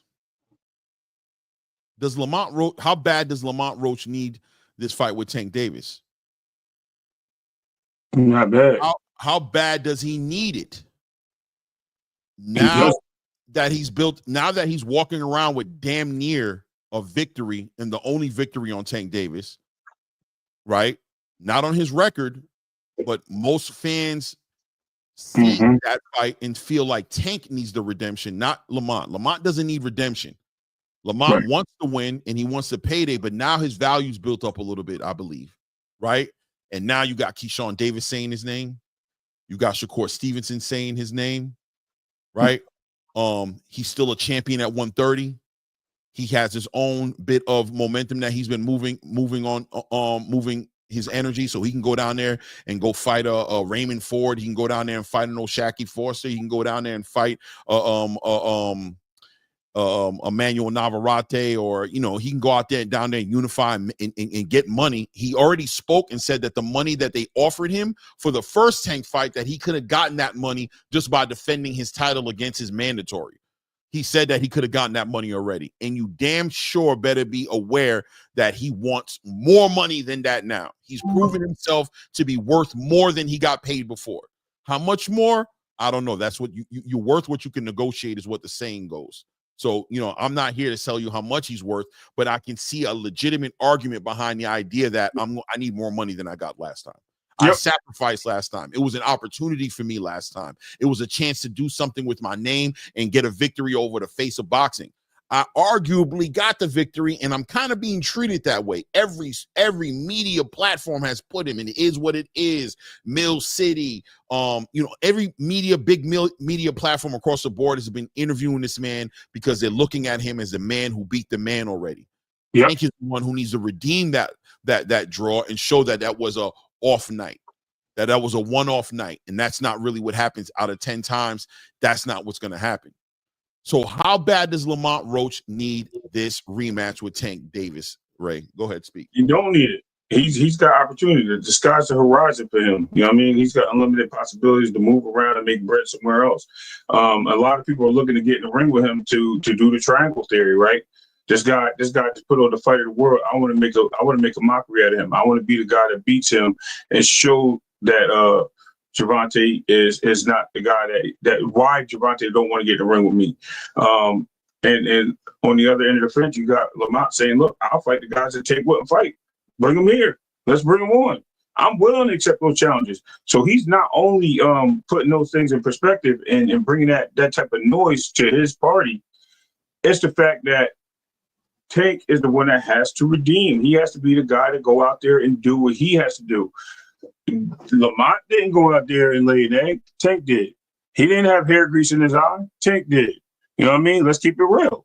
You know what I mean? We weren't sitting there a minute ago talking about who's the next head coach for my corner, who get my face tight, wiped outside the ring. Like, Lamont was sitting there puzzled. Lamont was sitting there saying, look, this guy chose antics over boxing. He tried to do certain things, biting me, hitting me in the chin with his shoulder, headbutting, throwing, I ain't headbutting, but just generally like punching below the belt, all types of things, bro. I beg to differ, bub. I beg to differ. You heard? Who else is Lamont? I beg to differ, bub. Everybody in 135 and 140. Differ, and we're gonna talk about it. That's what this is all about. So we're gonna talk all about it. Trust me, we're gonna talk all about it. Right, exactly. And the fact is that this guy going out there, he's on a media tour, like you just said. Like, he's the guy that beat the man. He's the guy that he didn't stop him, but he made the guy take a knee. Made him take a knee. First time he been down on his illegally, because I thought there was another time, but they didn't count it. Called it a trip, but regardless, he's the first guy to make this guy take a knee and get an 8 count that didn't get counted. Show star privileges in that moment, by the way. Lamont Roach is a star on horizon. You know what I mean? They thought the gorilla, no disrespect, was going to step on the Roach, and it didn't. And we want to say you thought the Tank was going to run over the Roach, we can say that too. I don't want to be disrespectful by using that name because he calls himself the Great 8, and that's why I said that. But let's keep it a buck. You know what I mean? It did not happen. By the way, salute to everybody in the building. Thanks for popping out. I appreciate you guys. Please remember to hit the like button. Let's help it for the algorithm. And if by any chance you're not subscribed to this channel, make sure you take an opportunity to do that as well. I appreciate it. Go ahead, Ray. My bad. Yeah, no doubt, man. I'm just saying we got too many people out here that like to turn the tables. I'm laughing because, Clay, in such a sense that it's the Tank fans. I'm directing this to you. You guys love putting every other fighter that's in and around Tank's weight class that's a potential opponent that can defeat Tank in this bubble. Now Tank is in a bubble. He is in a situation where he can't call on you, but you guys are making all these excuses for him, but all these other fighters didn't have these excuses or reasoning, but Tank does. Tank gets a pass. He gets the hall pass. He gets to pass the Great Adventures. He gets a pass, you know what I mean, to go eat, to the movies, whatever he wants, he got a pass from y'all. But everybody else have to dig deep and they have to come back up and earn it. Well, right now, Tank has to earn it. He has to earn my respect again because I like Tank, but Lamont whipped his ass. And it showed. So with that being said, it is what it is. Carl Brown, you're trapped, brother. You're trapped. A lot of you guys are trapped. A lot of you guys want the pay-per-view sales to translate into the fight being made or not. Right. Money being paid out. You're having a hard time wrapping your mind around a model, around an era in boxing, around a certain time in boxing where the pay-per-view sales aren't significant anymore, that these fighters can get paid without the pay-per-view selling. You're having a hard time with it because you're creatures of habit, and what you've understood boxing to be for the past 20, 30 years that you've understood of pay-per-view sales and asses in seats and how that translates into money, you're having a hard time moving with evolution. You're not accepting the fact, or having a hard time accepting the fact, that Turki Al-Sheikh is putting on an event in Times Square, which very well may be his most expensive event that he's ever spent money on, because you're locking down one of the biggest major attraction wonders of the world that people from around the world come to visit in Times Square, and that he's not even selling tickets to it. He's not even making it available for people to buy tickets to come see this fight. So you're trapped. So your instinct is pay-per-view. Your instinct is asses in seats. Your idea of big fight is 300, 400, 500 plus pay-per-view selling. You're caught. You're trapped, and you can't wiggle loose from the net that you found yourself in. You can't shake it. I get it, right? Like, you can't. But you're gonna have to, because boxing is moving in a direction to where it's gonna leave you outdated. It's going to leave you out of the big conversation because you're limited and you've put a ceiling over your ability to see over the fence. So keep on hanging out here, bro. Keep on listening to us cook, man. And inshallah, you'll have a light bulb go off one day. It'll just go like this one day, and you'll get it. Maybe it'll take some more events. Maybe it'll take the Canelo Alvarez fight that you're probably about to watch with William Skull and Riyadh season. That once again, you'll say, where are all the people at? You'll say the asses wasn't in the seats. The arena wasn't big. You'll go back there. Trust me, because Turkey's going to continue to put on events and show you that he don't give a damn about the pay-per-view sales, that he doesn't give a damn about the asses in the seats. You'll throw 45,000 pay-per-views in his face when you talk about what he did on the Better Be Bivol 2 card, and he'll laugh and he'll put on an even bigger event the next time with even less seats getting sold. He'll continue to push back at your idea of what success looks like. He'll continue to fight your instincts to bet success on this and count his pockets and continue to shoot and act like he's failing when he's going to show you that in the long run, he's continuing to win, that his business model doesn't involve your outdated business model of what it is. Your Commodore 64 right now to the MacBook Pro 2025. You're missing the point. You don't get it. Your screen doesn't have as many colors in it as his MacBook does. Your idea of the processing time, the rendering time of this man's computer is on a complete another level. You're Game Boying. You're doing that, and he's on a Nintendo DS. He's connecting it to a LDD screen and playing Mario Kart with his family. You're caught up on trying to put the pieces on Tetris together on your Game Boy as your AA battery is starting to run low. You can't even plug it in the wall. It's going in another direction, brother. It's moving without you right now, but feel free to jump on the train and jump on the ride, bro, and enjoy the ride on the new era of boxing. It is what it is, brother. It is what it is, King. I'm here for you, though. I'm not mad at you. We're going to take it one step at a time, bro. Take your time. Damn. We're going to be patient with you, I promise. Take your time. You know what I'm saying? Please go ahead, take your time, brother. It is what it is, man. It is what it is. But that being said, I digress and I bring it full circle back to say that Lamont Roach Jr., does he need this rematch with Tank? Nope. Understanding that this is all on Tank's. Understand that this is all on Tank's schedule, and when Tank is ready to move, he will move. Does Lamont Roach Jr. stand by and continue to wait? Does he continue to wait on Tank Davis to move when he feels like moving? And how long does he do it? Or does he take some opportunities that may be on the table in front of him? Big paydays on the Ring magazine cards. Keshan Davis now has somebody behind him who makes it a payday, who says, come over here and that payday can be made sense. Keshan Davis does not have his first Ring magazine fight yet. His card that he has is going to be a top rank card fight, and it's going to be in Norfolk. He just signed some paperwork. Turkey has to put a fight together for Keshan Davis. Is it going to be Lamont? I'm not saying it will be. Can it be Lamont? One might argue that it could be. One might argue that it could be Lamont. There are opportunities out there for him. Shakur Stevenson just moved away from Eddie Hearn and is moving towards working more directly with Turki Al-Sheikh. Don't be shocked to see Turki Al-Sheikh giving Shakur Stevenson a 3-fight deal in the upcoming weeks. You don't know what that's going to look like. You don't know. We don't know. All I'm saying is there are opportunities out there for Lamont Roach Jr. And Tank taking his sweet time, he's well within his right to, like Tom Brown has said, and like a Tank fan will quickly let you know, Tank don't got to move to the drum of nobody's beat. He's done a lot of things to earn himself the privilege of sitting still. But does that hold Lamont Roach Jr. in a net where he can't move around?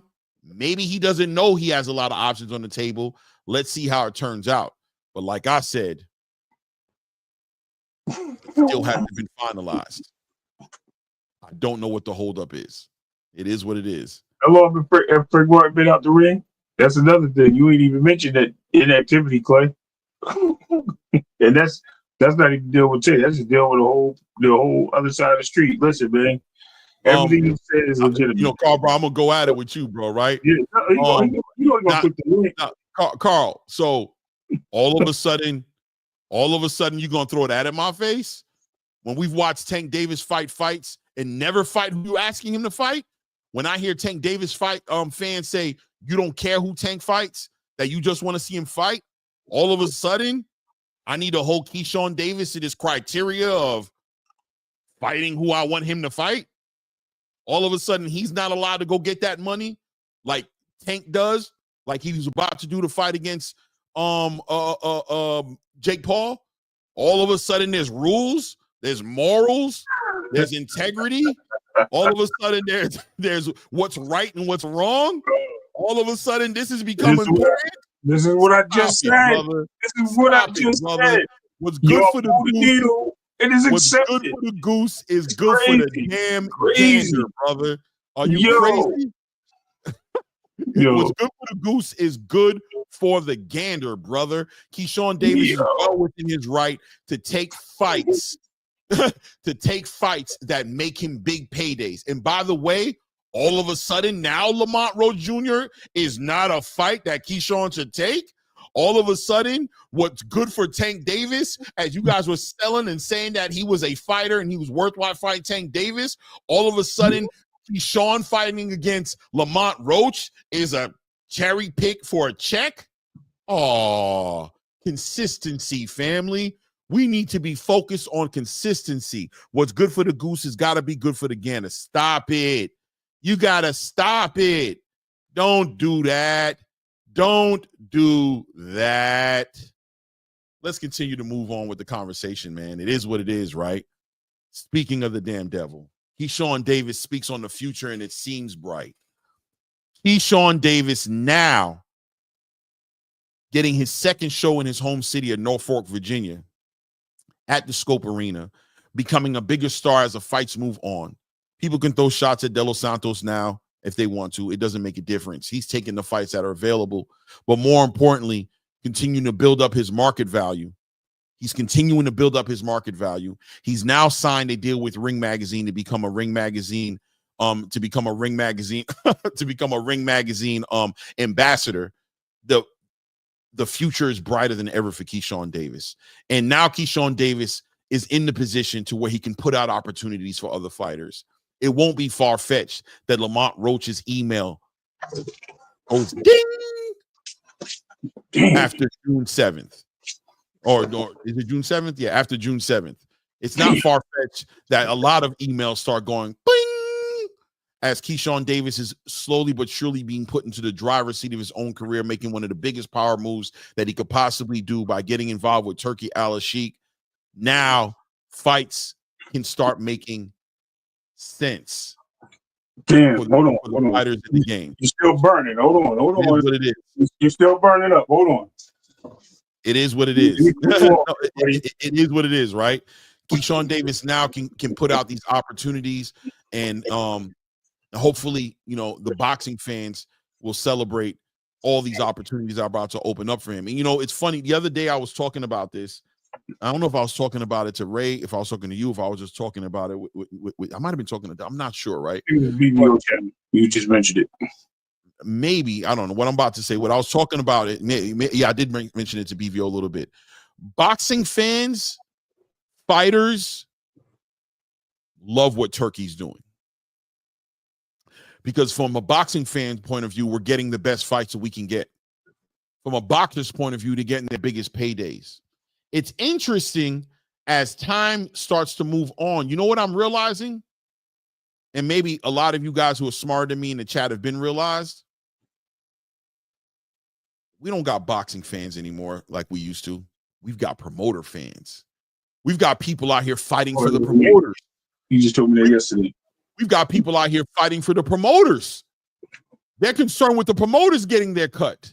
They're concerned with the promoters getting iced out the game and pushed out the game. They're concerned with what the PBC business is looking like. They're concerned about what Top Rank's business is looking like.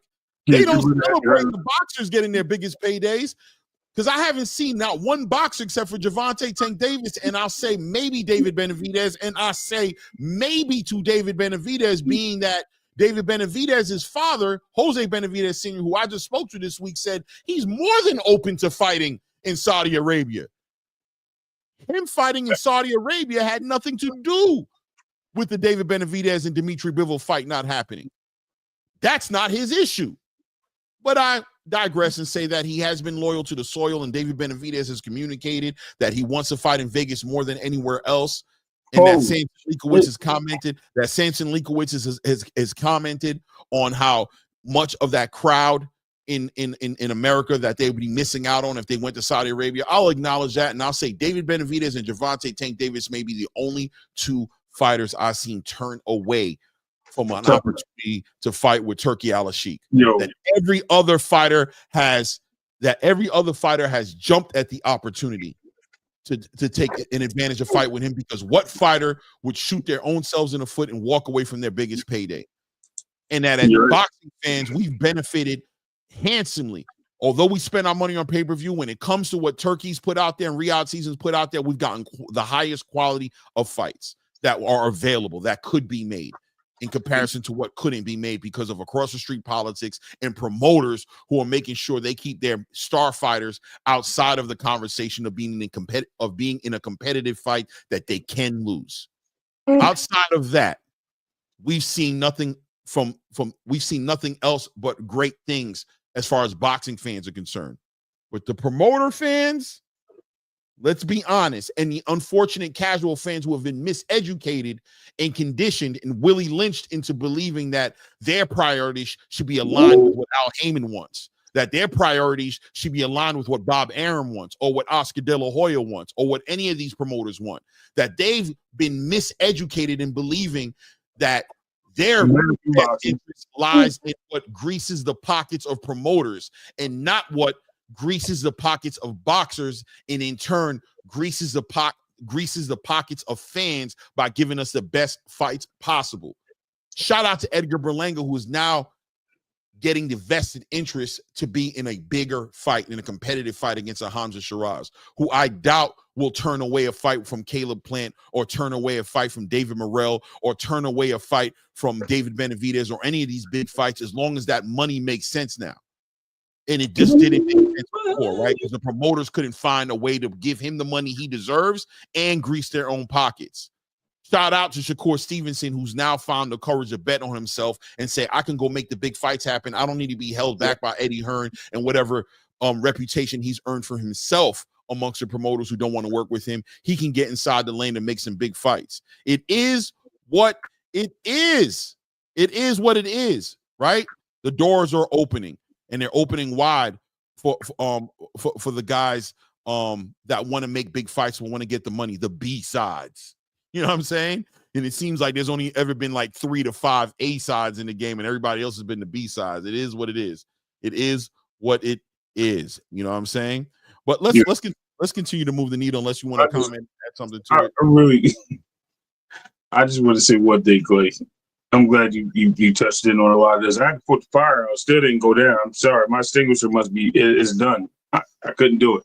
But anyway, to the point of everything you just said, and I acknowledged earlier in our conversation of this, is we're missing so much. Not us, but you guys are missing so much. I remember 4 years ago, before Turkey even touched the scene, everyone was betting against other promoters in the United States. Al Heyman was the GOAT. Everybody else is coming out Al Heyman. Nobody wants to make the fight. So y'all were actually pinning everything against other promoters. Now y'all are merging with, and Eddie Hearn was the god-awful worst, right? Now, as everything moved forward, and with everything you just said, now everybody else but Eddie Hearn is inclusive. Oscar's inclusive. Bob Arum's inclusive. Al Heyman's all, let's bring our fights together. Let's do this. Yeah, we like what they're doing. Now y'all are okay with that. But a minute ago, y'all were all against it. It just shows you how the times have changed and how y'all flip-flop just to unite against somebody. First of all, Turkey is Turki, not Turkey. Let's just get that clear. I did put that in the chat for you to help you out there, brother. But I'm just saying, we have to understand what it is in boxing that we're here for. Are we here to be fighter fans, promotional fans, or whatever the case may be? Are we here to be boxing fans? The sport is boxing. And if you're going to enjoy the sport, enjoy the sport. You can have your favorite fighter. NFL, if you like football, you like football, but you may have your favorite team, but you still watch every game, your local games, whatever the case may be, your Monday night football, Sunday night, Thursday night football, Super Bowls, whatever, if your team's in it or not, you watch it. So what's the difference between boxing? You can do the same thing. The problem is you guys are linking yourselves to teams as per se, or to other people that hold on to them to say, oh, this is the guy. And y'all nut hugging these dudes, bro. Y'all not even disrespectful. Y'all just like holding on to them like, yo, this is the guy. We're going to ride him to the sunset. Pause. But y'all just do that. It is so weird. It's so feminine in so many ways for men to do that. No disrespect to the ladies in the chat and the ladies in the building. I'm just saying it's kind of weird for you guys to be like that and hold y'all. Like y'all, yeah, like y'all running a block or something. Like, yeah, this tank block, bro. Don't come over here. You know what I mean? This is where we got PBC. That's the building, PBC, dog. Don't do this. You know what I mean? Y'all, come on, bro. Get off of that for real. Let everybody else eat, bro. It is what it is, right? It is what it is, because now, like Bradley 68 done said, damn, 80% is about Turkey. Really, Bradley? Okay. Really, Bradley? Let's be honest, right? Let's be honest for a second, right? I've talked about Shakur. I've talked about Ben Whittaker. I've talked about let's go down the list. I've talked about William Zepeda, Edgar Berlanga, Subriel Matias, David Morrell, Charles Conwell. I've talked about the Grand Prix. I've talked about Davis versus Roach. 80%, bro. 80%, bro. You just allergic to turkey. You can't hear it. You can't hear turkey. You can't hear turkey. Well, Bradley, you know, a wise man once says, if you're not talking about Tank Davis, you're not talking about American boxing. Well, I'm going to tell you, unfortunately, if you're not talking about turkey, you ain't talking about boxing, because PBC can't hold boxing down by itself. They can only do what they've been doing. And by the way, shout out to PBC, who's had a pretty active year, free cards. They've been pretty consistent, but they can't be the end-all, be-all to boxing. Turkey is involved in everything else outside of the PBC. By the way, PBC fighters on this upcoming Ring Magazine card. So, yeah, bro, we're not going to ignore Turkey and not talk about him because it serves some kind of purpose that you want to put out there, which is we can talk about boxing and never talk about Turkey. It is what it is, bro. The only reason it gets pushing, the reason nobody talking about Tank and Turkey, we're talking about Turkey and Keshan, Turkey and Lamont Roach, Turkey and the fights that are 135 that he can put together. And the fact is, if Tank is not going to pull the trigger and put this fight together with Lamont Roach, that he has options, that Lamont doesn't have to wait on Tank. So the question is, how long will he wait on Tank, right? I'm sure he's waiting on him without a doubt right now. That's what he's doing. He's waiting on that rematch right now. But the question is, how long does he have to wait? Does it have to be something where Tank, where Lamont Roach actually suffers from ring rust? Does he have to wait out for a year, 6 months, 9 months? How long is too long, and how long does he actually have to wait? That's the question, right? And Keshan Davis, you know, like I said, future's looking brighter. Made a power move, which is going to help facilitate some of the biggest fights that he can be put into, because he's going to have to bring spending power in order to put some of these fights together. And with Turkey Al-Sheikh having his back right now as the biggest money mover, the biggest capital mover in the game right now, Keshan is sitting in a great place. And you know who else is sitting in a great place? Abdullah Mason, who the doors are opening for right now to be part of the biggest fights possible. And he's right on time with it. In his next fight against Nakatali, or Nakatili, I can't remember how to say his name correctly. On the back end of a victory, which I'm anticipating him to get that victory in that fight, the doors open up. And what's the next fight that needs to be made? And we can jump into that conversation. Yeah, Mason versus Schofield Jr. must happen, guys. I'm saying it. It must happen. It must happen because it must show boxing. The boxing space needs to know that the best can fight the best, that a loss can happen, and that it's not the end all be all to your career. and that the timing doesn't mean that these fighters have to meet in their golden years.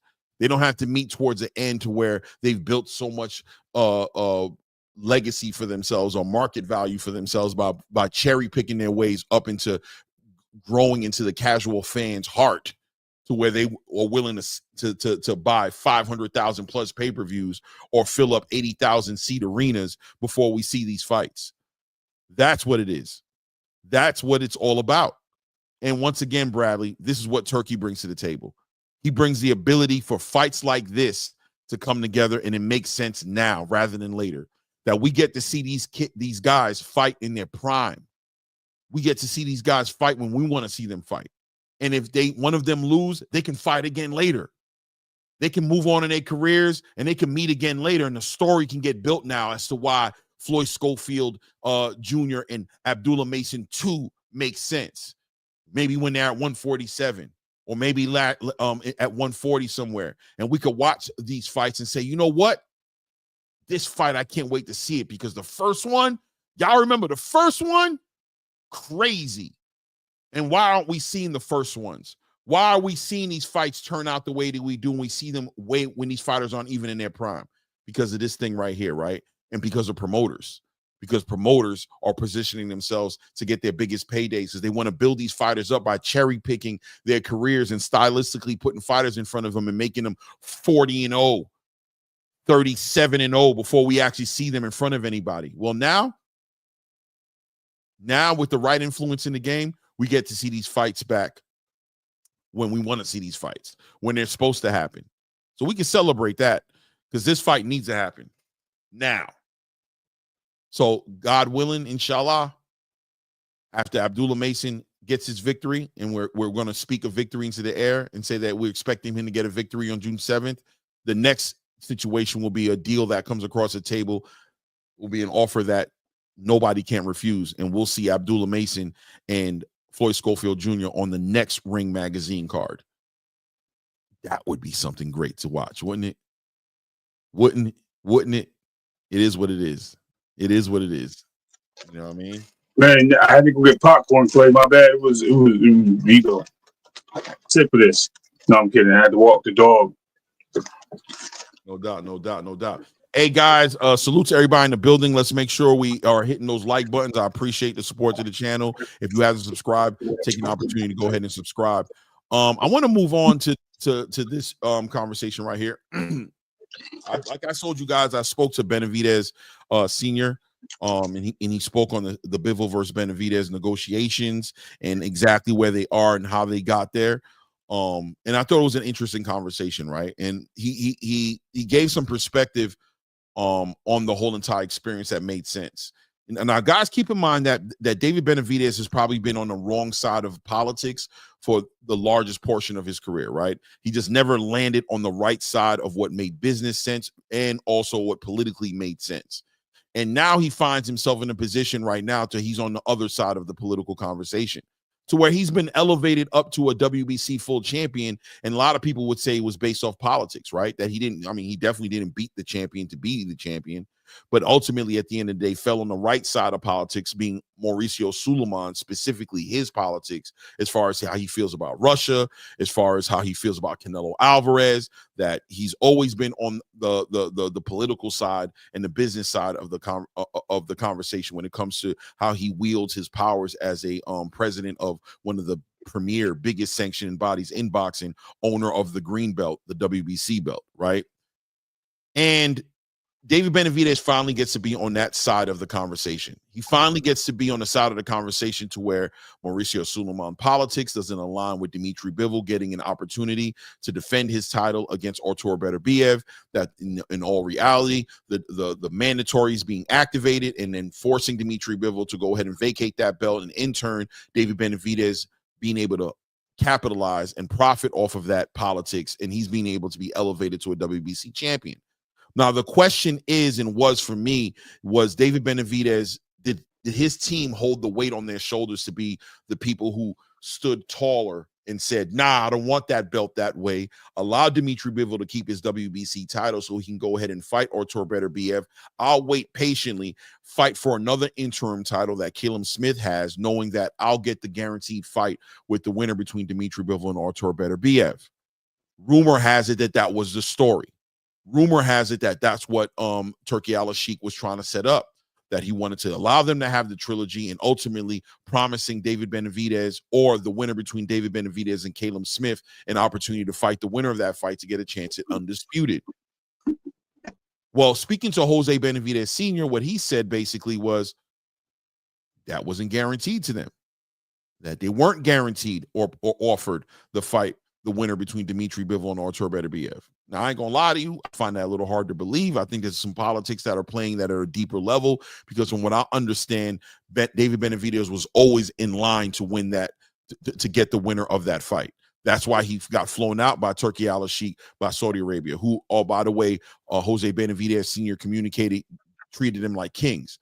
The best penthouse suites, first-class private jet flight, from what I understand, got them over there to Saudi Arabia, treated red carpet special when they landed in Saudi Arabia. So I don't see why you couldn't go. I don't see where the credibility went away from Turki Al-Sheikh, right? In other words, when Canelo Alvarez was in the conversation as a champion and they were trying to get Mauricio to activate and order that mandatory so that Canelo Alvarez would have to fight that, they got beat around the bush. Even Mauricio Sulaiman sat at interviews and said that he was going to give him that fight. Salute, just do, salute. That's what Mauricio Sulaiman said, but he never acted on that. He never held Canelo Alvarez to task. Whereas in this case scenario, you got Turki Al-Sheikh, who responded to David Benavidez asking Turki Al-Sheikh, if you remember, to pay Canelo Alvarez a large, obscene amount of money to make that fight happen. And Turki Al-Sheikh responded and said, I'm not going to do that, but here's what I'm going to do. I'm going to bring you up to light heavyweight. You're going to fight Alexander Gvozdyk, for an interim WBC title, which is going to put you in line to win, to get an opportunity to fight the winner between Dmitry Bivol and Artur Beterbiev. The only thing that's held it up is Artur Beterbiev won the first fight. There was a rematch and Dmitry Bivol won. And I don't think anybody was in the dark that there would be a trilogy on the table if Dmitry Bivol won that second fight. But Jose Benavidez Sr. says that they weren't aware of that they weren't even aware of a trilogy, that they flew up to Saudi Arabia to get the winner between Artur Beterbiev and Dmitry Bivol. He never heard anything about no trilogy. That's what he said. He never heard anything about no trilogy, and that when the trilogy conversation came up, it rubbed them the wrong way. They wanted the winner of the next fight, so they flew out of Saudi Arabia based off of Turkey not honoring, I guess, what he said it was going to be. Where are you at, Ray Davis, as far as, first of all, were you in the dark about a trilogy? Like, was that a last minute thing? Like, what was your understanding of David Benavidez's trip to Saudi Arabia, and also your understanding of Dmitry Bivol and Artur Beterbiev's agreement pending a Dmitry Bivol win? Right. If Bivol won, it was a trilogy. If Bivol, Beterbiev won, to be the fight. That's how I seen it. They also put Caleb Smith on that card to be a potential stand-in carry me fight until that other fight was due, to fight on the undercard for that final chapter. You even left out a big piece to the puzzle where that fight, he wouldn't even move to light heavyweight if that offer wasn't even made to him back in 2023 early to come fight for him, and he'll get him to fight. If he can't get the Canelo fight, he'll put him in a position to win a championship with Bivol or Beterbiev. So he already put that out there, telling him that he'll get the winner back. That was 2023, right? I'm not mistaken. Late 2023, he put that out there. And it was interesting to him where he moved up to light heavyweight division to take a fight, and then was teetering of moving back down, where Mauricio Sulaiman then got involved and said, look, make a decision. You're going up or you're staying down. So a lot of pieces were put out there, and communication was put out there from Turkey and to initialize the move to 175. And you knew that there was going to be something brewing for him once he moved there, because he told him he would get in a fight. He even put on the fact that he was going to put the Morrell fight into play when he had Morrell on the Terrence Crawford card. That was a possibility for Benavidez to make a big fight up at 175.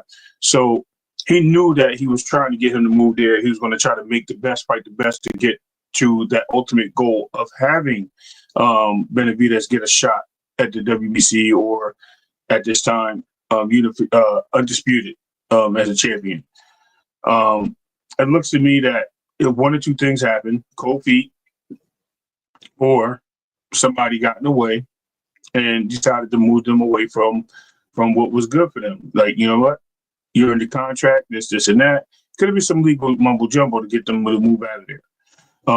They're just playing the politics of it, Clay, in my opinion. I think they're moving, answering the questions accordingly, as they should. You know what I mean? Staying away from legal issues, staying away from things that could put their foot in their mouths and get them in trouble. And I think that's what it is, ultimately. I think there's somebody in the back scenes telling them, like, yo, this is supposed to happen. What's going on? And that's what didn't happen. So it's all cat for me, and it is what it is. Yeah. Now here's where that was my understanding too. The way you described it was pretty much my understanding, right? Here's where I empathize with Jose Benavidez Sr. And he said something very significant in the conversation. He said one thing he's had to learn since he's been in this boxing space, and embrace the idea, guys, and embrace the reality that Jose Benavidez Sr. is a young, new, wet behind the ears boxing promoter, manager, trainer. That he started this off the strength of training his sons, right? That he grew up in the game in the Abel Sanchez's gyms, and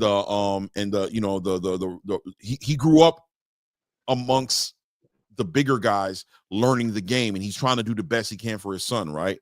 And him having understanding now of this boxing business, being put in a position to where he's either going to pass, him and his son are going to pass. Now, Mauricio Sulaiman, for all argument's sake, is operating on his own politics. He's operating under his own politics on how he deems fit to wield the authority he holds over that green belt. If Mauricio Sulaiman, and I compare this to what Jaron Boots Ennis kind of went through as well with the IBF, right? If Mauricio Sulaiman has decided that he's going to, in fact, activate an order and put that mandatory on Dimitri Bivol, and even if his intentions are bad intentions coming off the strength of a personal issue he might have with Dimitri Bivol or Dimitri Bivol's country, if David Benavidez is the one holding that interim title and Mauricio Sulaiman has decided to upgrade this title, who is Jose Benavidez and David Benavidez to turn that away? And at what price? If it's not going to be David Benavidez who gets the mandatory and gets the fruit from the labor of Mauricio Sulaiman carrying out his own narrative, then is there an argument, or is it a legitimate argument to put out there that Mauricio Sulaiman would have just went to the next guy in line and gave them the opportunity to be a mandatory, right? That one way or another, he was going to get that belt off of Dimitri Bivol's waist, right? One way or another. So Jose Benavidez and David Benavidez ultimately, really they're put between a rock and a hard place. I think legitimately, just seeing how David Benavidez has carried himself, just the Benavidez family in general would rather get it in blood, just like Jaron Boots Ennis would have rather gotten it in blood. But in turn, what was he going to do? Of course, he was going to accept that elevation to become an IBF champion. He wasn't going to turn that away because he couldn't get a fight with Terrence Crawford. In this scenario, David Benavidez and Jose Benavidez were not going to walk away from being elevated up to a WBC champion off morals and have more politics play against them to where now somebody behind them was going to get the opportunity to get that belt. No, we're going to take it. And we're going to hope that Dimitri Bivol doesn't take out his frustration on Mauricio Sulaiman on us, and that after he's done with his fight with Artur Beterbiev, or vice versa, if Artur Beterbiev wins, that there'll be an opportunity to become undisputed, and that'll be the fight that makes most sense for the winner of that fight to fight against David Benavidez. I understood. It gave me perspective, and I understand where Jose Benavidez stands on this, where Senior stands on this in this situation. And now looking back at it, he did the right thing. He did the right thing.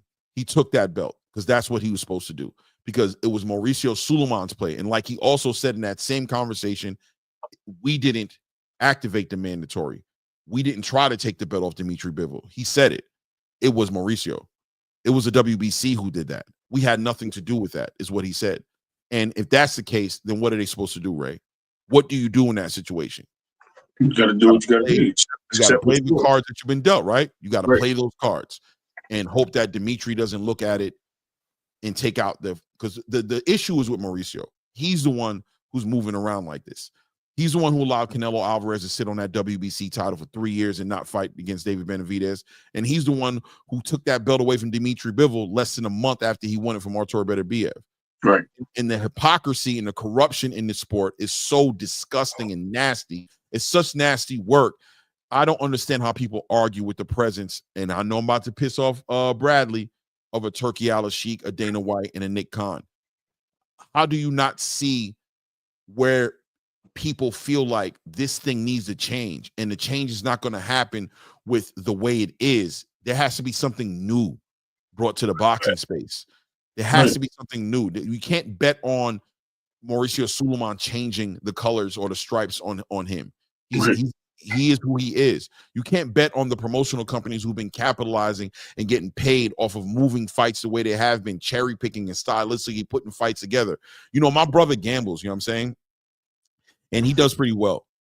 And he says, we were talking the other day, and he's trying to get me into that game, right? I'm like, yo, bro, you know what I'm saying? But look, at the end of the day, he said, man, you know what? He's like, see, man, I love boxing, man. I ain't gonna lie, man. Boxing is cool, but ain't no money for people to bet in on boxing.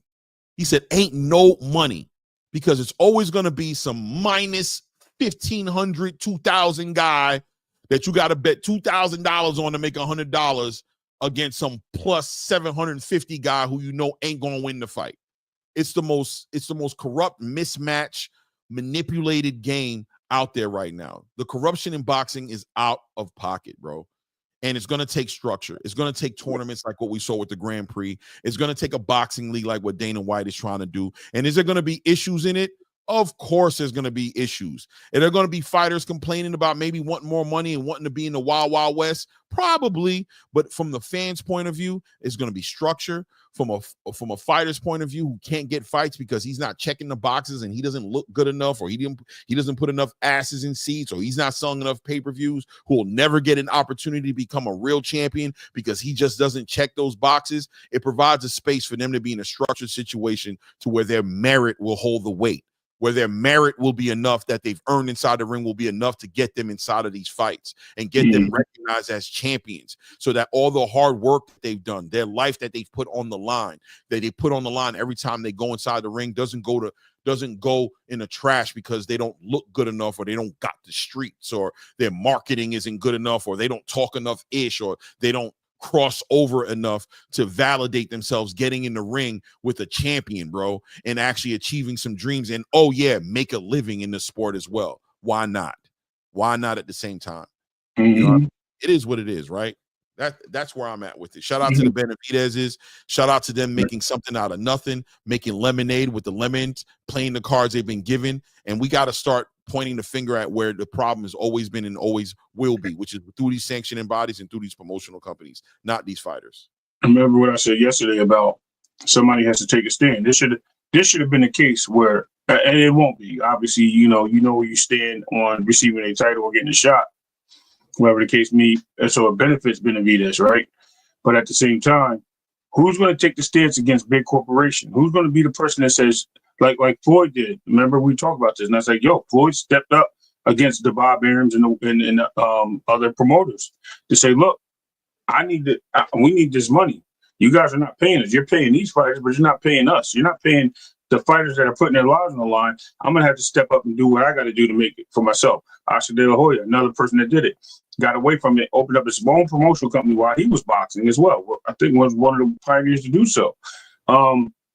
Doing that said something. It set a standard in boxing and changed the way boxing is today. Why did it do that? Because these guys took a stance against the Bob Arums, the Don Kings, the Al Heyman at one point. Or Al Heyman wasn't in the game yet. The Lou DiBellas and things of that nature. And they did so to put everything on their back to move forward in boxing. And they changed boxing at that point. So who's going to be that person now to make that point, to move the needle? That's what it comes down to, Clay. And someone has to be the example in me. So I see we have a lot of fighters that are doing so. I'm talking about who's on the other side of the street that's going to do so. I mean, the guy that's not representing Turkey or the guy that's not representing this, because there's a lot of guys that are refusing to do so. And the guys that are doing it are getting their backs kicked in, like Terrence Crawford, Devin Haney, Shakur Stevenson now, and people of that nature. They're getting their backs kicked in because they went to the other side to say, I'm going to be independent, even Edgar Berlanga, and do what we got to do. Canelo was praised last year, right, for fighting on PBC, but now he's a traitor, or now he's not that guy anymore because he wants to take fights easy for money. It's funny how things work out. It is what it is, man. So yeah, man. Once again, shout out to the Benavidez's, man. Although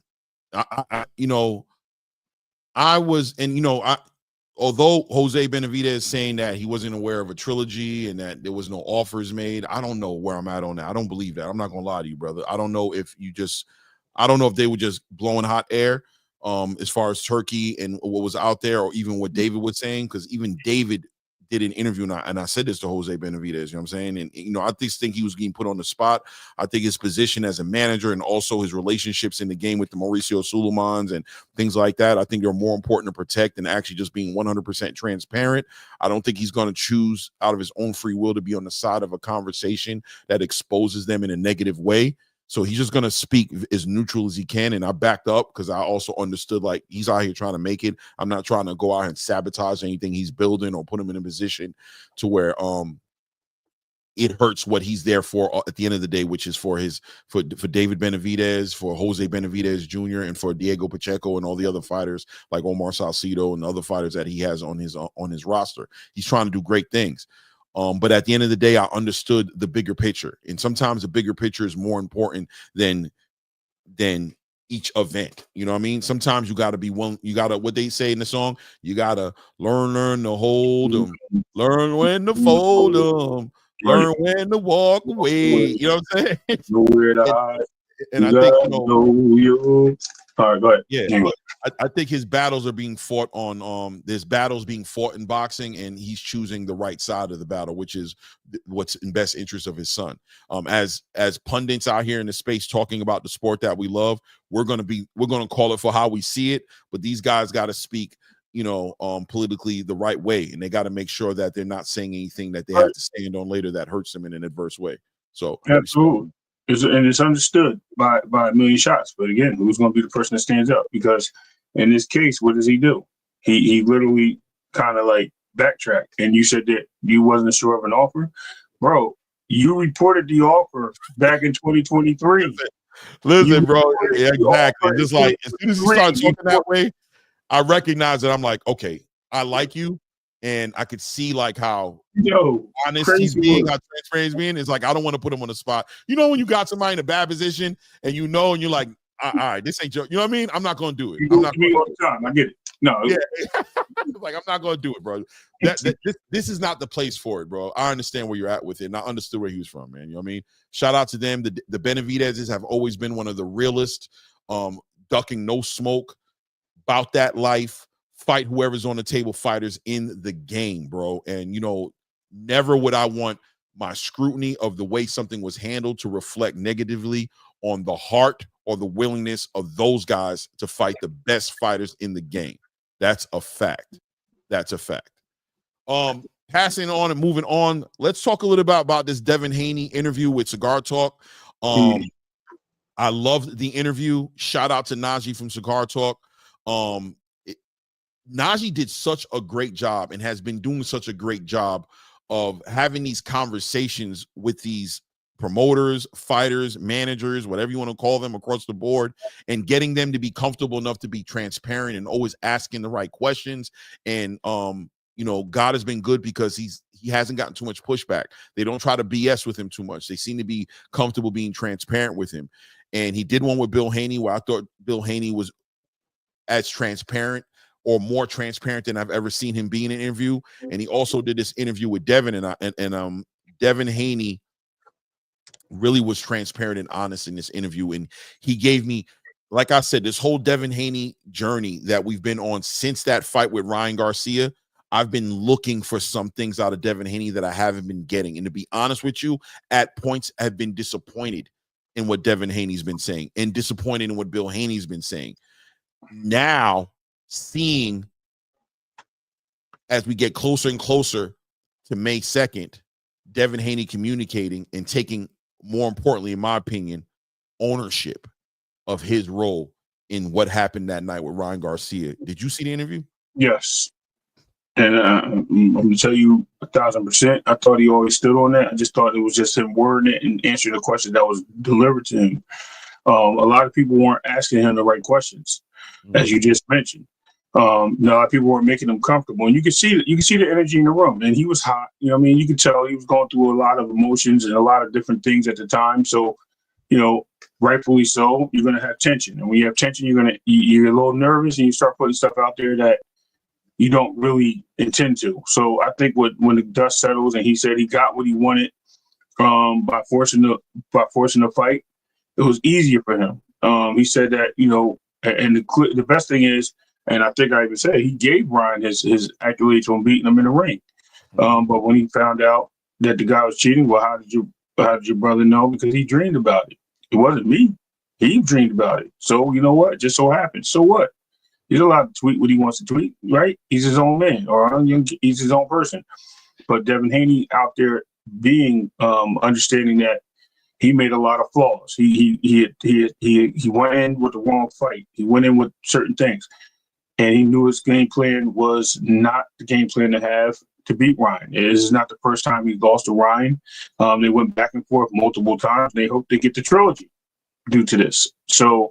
I like him putting that all out there and putting it on the line and using this platform to do so. Shout out to Najee, and we appreciate it, man. Yeah, man. I think there's a time and a place for everything. And when you hear the interview, what I got from the interview was that the time to take ownership for what he did in the ring wasn't what was important. It was strategy, right? There was an understanding that Ryan Garcia and Oscar De La Hoya were not going to give them that rematch, that Oscar De La Hoya didn't see any reason for it, neither did Ryan Garcia. So there's an argument out there to say that their strategy was to force them into the rematch, that they were going to try to walk away with this win, even though it got overturned by the New York State Athletic Commission, that they were going to walk away with this and go to bigger and better things and not allow Devin Haney an opportunity for any kind of redemption in this situation. So they operated and used all their resources. Bill did specifically operated and used all his resources to apply a certain kind of pressure with this lawsuit to force them to the table, to the negotiation table, into reasonable resolutions outside of the lawsuit. And the resolution that was going to be reasonable at the table was the rematch. This is what they're selling it as, right? Correct that real quick. He said my team. He didn't say Bill. I just want to be clear. Well, Bill's the one who runs the team. Bill said he did it. Bill said he did it. Right. That's what I'm getting Devin's words was my team went for the lawsuit. Right. Yeah. So you're not hearing the consistency in what I'm saying. I understand what you're saying. Right. What I'm saying, not Devin, I'm saying Bill, who's the head of the team, who took ownership of the move to sue them. He took ownership, did that with the strategy behind it. Not Devin. Devin's just a fighter. He may have been part of it, but he's not communicating it as if he was part of it. His team's job and mission was to get the fight with Ryan Garcia. That was their agenda. That was what was in the crosshairs of every move that they made, was to bring Golden Boy and Ryan Garcia to the table that they were saying publicly that they weren't coming to. That they were like, yo, Devin don't deserve no rematch. Devin got dominated. We got bigger and better things to go and do. They were talking about the Tank Davis fight potentially. They were talking about all these other things. So no, we're going to keep this conversation at this table. And the way we're going to do it is we're going to tie ourselves up in a lawsuit with each other. We're going to tie ourselves up in court, and you're not going to be able to move away from this topic until this gets some resolution. That being said, if that's true, and I'm just saying what they said, it may or may not be true, right? But this is what Bill was communicating. I'll be honest with you. I believe him. I thought he was being genuine when he spoke on this. But look, everybody is allowed to feel the way they want to feel. But in the spirit of, and let's entertain it being true, it wouldn't have made sense for Devin Haney or Bill Haney to take any ownership in what happened that night.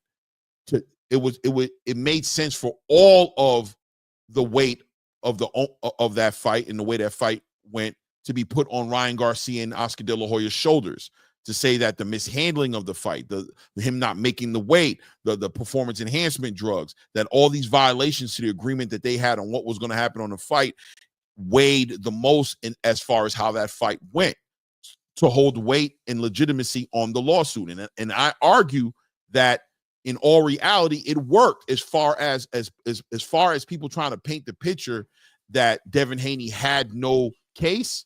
Well, the fact that Ryan Garcia and Oscar De La Hoya came to the table to make this fight happen, and that one of the biggest boxes that had to be checked in order for the fight to happen was for the lawsuit to be taken off the table, showed you how the lawsuit wasn't frivolous, that it actually held weight, that it had teeth. So they came to the table, and the moment that the fight got put together, they dropped the lawsuit. And now that it's all said and done, as far as the fight finally getting put together and the lawsuit being dropped, now Devin Haney and Bill Haney look like they have the freedom to speak a little bit more honestly and transparently about what happened that night with that fight and what they need to improve on with the upcoming rematch being in their crosshairs, as long as they're able to get through Jose Ramirez. I thought it was refreshing to see him take the ownership. I think it was refreshing for him to understand that there's adjustments that he needs to make. I think it was refreshing to see Bill Haney speak and break down how overreaching with that jab forced the bow and arrow effect to happen when they threw the jab, which moved his right hand away from protecting his face and allowed him to be susceptible to that left hook. It lets me know that they'll make the adjustments, that are improvements to be made, and I'm definitely looking forward to see the rematch now more than ever, knowing that these adjustments are going to happen. I was going to see the rematch anyway, right? But I love the fact on how that got painted out there. Bill filed a lawsuit to get a rematch. Come on, man. Yeah, it is what it is, right? That's what they said. It is what it is, right? It is what it is. That being said, though, Devin Haney looking dialed in, looking like he's ready to go ahead and show and prove he understands that, listen, it's on his shoulders. He had a poor performance. He got exposed in a way that he needs to prove to us that it was a one-off night thing and that he's a better fighter. Let's see what happens, right? That being said, Ryan Garcia seems dialed in. And I'm going to tell you guys right now, a dialed in Ryan Garcia, who's leaving the antics behind, who seems to be more taking boxing serious, has brought Derek James back in the building, which I think is a good sign as far as how serious he's taking the sport right now. He's worked with the Eddie Reynosos. I think this is a great look for Ryan Garcia. I'm still not a fan of everything he did. You know what I mean? I hold indifference with that, you know, without a doubt. But as far as boxing is concerned, a dialed in Ryan Garcia in boxing is good for boxing. Ryan Garcia is a great dance partner for some of the best fights we can see in boxing. I think Ryan Garcia across the ring from a Jerome Boots Ennis or a Devin Haney or Virgil Ortiz or a bunch of other fights that could be made, maybe even a Terrence Crawford one day, you never know. These fights are great fights, man. Ryan Garcia has the ability to deliver very entertaining, very exciting boxing. And if he's super dialed in, if he's super dialed in the way that it looks like he's dialed in, at the end of the day, boxing wins. We win as boxing fans. Can't wait to see how that turns out. I see Ray had to dip out for a second. I want to move on to my last topic, and then I'll throw the link out for a quick 20 minutes if people want to come up here and kind of express themselves. But then we're going on about 4 hours. I'm not going to stay here all day. Gary Jonas, manager of Erickson Lubin, who's lined up right now to be in the IBF eliminator fight. And welcome to the channel, because we talk about so much boxing here. We go from fighter to fighter to fighter. Shout out to Bradley, who said we talk about turkey all day long, right? I think this channel may talk about more boxing than 8 to 9 out of 10 boxing channels out there, right? We cover the whole entire space. And I'm proud of that. I know we do that, you know, in comparison to a lot of other spaces that stay on one topic. And maybe that's where the mistake is with this channel. Maybe we talk about too much boxing, right? I don't know. It is what it is, right? But jumping all the way across and going back into the 154-pound weight class division, speaking on Erickson Lubin, who's locked in for a IBF eliminator fight. This guy's been working his way back up, in my opinion. One might say we can go back as far as the Jermell Charlo fight that he lost as a young guy, but I'll say since the Sebastian Fundora fight, right? I'll say since the Sebastian Fundora fight, Erickson Lubin's been working his way back into the conversation as a who's who in a hornet's nest of a division, the 154-pound weight class division. And now, sitting here at this present moment, him getting an opportunity to fight in this IBF eliminator fight against, I believe his name is Andrell, and I probably should know better, right? So much information to keep in my mind, but hold on. I believe his name is, yes, it's Ardrell Holmes, 17-0, Ardrell Holmes, an undefeated fighter, boxer, that right now the pressure seems to be on Erickson Lubin to have one of these greatest performances, dominating performances. And for all argument's sake, Erickson Lubin is in the same exact position, in my opinion, that Charles Conwell was in his recent fight against George Garcia Perez, right? This is an equivalent fight. This fight right here puts him right in line to challenge Bakram Murtazaliev for that IBF title, makes him a champion in a division that is full of money and great fights, and means everything. Well, Gary Jonas and Erickson Lubin had a recent interview on with Paulie Malignaggi and Chris Algieri over there on ProBox, right? On Boxing Scene ProBox's show. And there was a lot of transparency in this interview that I thought was real refreshing for boxing. And I think boxing needs this more and more and more often. Fighters who are able to take ownership. Once again, we were just talking about Devin Haney taking ownership for his role that he played in the fight that he had with Ryan Garcia. In this interview, it was an interview with Gary Jonas, and both Erickson Lubin and him were on the same panel. Gary Jonas being the manager of Erickson Lubin, speaking on how Erickson Lubin was not living the lifestyle of a boxer, was not taking boxing as seriously as he was supposed to, was taking the wrong chances and being in fights that didn't need to be as competitive as they were, and him being on the bad side of the fight. And Gary spoke specifically towards the last fight that Erickson Lubin had, which is against Jesus Ramos, and said even on the back end of a victory, he was not happy with that fight. A lot of people thought that Jesus Ramos won that fight, right? I was okay with the decision going Erickson Lubin's way, but 100%, if they would have gave it to Jesus Ramos, I wouldn't have complained and pushed back at that. I thought it was that kind of fight. Right. Now, Erickson Lubin knowing and understanding that he needs to be a dominating fighter. He can't play with his food. Did you see this interview, by the way? No, but I caught pieces of it. But all I want to say to this, Clay, and it's not just Erickson Lubin, I want to put this out there for a lot of the boxers. Why does it take them so long to get serious about boxing? Like, you've been a professional for how long, and you just decided to take it seriously? Like, what was the changes? Why wasn't it there? Why was your heart in the game then? You know what I mean? You got that big bag the first time, was like, yo, I'm going to go live my life, and I'm just going to fight for the bag, and I'm just going to no. What they do is they see that, you know, there's changes that need to be made, and they need to come in there and they need to rectify what they have done. That's what's happening, and I think that's what he's speaking upon. I think he has a situation where I think his mindset has been, look, I'm just going there to fight. I know I can beat this guy. I'm going to beat him. I'm going to keep it moving. Now he's changing to the point where he's like, listen, I need to go in here and win. Forget fight. I need to go in here and win. And then in order to win, I need to work on my skills. I need to change this. I need to change my defensive tactics. I need to learn to utilize my jab a little bit more and not stay so much in the pocket. Stop going for the knockouts and learn how to set up shots. That's what I'm thinking when they say they need to take it more seriously, because a lot of them don't. And they all change that after a loss, 2 losses, 3 losses. They all say, I'm going to take it seriously now.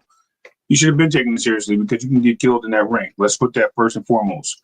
And it's a dumb excuse, but I understand. So, I mean, I just wanted to touch base on that. But yeah, I watched part of the interview. Like I said, it was clips of it. Yeah, Gary Jonas was so transparent, and you know, by the way, shout out to Ryan Frazier. I forgot to mention Gary Jonas also owns ProBox, right? that's his platform, right? Which is interesting, right? He owns shout out to Gary Jonas when you really think about it, right? Because Erickson Lubin definitely is a PBC fighter. He manages Erickson Lubin, but at the same time has a platform to get Erickson Lubin an IBF eliminator opportunity, a fight. You know what I'm saying? To fight for an IBF eliminator fight. I mean, that's just a great guy to have in your pocket, right? To be a manager who's invested in your future, to own. You know, that's like having Al Heyman as your manager, but at the same time, you know what I'm saying? Like your personal manager, but at the same time, he owns PBC. Like, that's a convenient guy to have in your pocket. One might say Tank has that, right? But that being said, Erickson Lubin taking ownership of him not being who he's supposed to be, taking chances, fighting fights recklessly, sometimes getting into shootouts with like a Sebastian Fundora where he didn't need to do that, right? Where he was winning comfortably to a certain degree and just chose to just participate in this punch out contest that ended up disfiguring him for that fight, right? So I thought it was interesting, man, and I loved it, and I loved the transparency of Gary Jonas, who just had this I don't care what you think mentality. Like, bro, I'm about winning, and I'm not gonna lie to you. You need to do what you're supposed to do, or you're not gonna get there. And now it seems like Erickson Lubin is dialed in. And I think he's going to do this dude dirty. I think he's going to do this dude dirty that he's fighting against, this undefeated, up-and-coming young fighter who's looking to make a name and would love to have an Erickson Lubin on his resume to put him in the conversation. Lubin is about to go ham. I believe. I'm hoping. Yeah, I'm hoping and believing, right? It is what it is. And next move will be trying to fight Bakram. You know what I mean? I think Serhii Bohachuk is in that conversation as well. He's also trying to get that Bakram fight next, so it'll be interesting to see how that plays out. But yeah, man, it is what it is, man. It is what it is.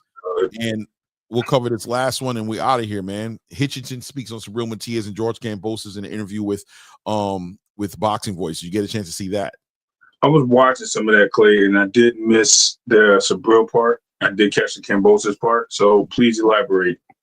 Well, shout out to Two-Tone, the superstar, who did a great job asking questions to Hitchens and trying to get these answers on what people have been talking about for a minute, which is the Subriel Matias ducking situation. With why is it conveniently you found your way out of a Subriel Matias fight every chance that you've had? That Subriel Matias, that you had fought Gustavo Lemos for an eliminator fight to get a shot at the winner between for Subriel Matias at the time, who was the champion, and that you started talking about walking away from that fight and walking away from at least walking away from the IBF rehydration clause. And it was a legitimate argument. Like, all right, even though this dude's won an opportunity to become a champion, he's questioning how long he can stay at 140 or if he should fight underneath his sanctioning body's rehydration clause. And all of a sudden, Liam Paro beats Subriel Matias, and you're back in the conversation, right, of fighting for this IBF title that you were talking about. The rehydration clause was an issue. Well, here you are. You beat Liam Paro. Congratulations to you. Subriel Matias fights another eliminator fight the same way you fought Gustavo Lemos. Subriel Matias fought for an eliminator, and now you're trying to fight George Kambosos, a manufactured fighter who's arguably lost his last 4 fights, right? Fought and all of a sudden found his way up at number 4, number 3 in the IBF sanctioning body in a division he's never fought in, and now you're going to fight George Kambosos. What sense does that make, and why are we doing this, and how are you not ducking Subriel Matias? Well, I'll be honest with you. Once again, I felt like Hitchens put some perspective on it. It made a little bit of sense to me, right? And clearly the business of boxing prevailed over this. And I have to agree with him to a certain degree. From Hitchens' point of view, Subriel Matias is a tough fight without a doubt. But if he's going to make fights right now, they're going to be fights that make sense, A, for his pockets, B, for his legacy. It's not just going to be a fight that the fans want to see. In due time, all fights are the right fight. But in this time in particular, with the end goal being Teofimo Lopez for a big unification fight and a big money fight and getting in a Turkey conversation, George Kambosos makes more sense, being that it'll be a common opponent with Teofimo Lopez, who beat Teofimo Lopez, for him to dominate, to make and sell that Teofimo Lopez making more sense. That Teofimo Lopez fight and unification fight making more sense. Subriel Matias, in turn, would make more sense if he'd go and get a title. Go and get a title, so our fight is a unification fight. Number one, I ain't got to deal with that damn rehydration clause. You know what I'm saying? To fight against a puncher like Subriel Matias. And B, makes us more money because now we're dealing with a unification fight. What'd you think about that explanation? How do you feel about that? Well, the biggest part you left out was he wanted to lead the IBF to go fight for the WBC and put his name in the hat there, which was weird. Which is cool. Devin was all for it. You're talking about Richard Hitchens now, Richard Hitchens, at that point. Then I think the fact that he was complaining about weight, like you just mentioned, and then Subriel comes to the picture and says, "Yo, just go back real quick just to make it clear." So, what happened with the WBC? So when he was asked to fight for the IBF, he was saying that the weight issues and this and that was Subriel, and then he said he wanted to go fight for the WBC, and he could beat Devin. Remember, he started calling out Devin and all that to get the fight. Devin was all for the fight, but he never even made that fight happen. Devin fought Ryan Garcia and took that loss. Yeah, but he still had the belt at that point, and he was saying Devin took off from boxing. He wasn't going to fight no more. He wasn't available. But at that, my point exactly. But he was calling him out, and Devin was like, he's not running from him. He's like, yo, I'll fight you, whatever. Let's make it happen. He did say that, but the money wasn't there. Money wasn't right. Exactly. Right. So being said, with that being said, so it wasn't on Hitchens on why he didn't fight Devin. It was because the fight couldn't be made because there was enough money on the table to convince Devin to fight. That was around the time when Devin put out the tweet saying all these promoters are trying to take advantage of him now because he took this loss and they're trying to undercut his money. That's why he didn't fight nobody. He also was in the conversation of fighting Liam Paro and walked away from that because of the money. Well, Subriel Matias, you mean? No. Devin was in the conversation of fighting Liam Paro at the same time that Hitchison was in the conversation of fighting Liam Paro. Yeah. Devin walked away from that because of the money they were offering him to fight Liam Paro. Sandor Martin, Liam Paro. Yes, absolutely. And again, they were lowballing him, and they weren't getting the paydays that he wanted. Do you blame Richard Hitchens for calling out Devin? No, but he had opportunities to call Teofimo as well. He mentioned him, but he didn't call him out. Well, Teofimo was also playing hard to get too, right? He was being a little low too. So, but I think he was moving towards the direction of the WBC. Whatever the case may be, he didn't want to fight Subriel. Subriel ended up taking the fight with Liam Paro. We see how that all turned out. All of a sudden, Hitchens can make weight. Hitchens can get in the ring. He can, go into a fighter that he knows he has a strategy against to dominate, which he did. Now we're going down that road of how he now wants to unify as quickly as possible because he doesn't want to fight Subriel at the moment. The weight's still an issue, blah, blah, blah, blah. Potential moving up, but he don't want to move up. And he's looking for unification. No unification comes to the table. So what do we do next? We look for Kambosos. Makes sense. And I'm not saying it makes sense. I want to know your opinion on it. No, I think it does. I think this is an opportunity. I think you hit the nail right on the head. It's a common opponent. Kambosos is a name. Believe it or not, he was a unified champion. He was a two-time champion. Not to mention the IBO was a championship. And he's a guy that's ranked high enough to put your name in good light, even though people say he's a wash. Now, here's the question. How does that age for Devin Haney? Let's put that out there, right? So now everybody wants to claim how Kambosos was a nobody, but he's for Loma, and now he's about to fight for another title. So obviously his name has some resonation, right? So now let's put this fight together. I still think that Kambosos is a punch in the dark away from winning this fight, due to the fact of the rehydration clause, and due to the fact that Kambosos actually is faster and more elusive than people think. He is there to be hit, but he just can't go left. If you get him go left, you got him all day. But if you let him stand in front of you, man, this is a tough fight for Hitchens. Now, as far as Liam Paro, Subriel Matias. Geez, too many names in this whole conversation. My bad. Subriel Matias wants his belt back. Hands down, it is what it is. Guess what? You're not going to give me the opportunity? Okay, I'm going to go fight this guy. And when I come back, you better be ready because I'm going to have that other belt you wanted, right? Then you want the WBC? I hope I have it. So when we talk, you got either me or you got the other guy, Antoine. So you're going to have to pick one. And they ain't easy fights because we ain't afraid to fight each other, but you're afraid to fight us. And I want to see what's going to happen. That's where I'm seeing this. Yeah. Yeah, man. I think play cards right. He's gonna get it's getting closer and closer to the moment of truth for Hitchens. But I empathize with his approach to this situation. Fear or no fear, shook or not shook, he's moving the right way, in my opinion. He's moving the right way because he's moving the way, A, to get himself to the bag, and B, he's not really he can't avoid none of these fights, but for so long. He's just making it to where when he finally does have to fight these fights, that it gets him his biggest paydays.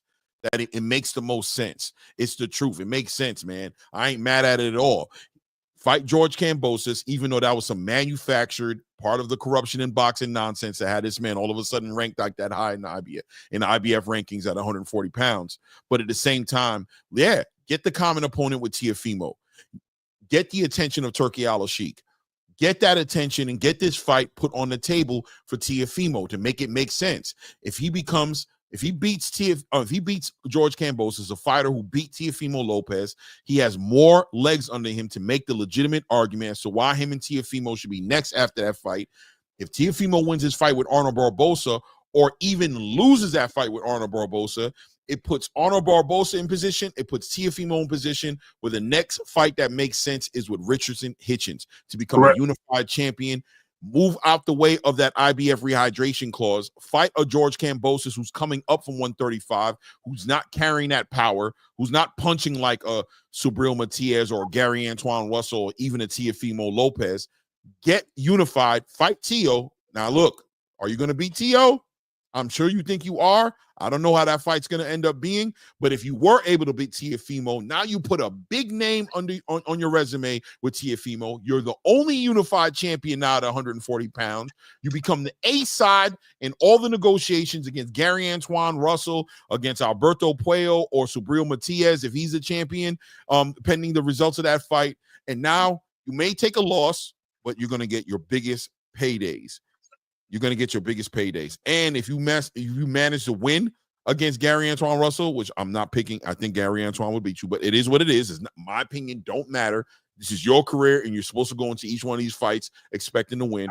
You become undisputed at 140. You walk up into 147, a superstar, undisputed champion. Listen, man, the path is paved in gold if it goes the way Hitchens sees it going. I think he gives himself the best opportunity. Moving the way he's moving to make it happen for him in his bank account and in his legacy. Yes, I'm all on board with George Kambosos' fight now over Subriel. Kambosos might turn around and sweep this dude, bro. It sounds crazy. You think I'm joking? But well, look, anything is possible. But I'm just saying from Hitchens' point of view, I'm saying from his perspective, I understand how he's moving. Yeah, right, absolutely. And not to mention what you said. I think AB beats Teo, so. I think even if Teo takes a loss, I think he still tries to get in the picture and get another belt. What better? Had all the champions, who do you go get your belt from? Richard Hitchens. His money there. You got me saying Hitchens. What's up, Keon? Everything boxing in the building. Yeah, yes. And I think that makes more sense. We'll have to wait and see, Clay. Again, this is one of those moments where time will tell. Moves will happen. Fights will happen based on the graces of the promoters and the boxing gods out there. It may just happen the right way, but we'll have to wait and see. Carl Brown in the building. I don't put the link out there, man. If y'all want to step up here and talk on any of the topics, we talked about so much today. We are at the 4-hour mark. I think this is the longest me and you have gone talking about boxing. Like normally about like the 2.5 hour mark. Yeah, 2.5. People up, right? But we was going. What up, ETB? I know you're coming up there. I'm gonna let you cook though. No doubt. I'm gonna let ETB cook. Said my guy Ray trying to hype Kambosos. Nah, he already ain't that. He getting his ass cooked. It is what it is, man. He might. But look, lightning can strike twice in a bottle, bro. I'm just letting you know. And Hitchens coming in that rehydration clause and not being 100% with the speed, hand speed of Kambosos. Kambosos moving to his right, not his left. Can cause some problems for him, but we'll have to wait and see. Like I said, you're definitely betting on. I'm betting on. I think Hitchens can win.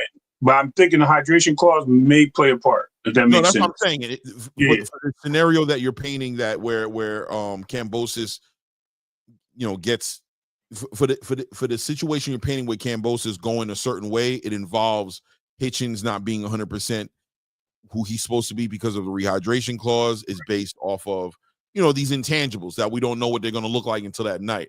Hitchens did hire a nutritionist. He said he felt great going in that fight with Liam Paro. He did a great weight cut, just like Jerome Boots Ennis felt great with his weight cut at 147, even though he looked good. So I'm expecting Hitchens to look good in his fight. We'll see. You never know. He's a young fighter growing. We'll see how the weight cut goes for him. And I agree with you. If he's up in there with not enough liquid around his brains, it could be bad for anybody in that fight. You know what I mean? It is what it is. No, Carl Brown wasn't there, but he tapped out. He's probably coming back. What? He tapped out. Come on, man. He's running, Carl. You and Clay got a whole man. Listen, let me go get my fire extinguisher. I can't wait. No, I'm just playing. We about to go soon anyway. Trust me when I tell you it's 3 o'clock. Let's bring him up. It's about that time for me almost to go get something to eat. I haven't eaten all day. All I had was black coffee with no sugar in it, and this black coffee, 2 sugars. Sorry, Yo, he actually said some stuff too that made me a little weird the other day. Your boy Showbiz, but shout out to Showbiz. I just thought what he said was kind of weird. Two-Tone said some stuff that was a little weird too. Shout out to Two-Tone. I don't respect them. Listen, they're entitled to their opinions. I respect everybody's opinion. I promise you, I do. Except for Carl and Bubs. At the end, I'm just messing with you. At the end of the day, I really do respect everybody's opinion because they're only your thoughts and you're only sharing your opinions. So I respect that. There will be pushback if I disagree, but it is what it is.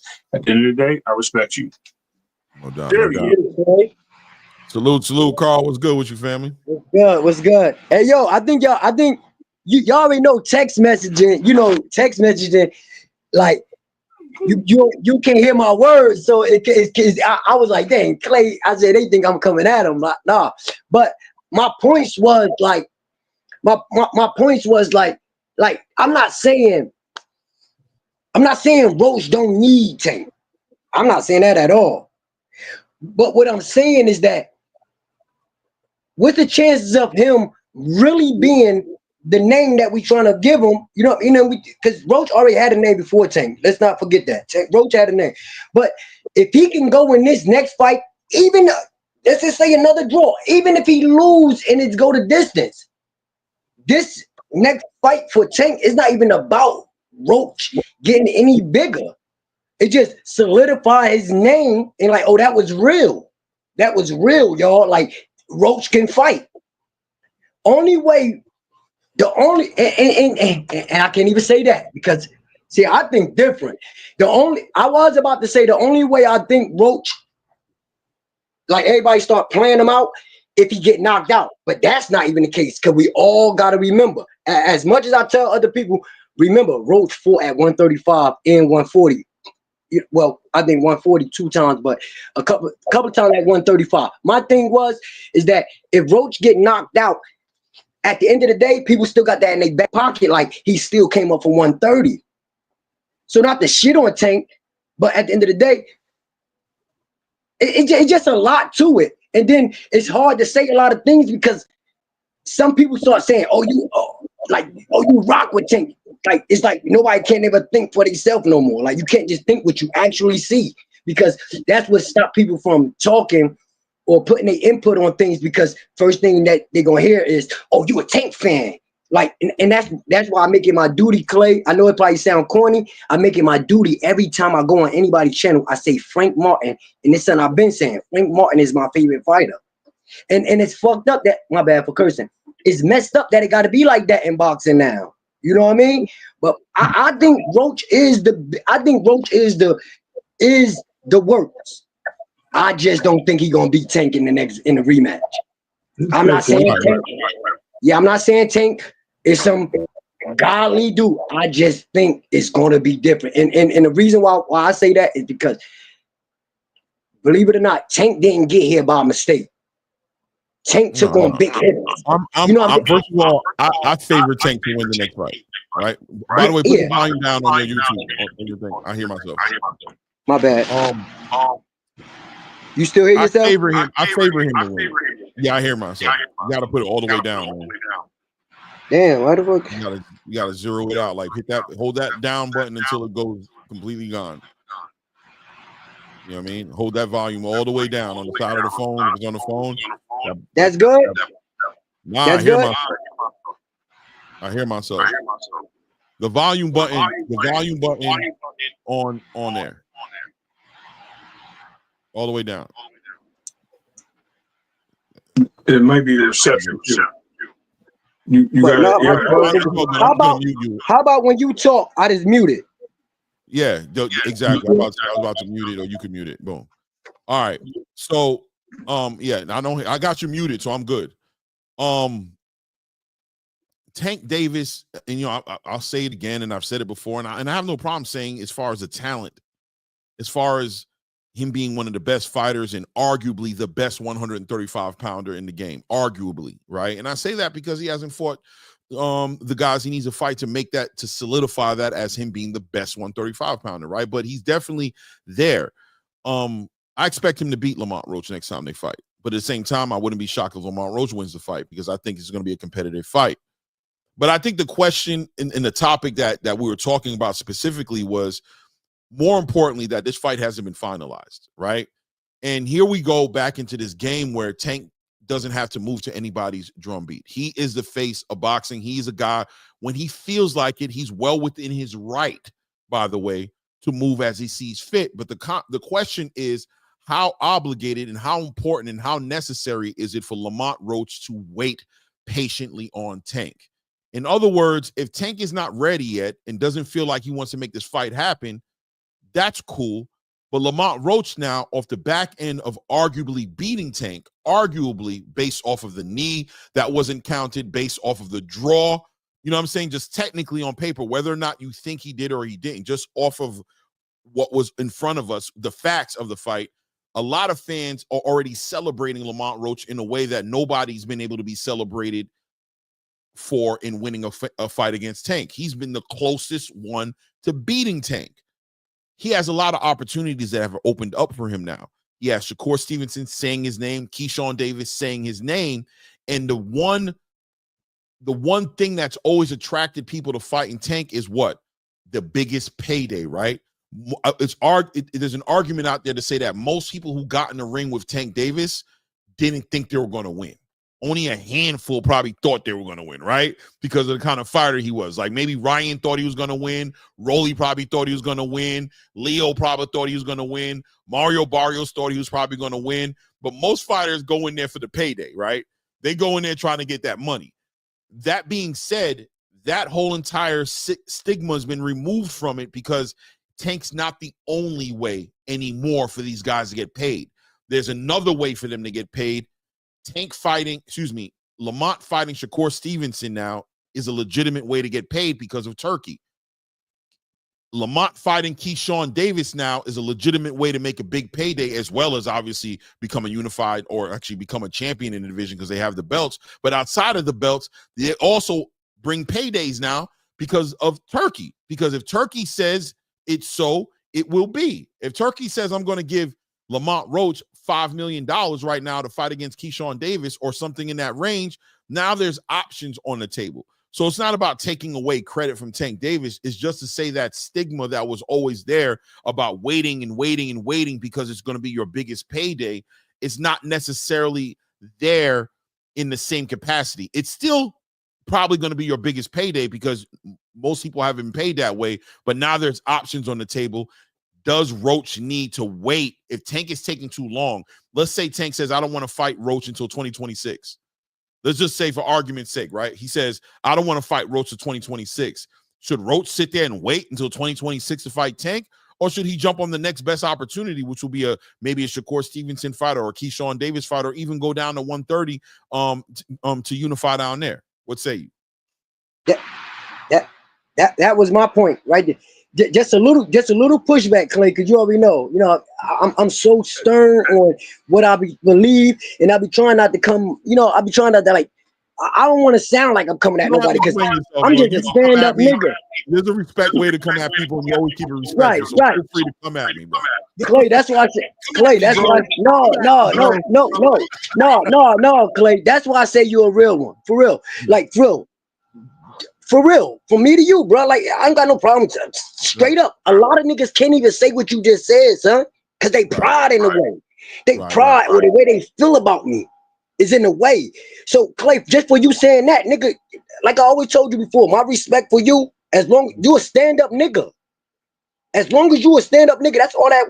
And you don't gotta do that for me. You doing that for me. I'm a nigga that's. I wake up.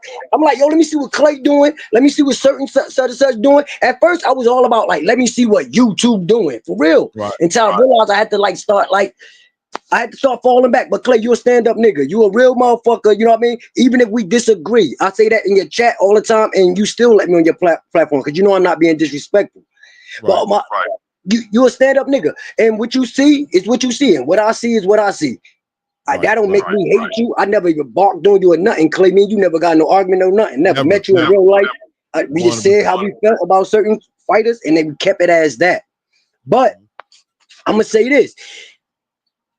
Let's say Lamont Roach move on, but it got to be worth it. It can't just be moving on. You about to go fight what's that dude name? Mark Masayo, you get what I'm saying. Yeah, you can't. It would have to be somebody like even Frank Martin, like that's. And I'm only speaking about my boy. That's my boy for real. But like it got to be a name. It just have to be a name that we respect. It don't even have to be a champion to be real, because you like. It don't have to be. It just had to be. If you're gonna fight somebody else at 135, it had to be a champion. Now, if you go back down to 130, you have to fight champions. You got too many people out there waiting, and they calling you out. Like Ford, you got. I would love to see that him and Ford fight. I'm not gonna lie. That fight right there would be what? That fight would be everything that I thought Tank Davis and Frank Martin was gonna be. So I kept cutting my TV off looking at Tank Davis and Frank Martin. Ask my wife, because Frank Martin my nigga, and I'm like, I didn't want to see Tank get knocked out, but I kept on saying, I said somebody going to sleep. Wow. I said both of these niggas punching. I kept cutting my TV off. Ask my wife. I didn't even think I looked at the rest of the fight. I cut it back on, and that's when I seen they showing highlights of Tank knocking Frank out. I really kept cutting my TV off, son. I swear to God. But I think Lamont Roach, he'd be good either way. Any fight that he picked, it just at 135, it got to be a name. I already know at 130, it's going to be a champion. So, like, them the only two. That's why I see. But, man, if you go on and take somebody else on, boy, that shit can go out like that flame can go out like that. Now everybody's saying, oh, Lamont Roach, oh, he a champion at 130, and everybody just going back, talk about him the way they used to. Like, oh, he really ain't mean nothing. But when Lamont Roach fought, people do put respect on his name. You know what I mean? But can I say this, though? I agree with you. It has to make sense. But I'm saying that there are opportunities out there. Hold on a second. Let me put this mute real quick because I'm hearing myself.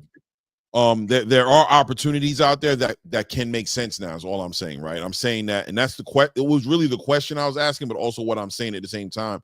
The question is, does he need to fight Tank next? And the reason I said does he need to is based off the strength of if Tank is not ready, if this fight is not ready to be finalized at this point for June, I think it's pretty safe to say this fight doesn't happen in June at this point. If anything, the earliest would be July. And if it doesn't happen in July, the question is when, and what's taking so long for the paperwork to come across and for this to being finalized. There's plenty of reasons. I spoke about that a little bit earlier as well, but I'm not going to get into that right now. There's plenty of reasons as to why this fight hasn't been finalized yet, or why Tank hasn't sent the offer yet. But in turn, Lamont Roach waiting patiently. How patient does he need to be? Is there any pressure on him to wait more patiently than he needs to? At some point, can he just acknowledge and say that with or without you, I have a boxing career to be concerned with, and there are opportunities out there for me to make other big fights. If you're not ready, like let's say like Lomachenko right now as an IBF champion, he's not ready, but it's like, okay, well, you know, Raymond Mortala and Zar Abdullah going to fight for that for an interim title. They're not going to hold their career up. The tank business has always been a money business for most fighters. When they get involved with the tank business, it's their biggest paydays, it's life-changing money. But now tank isn't the only life-changing money on the table. That's all I'm saying for Lamont Roach, based off of momentum he's built for himself off the back of his draw with Tank. You know what I mean? It is what it is. Ray, but look, Carl, I ain't gonna lie to you. We about to close it out. I'll let you up here real quick just to kind of build real quick. Maybe we'll do this earlier next time so we can have some more time. I'm gonna let you go. I don't know if you want to say something closing, just to go ahead and close it out real quick. But we definitely on our way out the door. Yeah, I didn't want to say too much. I didn't even want to say all that I said, though. I ain't even going front. That's why I said I fuck with you, man. Like, for real. But I really was coming up here. I just wanted to say, like it basically agreed with you. Like, I think our text messages was looking like we was going head to head. Even, what's your name again, bro? Ray Davis. Oh, this Ray Davis? Oh, that was you that was in the chat. Oh, that was you that was in the chat. Oh, all right, my bad. Oh, so you Ray Davis. My bad. All right. But no, for real. Yeah, I mean, I just wanted to, I think our text message was just sounding a little messy. And I was like, nah, I got to talk to him. I said, if you drop them, that's why I think I asked you for the link. And I just wanted to say, like, of course, I agree with you. I don't think he need him. But it is a careful thing that he got to do. But he got a safety net because he got that belt at 130. Right. So, right. I mean. You got and about that money, everybody not getting that type of money. Roach getting that type of money. You got to remember, not only is Roach is a big name, but Roach got a belt too at 130. So when he said that he's getting money close to what Tank was offering, think about it. Roach is a name, a household name. We just don't. I just don't think. I think everybody did it like this. How big is Tank name? How big is Lamont Roach name? Oh, you know what? Tank name bigger than his. So that means Roach ain't got no name. But all along, Roach always had a name. I agree. You know what I mean? But yeah. But I salute to y'all, Clay. You know, like I said, if I don't catch you live, if I don't catch y'all live, if I don't catch y'all live right then and now, I'm always looking at the playback real, man. No doubt. Thank you, man. We'll speak to you soon, brother. We always keep it real. I like to be devil's advocate sometimes. I ain't gonna lie to you. No, it's part of the game, Ray. You already know how I started this whole situation. Stir the pot. You gotta stir it, man. You gotta give perspective on different things. And if you just keep running with the same, you know what I mean, down the same track you like everybody else, you gotta give another angle to things because possibilities are possible, right? That's why they call possibilities. You know what I mean? So I mean, and it's boxing, man. Any given Sunday in boxing. And why do people play the lottery, Clay? Why do they play the lottery? At a chance, at a possibility. There you go, and that's what happens in the ring. So, you know what I mean. So I all due respect, I just like to point out that chance. I heard it was breaking news that Chris Colbert and Tank Davis in negotiations to make the fight. Chris Colbert and who? Gervonta Davis. Go ahead, bro. Go ahead, bro. I knew I got you. Thank you. But anyway, on. But anyway, man, it was a great bill today, man. I'm glad we got a lot off our chest. I'm glad we were able to talk about all the events that happened over the weekend and some of the future events coming up. It's great. We didn't even touch on what we should be touching on, but I'm pretty sure we'll touch on it tomorrow, which is our boys. Pause. Frequent flyer, because I know I said that twice and I said it wrong. All right, we will conversate about Conor Ben and Chris Eubanks, the egg war coming up tomorrow, because that fight's going to be happening live. They're actually doing their arrivals right now. I wonder if there's going to be any eggs in the house. They might ban eggs from the arena, so we might see some bacon being thrown. Whatever the case may be, it's going to be funky. So y'all go check that out. But man, great build today, Clay. For real. Yeah, I tried to put it together. It was a crazy show, man. I had a real good time. These are the shows. These are one of my favorite shows. This one right here. We talked about a lot of boxing. It was a lot to cover. Towards the end, I started to feel like maybe we're covering too much. Was it just too much? But look, man, if you love boxing, one thing's for sure, we're not short on content here. You know what I'm saying? Yep. We're gonna give you a lot of boxing. We're not gonna hang on one topic for 12 years. I just can't do it. I can't do it. It's nauseating to even think about doing it. I can't do it. We gotta put a theme song on so I can. Every time somebody calls a hater. Yeah. Oh yeah, I seen somebody here call me a hater and had the coon thing up, and it's cool. Shout out to my community. You know what I mean? My community. Exactly. You know what I mean?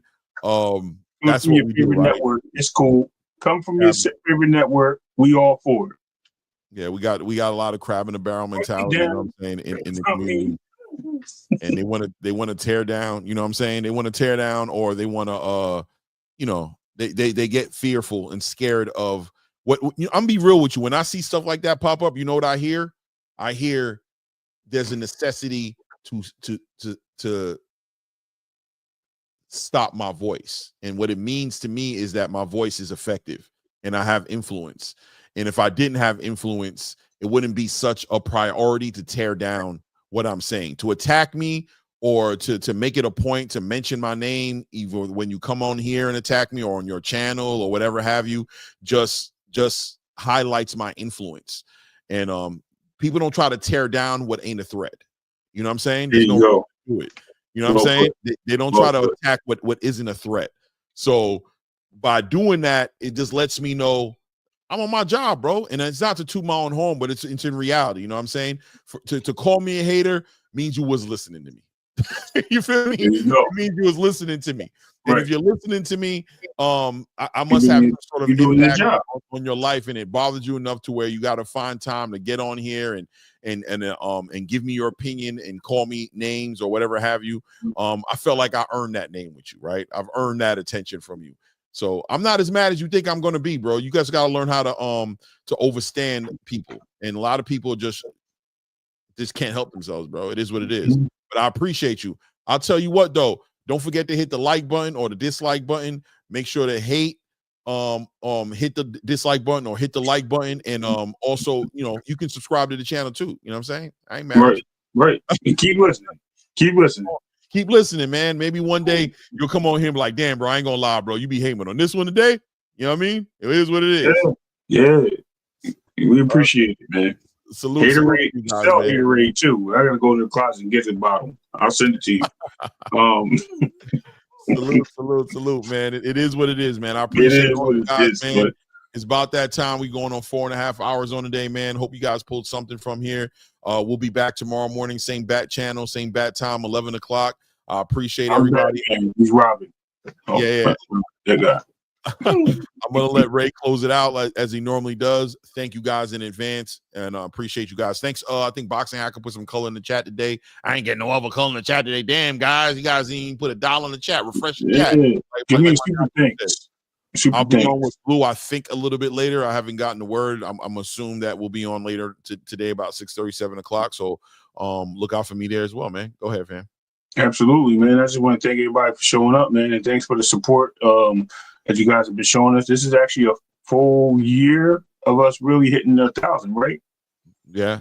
Right. So this is a full year, and it's been a great year. So we glad for all you guys that came up and showing us the respect and build with us. I mean, you guys are the day ones, and we're going to always respect that. We're here for you as you're here for us, and we're going to always take that with us. We're going to actually keep pushing and try to build this boxing space to what it needs to be. Telling as much truth as we can, give us honest speculations without being narrative driven. With that being said, man, I'm just saying, man, ATP, man, that's what we do. So shout out to y'all. Thank y'all. Appreciate it. And at this point, we out. We out.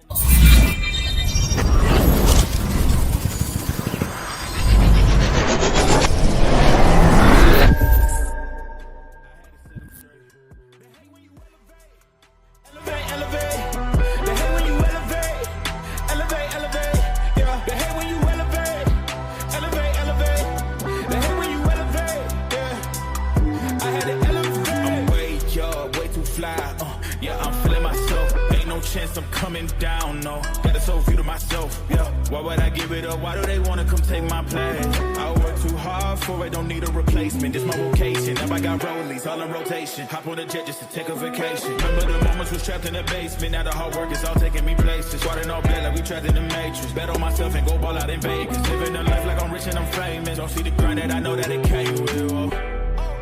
I ain't make it this far for myself, yeah. I had to prove to everybody else, I had to set them straight, yeah. I had to ball, so I had to renovate, I know. They hate when you elevate. The second of losses, I'm handing them out, yeah. I had to go delegate. It feel like I'm floating, I'm lost in the moment. I swear I could levitate. They never believed that I would really fly. I had to go demonstrate. I had to set them straight. They hate